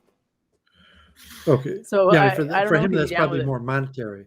Like if he's letting someone mod, like if he's making money off of it, he doesn't care that he thinks your ideas are crazy and you don't know what you're talking about. He's probably more thinking money. Can are you going to do something stupid and jeopardize his channel? I think he's more concerned with can I maintain control of the exchange. Well, no, he's probably more concerned can you maintain control of yourself and make sure. I think that it doesn't put his channel or self-control to be a mod for a debate. To be an effective moderator, you have to be able to control the exchange, which sort of presupposes you control yourself. No, you're talking about being a judge. You're talking about trusting his livelihood and his YouTube channel. So the theoretics of how a proper debate goes is minor in comparison to his channel and his ability to make money off of it. Saying like, if you came on my channel and did a debate and you broke the theoretical rules of how to properly mod, would mean close to nothing compared to if you came on my channel and did something that my channel shut down and my inability to make super chats or cost them actual money. Sure. I'd be a great mod, obviously. So I'm just very like impartial. T-Jump, you were saying like I don't care if you're crazy. Like I made $50 off the last show. Let's do another one. I think we make $100 off the. I don't care if you're crazy. Whatever. Like we're making money. It's the material world. It's good content. Like Brundle or Luke Ford. Saying it's good content. You're gonna go with it. So I would guess like probably like Charles Moskowitz, Luke Ford, JF, like the radio professionals, media. That's probably what they're thinking. Like if it's good content, people like it, they're going to go with it. And he's concerned mostly with you messing up his channel, like probably doing something that would get his channel a strike. That would be, I'd be almost certain on that.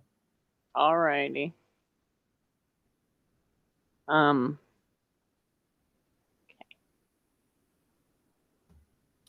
Get him off the atheist asshole podium.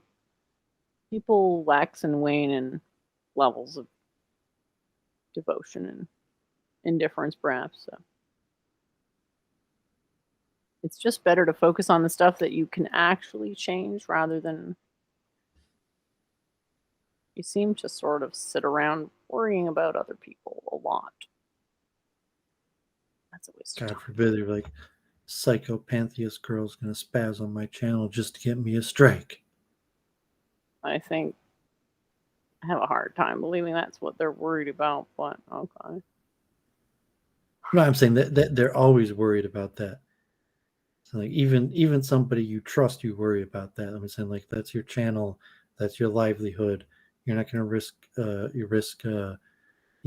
getting a strike. Saying you're worried about everybody on your channel. Like I'm saying, like you got a big channel like that. The censors are there. That be repercussions if you cross the user guideline. Things you got to be careful on that. Like that's Sure. probably one of the biggest concerns going through. You're just like JF. That's I think I was anywhere near breaking the TOS on that. I guess we can call it a shit bait on T-Jones. Didn't seem like that to me. No, I mean, probably not. All seem very philosophical. But I mean, James seems like he's probably significantly more cautious. Sure. And he's got much more to lose. I mean, James has a much bigger channel and is already making significantly more money off of it. Mm-hmm. So you didn't watch it all? Or you did? I watched it all in 2-speed. I stayed up. I thought you were going to do a post stream, but like, in fact, I took a nap and I woke up. It was I think like 10:30, so I caught up in 2-speed. Like from half an hour in, and like, it didn't make sense to me from the beginning. Like the very beginning of the tape, just like arguing, and then yeah, where'd I get a crazy idea like that? And then he didn't. I mean, probably Claire, but or Babs Cast or Brundle or right. But didn't even become clear at some point. Like I said, there's no structure in terms of like the point of the conversation or what you were trying to demonstrate with these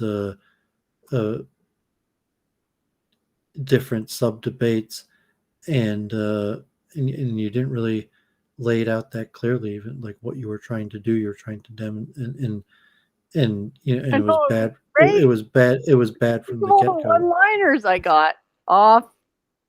It wasn't about making a structured argument. There was no hope of that.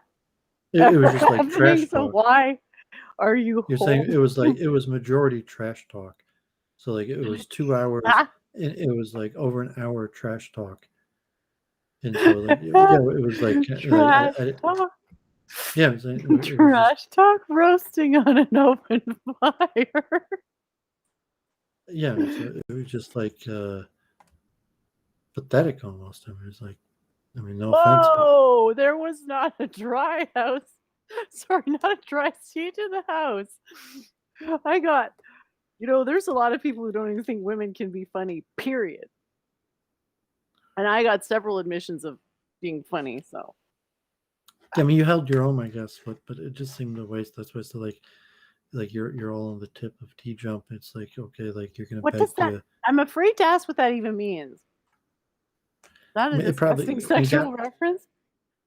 um it probably is, although I'm not sure. Maybe if I Google that, but I mean, it's kind of common slang. So even if it like I've just never heard it before, I was terrified to ask what it meant, so I just pretended it just wasn't there in that. Urban It's in there. Dictionary on the tip definition refers to a girl who wants a guy so badly that the girl can be successfully uh, sexually solicited by the previous said guy. Dude, he totally has her on the tip. But I'm that seemed a lost. little. That seemed a little. That's the Urban Dictionary, so that was a little.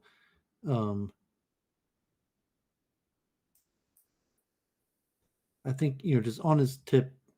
Yeah, I mean it's probably phallic in origin, but it just means like. I mean, kissing ass might be a similar word, but it just means like you're unduly, want someone to like you, or trying to like break into some circle like that, where it's like why the hell do you care so badly to break into T jump circle, but I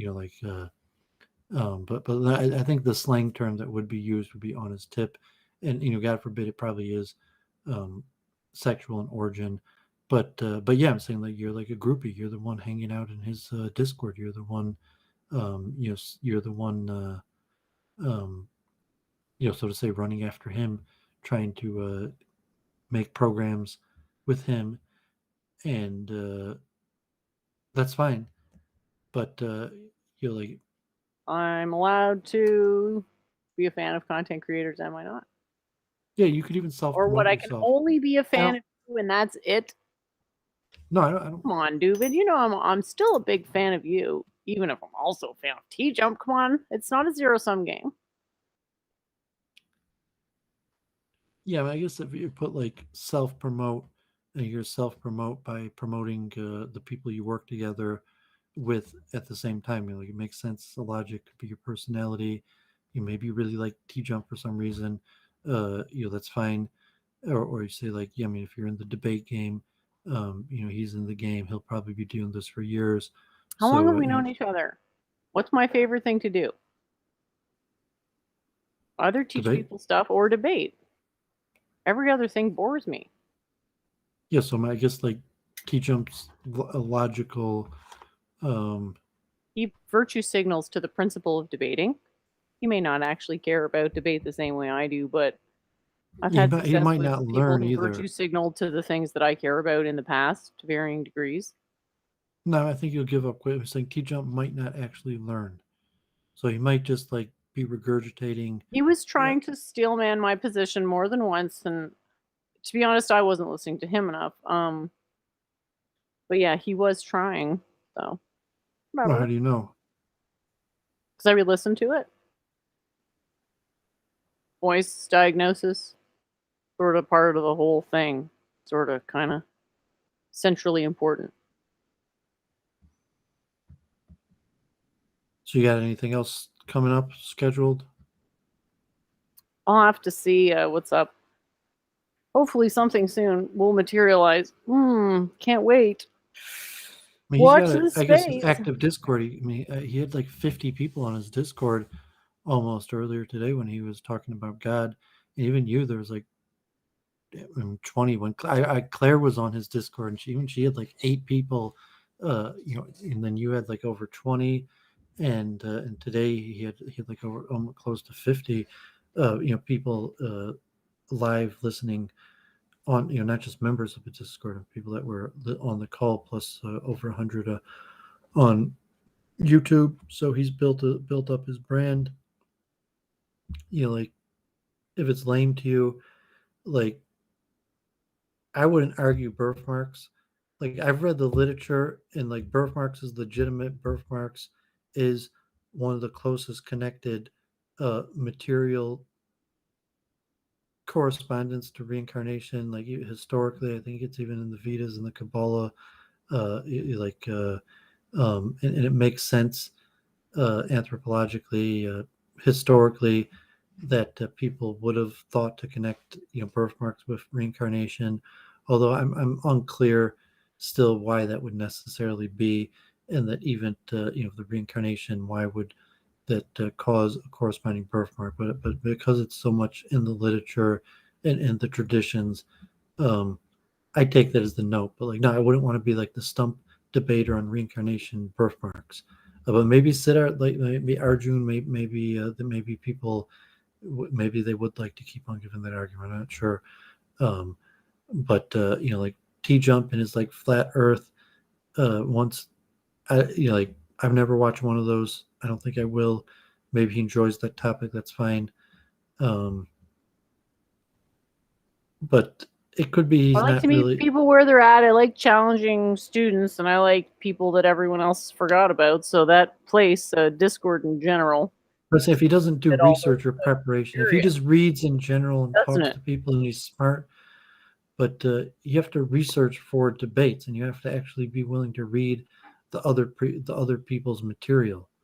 So like T Jump, just the generic skeptic that will debate anybody on anything is skepticism. So okay, because the people are really, really skeptical of reincarnation. You put them up against T Jump, who's just a house skeptic. But like long term, T Jump's not really going to investigate and learn more about reincarnation. It probably doesn't pay for you to debate T Jump on reincarnation. Also, like, if you're going to debate reincarnation, you probably got to debate someone else. Whatever. Haven't we already been over this? That it's not about convincing your opponent; it's about convincing the audience. It's better if T Jump doesn't change his mind, isn't it?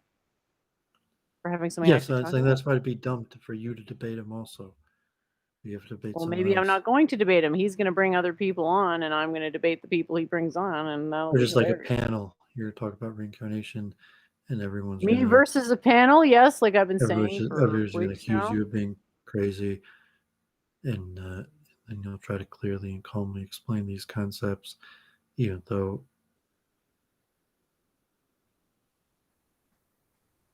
Sorry. And then T Jump, maybe a few people take you seriously. Probably, like it's certainly here in the West, it's probably even an unpopular idea that just might cause excessive trolling, but there's a certain element, and T Jump might even make money off of it. At the end of the day, he would be like JF. He would probably stream close to every night if he was making money off of it. If he was making a few $100s off of streaming, like he would do it more often. And so he's got to build up a super chat network. And if he's getting 50 people in his Discord, he could probably do that. And you should monitor. It's something that you should do. Like I say, you should, because it's like, to me, like making money is like guarding your health or something. Like it's a should, like a generic should, like everybody should. You should monetize. But like, no, not necessarily, because like, okay, it's YouTube and it's bad karma, and people. I just feel like all the attention I have to put on making money is attention I could have spent making a diagram, and they do help. No, it'll take you like a minute or two to click and fill out. But then like, there's all that check the boxes, stress or whatever. There's all that associated stress that I don't want to be dealing with. So why can't you just accept that I do things differently? Oh yeah, because you're the expert on karma, right? Yeah, you say it's a change in karma. So if you're gonna, you don't want to recognize the monetary karma, and so if you monetize and then people donate money to you, you'll have a karmatic imprint or obligation to the people who donated to you. And if you don't want to accept that sort of karmatic relation, then you have multiple reasons or calculation for why that's so. But like just like a generic, like two Jews talking, like wish you well and encourage you in your business, because like, oh, I want you to do well. Like, I hope your health stays good, but it's like, I hope you make more money and your livelihood increases, because that's you're just like a generic well wish type thing. And it's like, oh, but like, I don't consider that a well wish. I'd rather you wish me poverty and pain, or Whoa, just whoa, whoa, whoa, whoa. neutral. Okay. Alrighty. I'm very confused at what that means, but so you're not a fan of the T jump thing. I'm a huge fan of it because I thought it was hilarious. Well, I mean, I'd be a And fan of it because of making money. Because like, yeah, I think that has okay, the potential to make money. there But were like, not super like chats. the Someone humor asked thing why there didn't. were 2 testicles. That was pretty interesting, wasn't it? That was cheap and that was dumb. I'm saying like you'd be better off. Oh, there is an I mean, answer to it, so who cares if it's a cheap, dumb question? Well, I was saying that God forbid, that's probably the level of his chat. But I was saying that you gotta cultivate an audience that you might pay for more better things. You raise their level of consciousness or mental thought, get their mind out of the gutter. Mm-hmm. Yep. What I'm doing. I think it's going all right. So yeah, it was a pretty good show. It was 4 hours and 22 minutes. Pretty good. Got to touch on all the subjects. I mean, to be honest, if it keeps going in that general direction, obviously the optimal thing would be a teaching thing. But Yeah, no, I'm glad there's you no let guarantee me. that that's going to happen. I'm glad you let me do an in-depth review of the modern day debate. I mean, I do think Siddharth and Arjun won. I do think it was important to discuss birthmarks and the historical connection between birthmarks and reincarnation. So you don't think someone could change their birthmarks to fake being somebody else? Well, who cares if somebody could? Well, you wouldn't want people. Let's just false positive. That's why you wouldn't want a method with so many false positives, is what I'm saying. Well, I'm saying it's a method. I'm just saying that there's a historical connection between reincarnation and birthmarks, whether you're going to try to use it as a science to prove evidence or correspond past lives. I'm not that interested in that subject. Like actually corresponding, I believe in the science of reincarnation, and I think it's likely that that's what happens. That's what's going to happen to me when I die, and what happens to the majority of people when they die. But actually looking into reincarnation of who's who or changing, that doesn't really interest me. So, the birthmarks thing never really interests me that much either. I've came across birthmarks. I've read it in multiple places. It's all over the place. I think it's in the Vedas and the Kabbalah and even like Christians. It's all over like literature. These birthmarks connected to reincarnation. So a lot of the sages historically said that there was a direct connection between reincarnation and birthmarks. Probably the single most common thing mentioned by historical sages. So I just take note of that. Like, but I still am unclear in my understanding because, like, conceptually, why the process of dying would cause a birthmark or corresponding, like whatever the essence that leaves the person then re-enters that. I mean, I could have understandings or explanation, but the consciousness has all the information on how to make the body look, including stuff like birthmarks in theory. So if it's some sort of like divine karma where death is really a strong level of karma, like being murdered or having a freak accident, that the transmigration of that soul has to be known. And if it's like the police or something, like, okay, like people get killed and there's investigations, and there's police, and your average person just trusts that society's safe and the police do their job, and like FBI, CIA, but like there's information, there's crimes, people getting killed, and people investigating those crimes. um, in America we have very low rates of conviction or even solving, like here, Detroit, three-quarters of murders go unsolved, and like half of them, like not even really any leads, or even a trial or conviction, or even an arrest. um, but if you say karmatically that death is a big deal, and accidents and uh, so to say mistaken deaths, those reincarnations are made known to humanity at large, and it's through the process of birthmarks, and that that if you're looking kind of like as a religious perspective, because there's something important that God is trying to tell us, that when someone dies like that, that there's going to be some sort of physical sign of the reincarnation through a birthmark. And why that would be, the tradition. So I don't even know if the traditions explain why that is, or just saying that's just the way it is.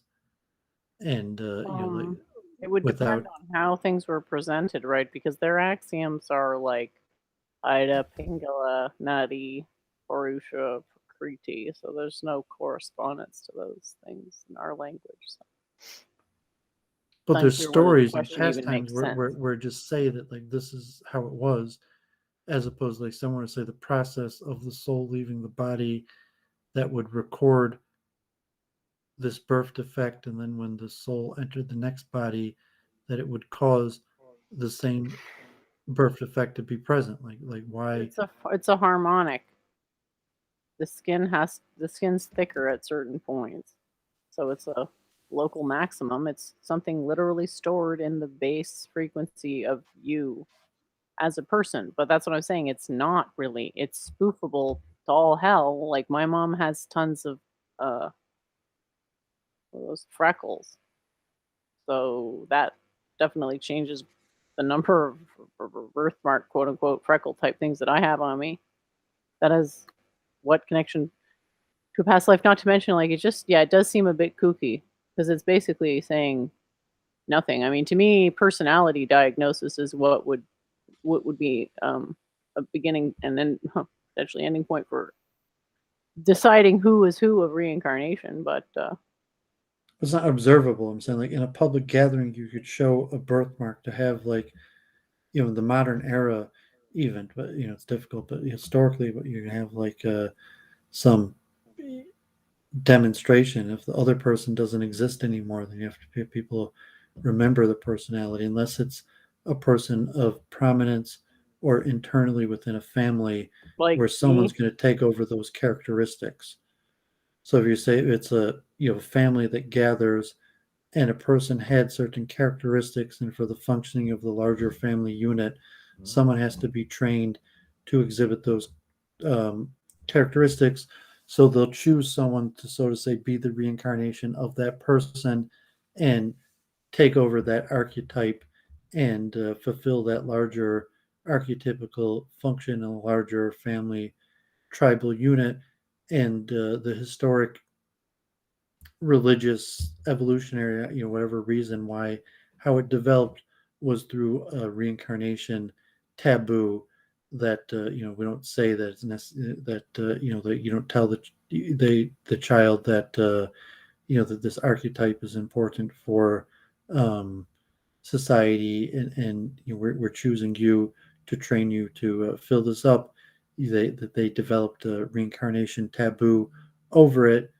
And because the tendency of people to want to be logical, that and the importance of the reincarnation taboo ritual in larger uh, cycle of life events, and communal gatherings where generations are of interest to the next generation, where like communal family gatherings where young and old gather alike, where there's some understanding of the elderly, where there's consensus belief among them that certain souls have re-entered the younger generation, that it serves a tribal purpose, even if it's completely false. And so T Jump just say that because it serves such an important tribal function, that parents will purposely train their kids and lie in order that they could like, even if they don't have any material benefit, that some sort of like religious austerity to try to prove that the tradition's actually true, and as opposed to a false tradition that just serves some sort of a communal traditional um, aspect. And then Jennifer's coming down and she's saying like, no, your tribal tradition is factually false, like reincarnation is true, but your tribal traditions and taboo are not actually true. Or if you're going to explain um, the tradition, is saying like, yeah, birthmarks is something visible at a gathering. So if the whole family is gathered together, and like Well, I birthmark, do think religious books contain truths. So but for your say average person, categorically, the I mean, is it personality, true if you can't remember? saying that the personality being continued, and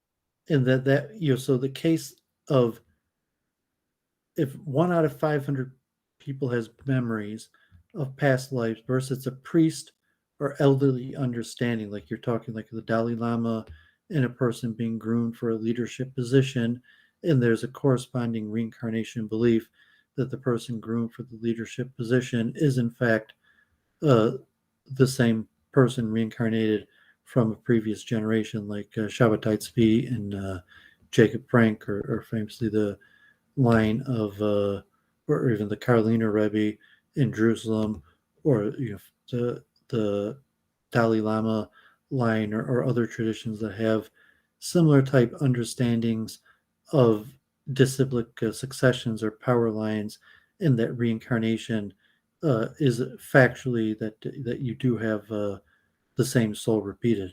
So in Krishna consciousness, a lot of time, like Lord Chaitanya is a reincarnation of Krishna, and like whether how important that is to the theology or the belief system. And then if you're going to have like, okay, that Lord Chaitanya was a reincarnation of Krishna, and um, theologically that has implications, or even say someone alive today is the reincarnation. So just Krishna comes again, and we know who he is, and he's part of our I don't think he's incarnate right now, to be honest. Well, I'm saying he comes about to Yuga. Didn't he come about 5,000 or so years ago? Yeah, I'm just talking theologically, that you could have a cult that does think that, and that corresponded to reincarnation, where if you had great leader just like saying like, okay, like we thought he was a reincarnation of his grandfather, but he's much bigger soul than that. Maybe he's a reincarnation of Krishna himself. And so that is somewhat common, even you say whether it's whether it's sound religiously or it's sanctified, like Hindutva, whether people believe what they want, or you're saying like, no, there's a true belief, and there's the sages of the generation are going to come together and say that this is factually Messiah, or this incarnation, versus like, what does it matter? So if it means a position of leadership where a person's going to be put in a certain communal position, and the reincarnation is dependent upon it, that the person, not just that they're qualified for leader or a good leader, but factually, from the understanding of the position, the people who follow the person in the position, that it's based on the transmigration of the soul, and that the person in this position factually has the same soul as the person in the previous generation who had that position. Yeah. Well, there's a certain sort of ambiguity there where, like I mentioned, like if you don't believe in it, is it can't like how true can it be if you don't believe in it type thing? So maybe there's just like a desire to not acknowledge it If you uh, lead into to atheism, varying degrees. because generally, if you think that the mind is a product of the brain and doesn't survive death, that you're going to naturally reject reincarnation. That like there's nothing that survives death, and that you could have systems, and it could even have been caused by evolution, that people believe in these systems, that it was evolutionary adaptive for people to believe in these traditions because it led to a relatively successful group strategy where people successfully reproduced and raised their kids and passed on traditions, and they needed to create and pass on traditions in order to reproduce and have a structured in society. And really it was evolution and natural selection that led to these various mythologies, and they're just false because the brain produces the mind, and there's nothing that survives death, god forbid. um, and so reincarnation is impossible. And Someone's asking if we can come back as an animal or a plant. Well, theoretically, all humans used to be animals at some point, so I guess you could backslide. Plant sort of seems unlikely. They just seem to have such a different style of consciousness. Like, could you really unzip yourself to the point where you could re-zip up in the shape of a planty? And based on their symmetries, they experience space temporality completely differently from us. So, yet when the Kabbalists, they say, as a form of punishment, they say when a human soul is reincarnated in lower form, that they know, like the hubris, like a Greek tragedy, they know exactly what they did that caused them to have the punishment of the reincarnation. And then there's usually an outage. Like I read those Kabbalistic reincarnation stories where a person who forgot to say the blessing on bread, and then they get reincarnated as a piece of wheat, and the only way that they could escape their soul being trapped in the piece of wheat is for someone to say a blessing over them. And there's a few stories like that within the Kabbalah. um, and it's interesting to say the consciousness that whatever the soul that went into, like like a piece of wheat, would have a self-awareness that they in a previous life were a soul of a person, and that it was their own action that caused them to enter a piece of wheat or vegetable. yikes. Yeah. I just never forgot about it, so to me it's absurd to forget. I think I can't conceive of really not believing in causality, which is what reincarnation is, just sort of the completion of causality. But we'll see. Well, they're telling people like reincarnation doesn't have to be connected to belief in religion. So you could be an atheist and say, just by I'm not sure if you could believe in you could be an atheist and believe that there's something that survives death. But if it's possible to be that atheist and believe that there's something that survives death, even though you're not sure there's a God, you're not sure there's a creator of the world, and you think maybe evolution evolved and created a soul that could survive death, and that soul is capable of reincarnating. So it's saying reincarnation could be a standalone belief that isn't necessarily even connected to religion, even though reincarnation is most commonly found among the religious in various traditions. That you could have reincarnation as a scientific belief, and you could reject religion. You could be a secular, irreligious reincarnationist. Multiple truth hypothesis, just because you believe that it's true, and even that the scientific evidence points towards it, and that like you didn't want to believe in reincarnation, you're a rationalist, but the evidence, It is rational to believe in reincarnation. yeah, even if you're not a believer in a tradition. So it's saying, okay, I'm not sure Judaism is true or not, but I think the reincarnation aspect is true. Yeah, it's sort of a foundational thing, almost metaphysically, like sort of adjacent to religion.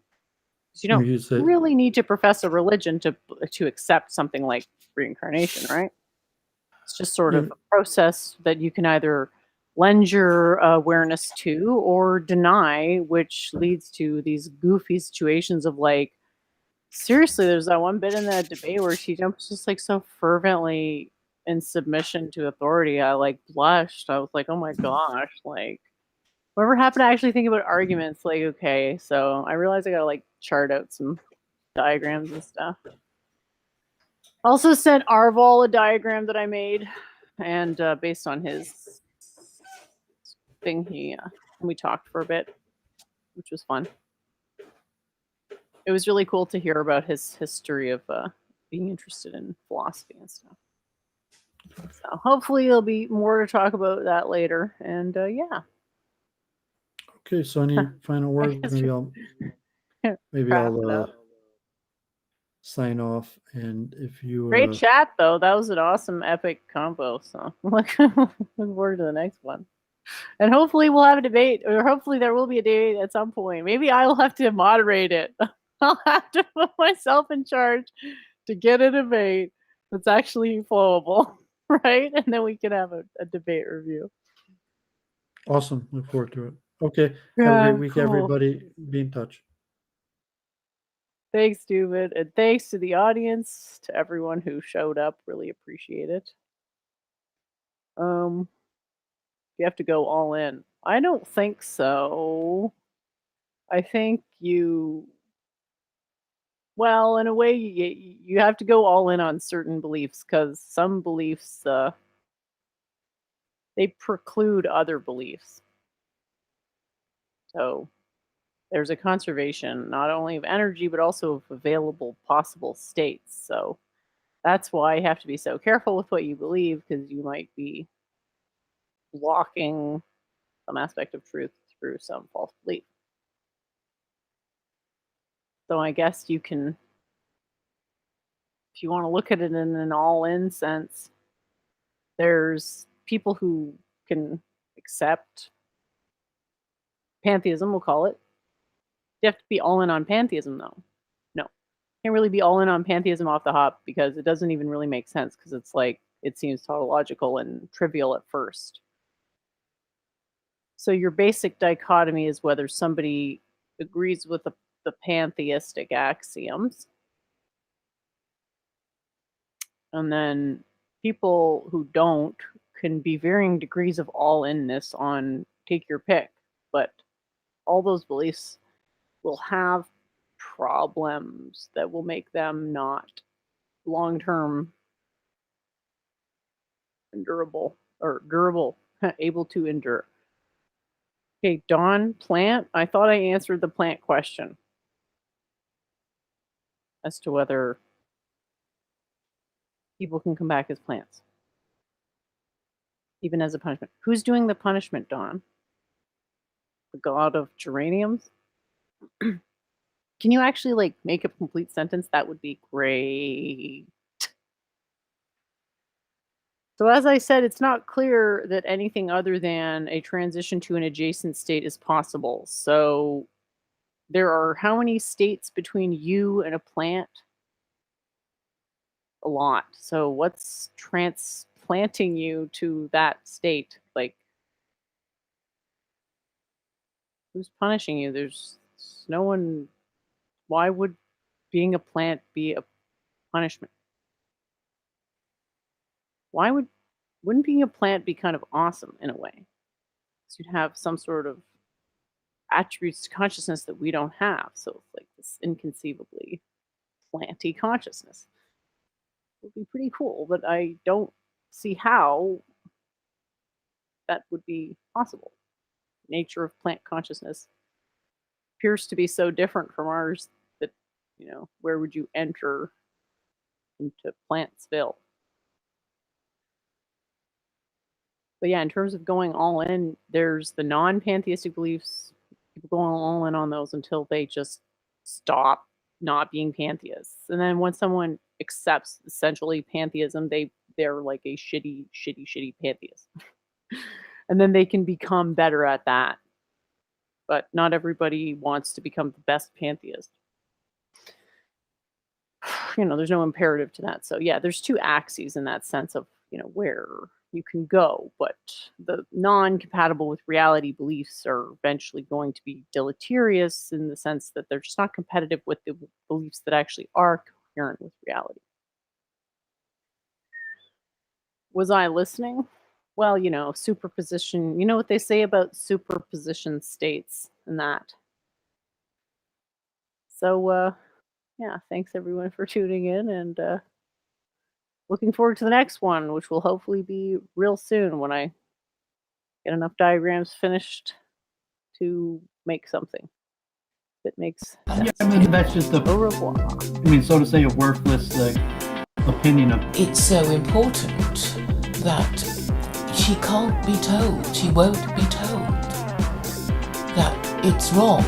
And bringing it back to Church of Entropy and her attack dog Gandalf the White. Why don't you learn to shut up and fuck your goddamn logic? They control the media, and the media is capable of making the sheeple believe in anything. Yeah, I don't mind. I mean, we've had these streams, and I've been doing with Church of Entropy, and she's been bringing on new people, and like we did those streams on like stream etiquette. We walked through like the technology. I have like very strongly negative opinions of the kind of Brundle clique. Is she trying to garner herself cult prestige by associating herself with a retard?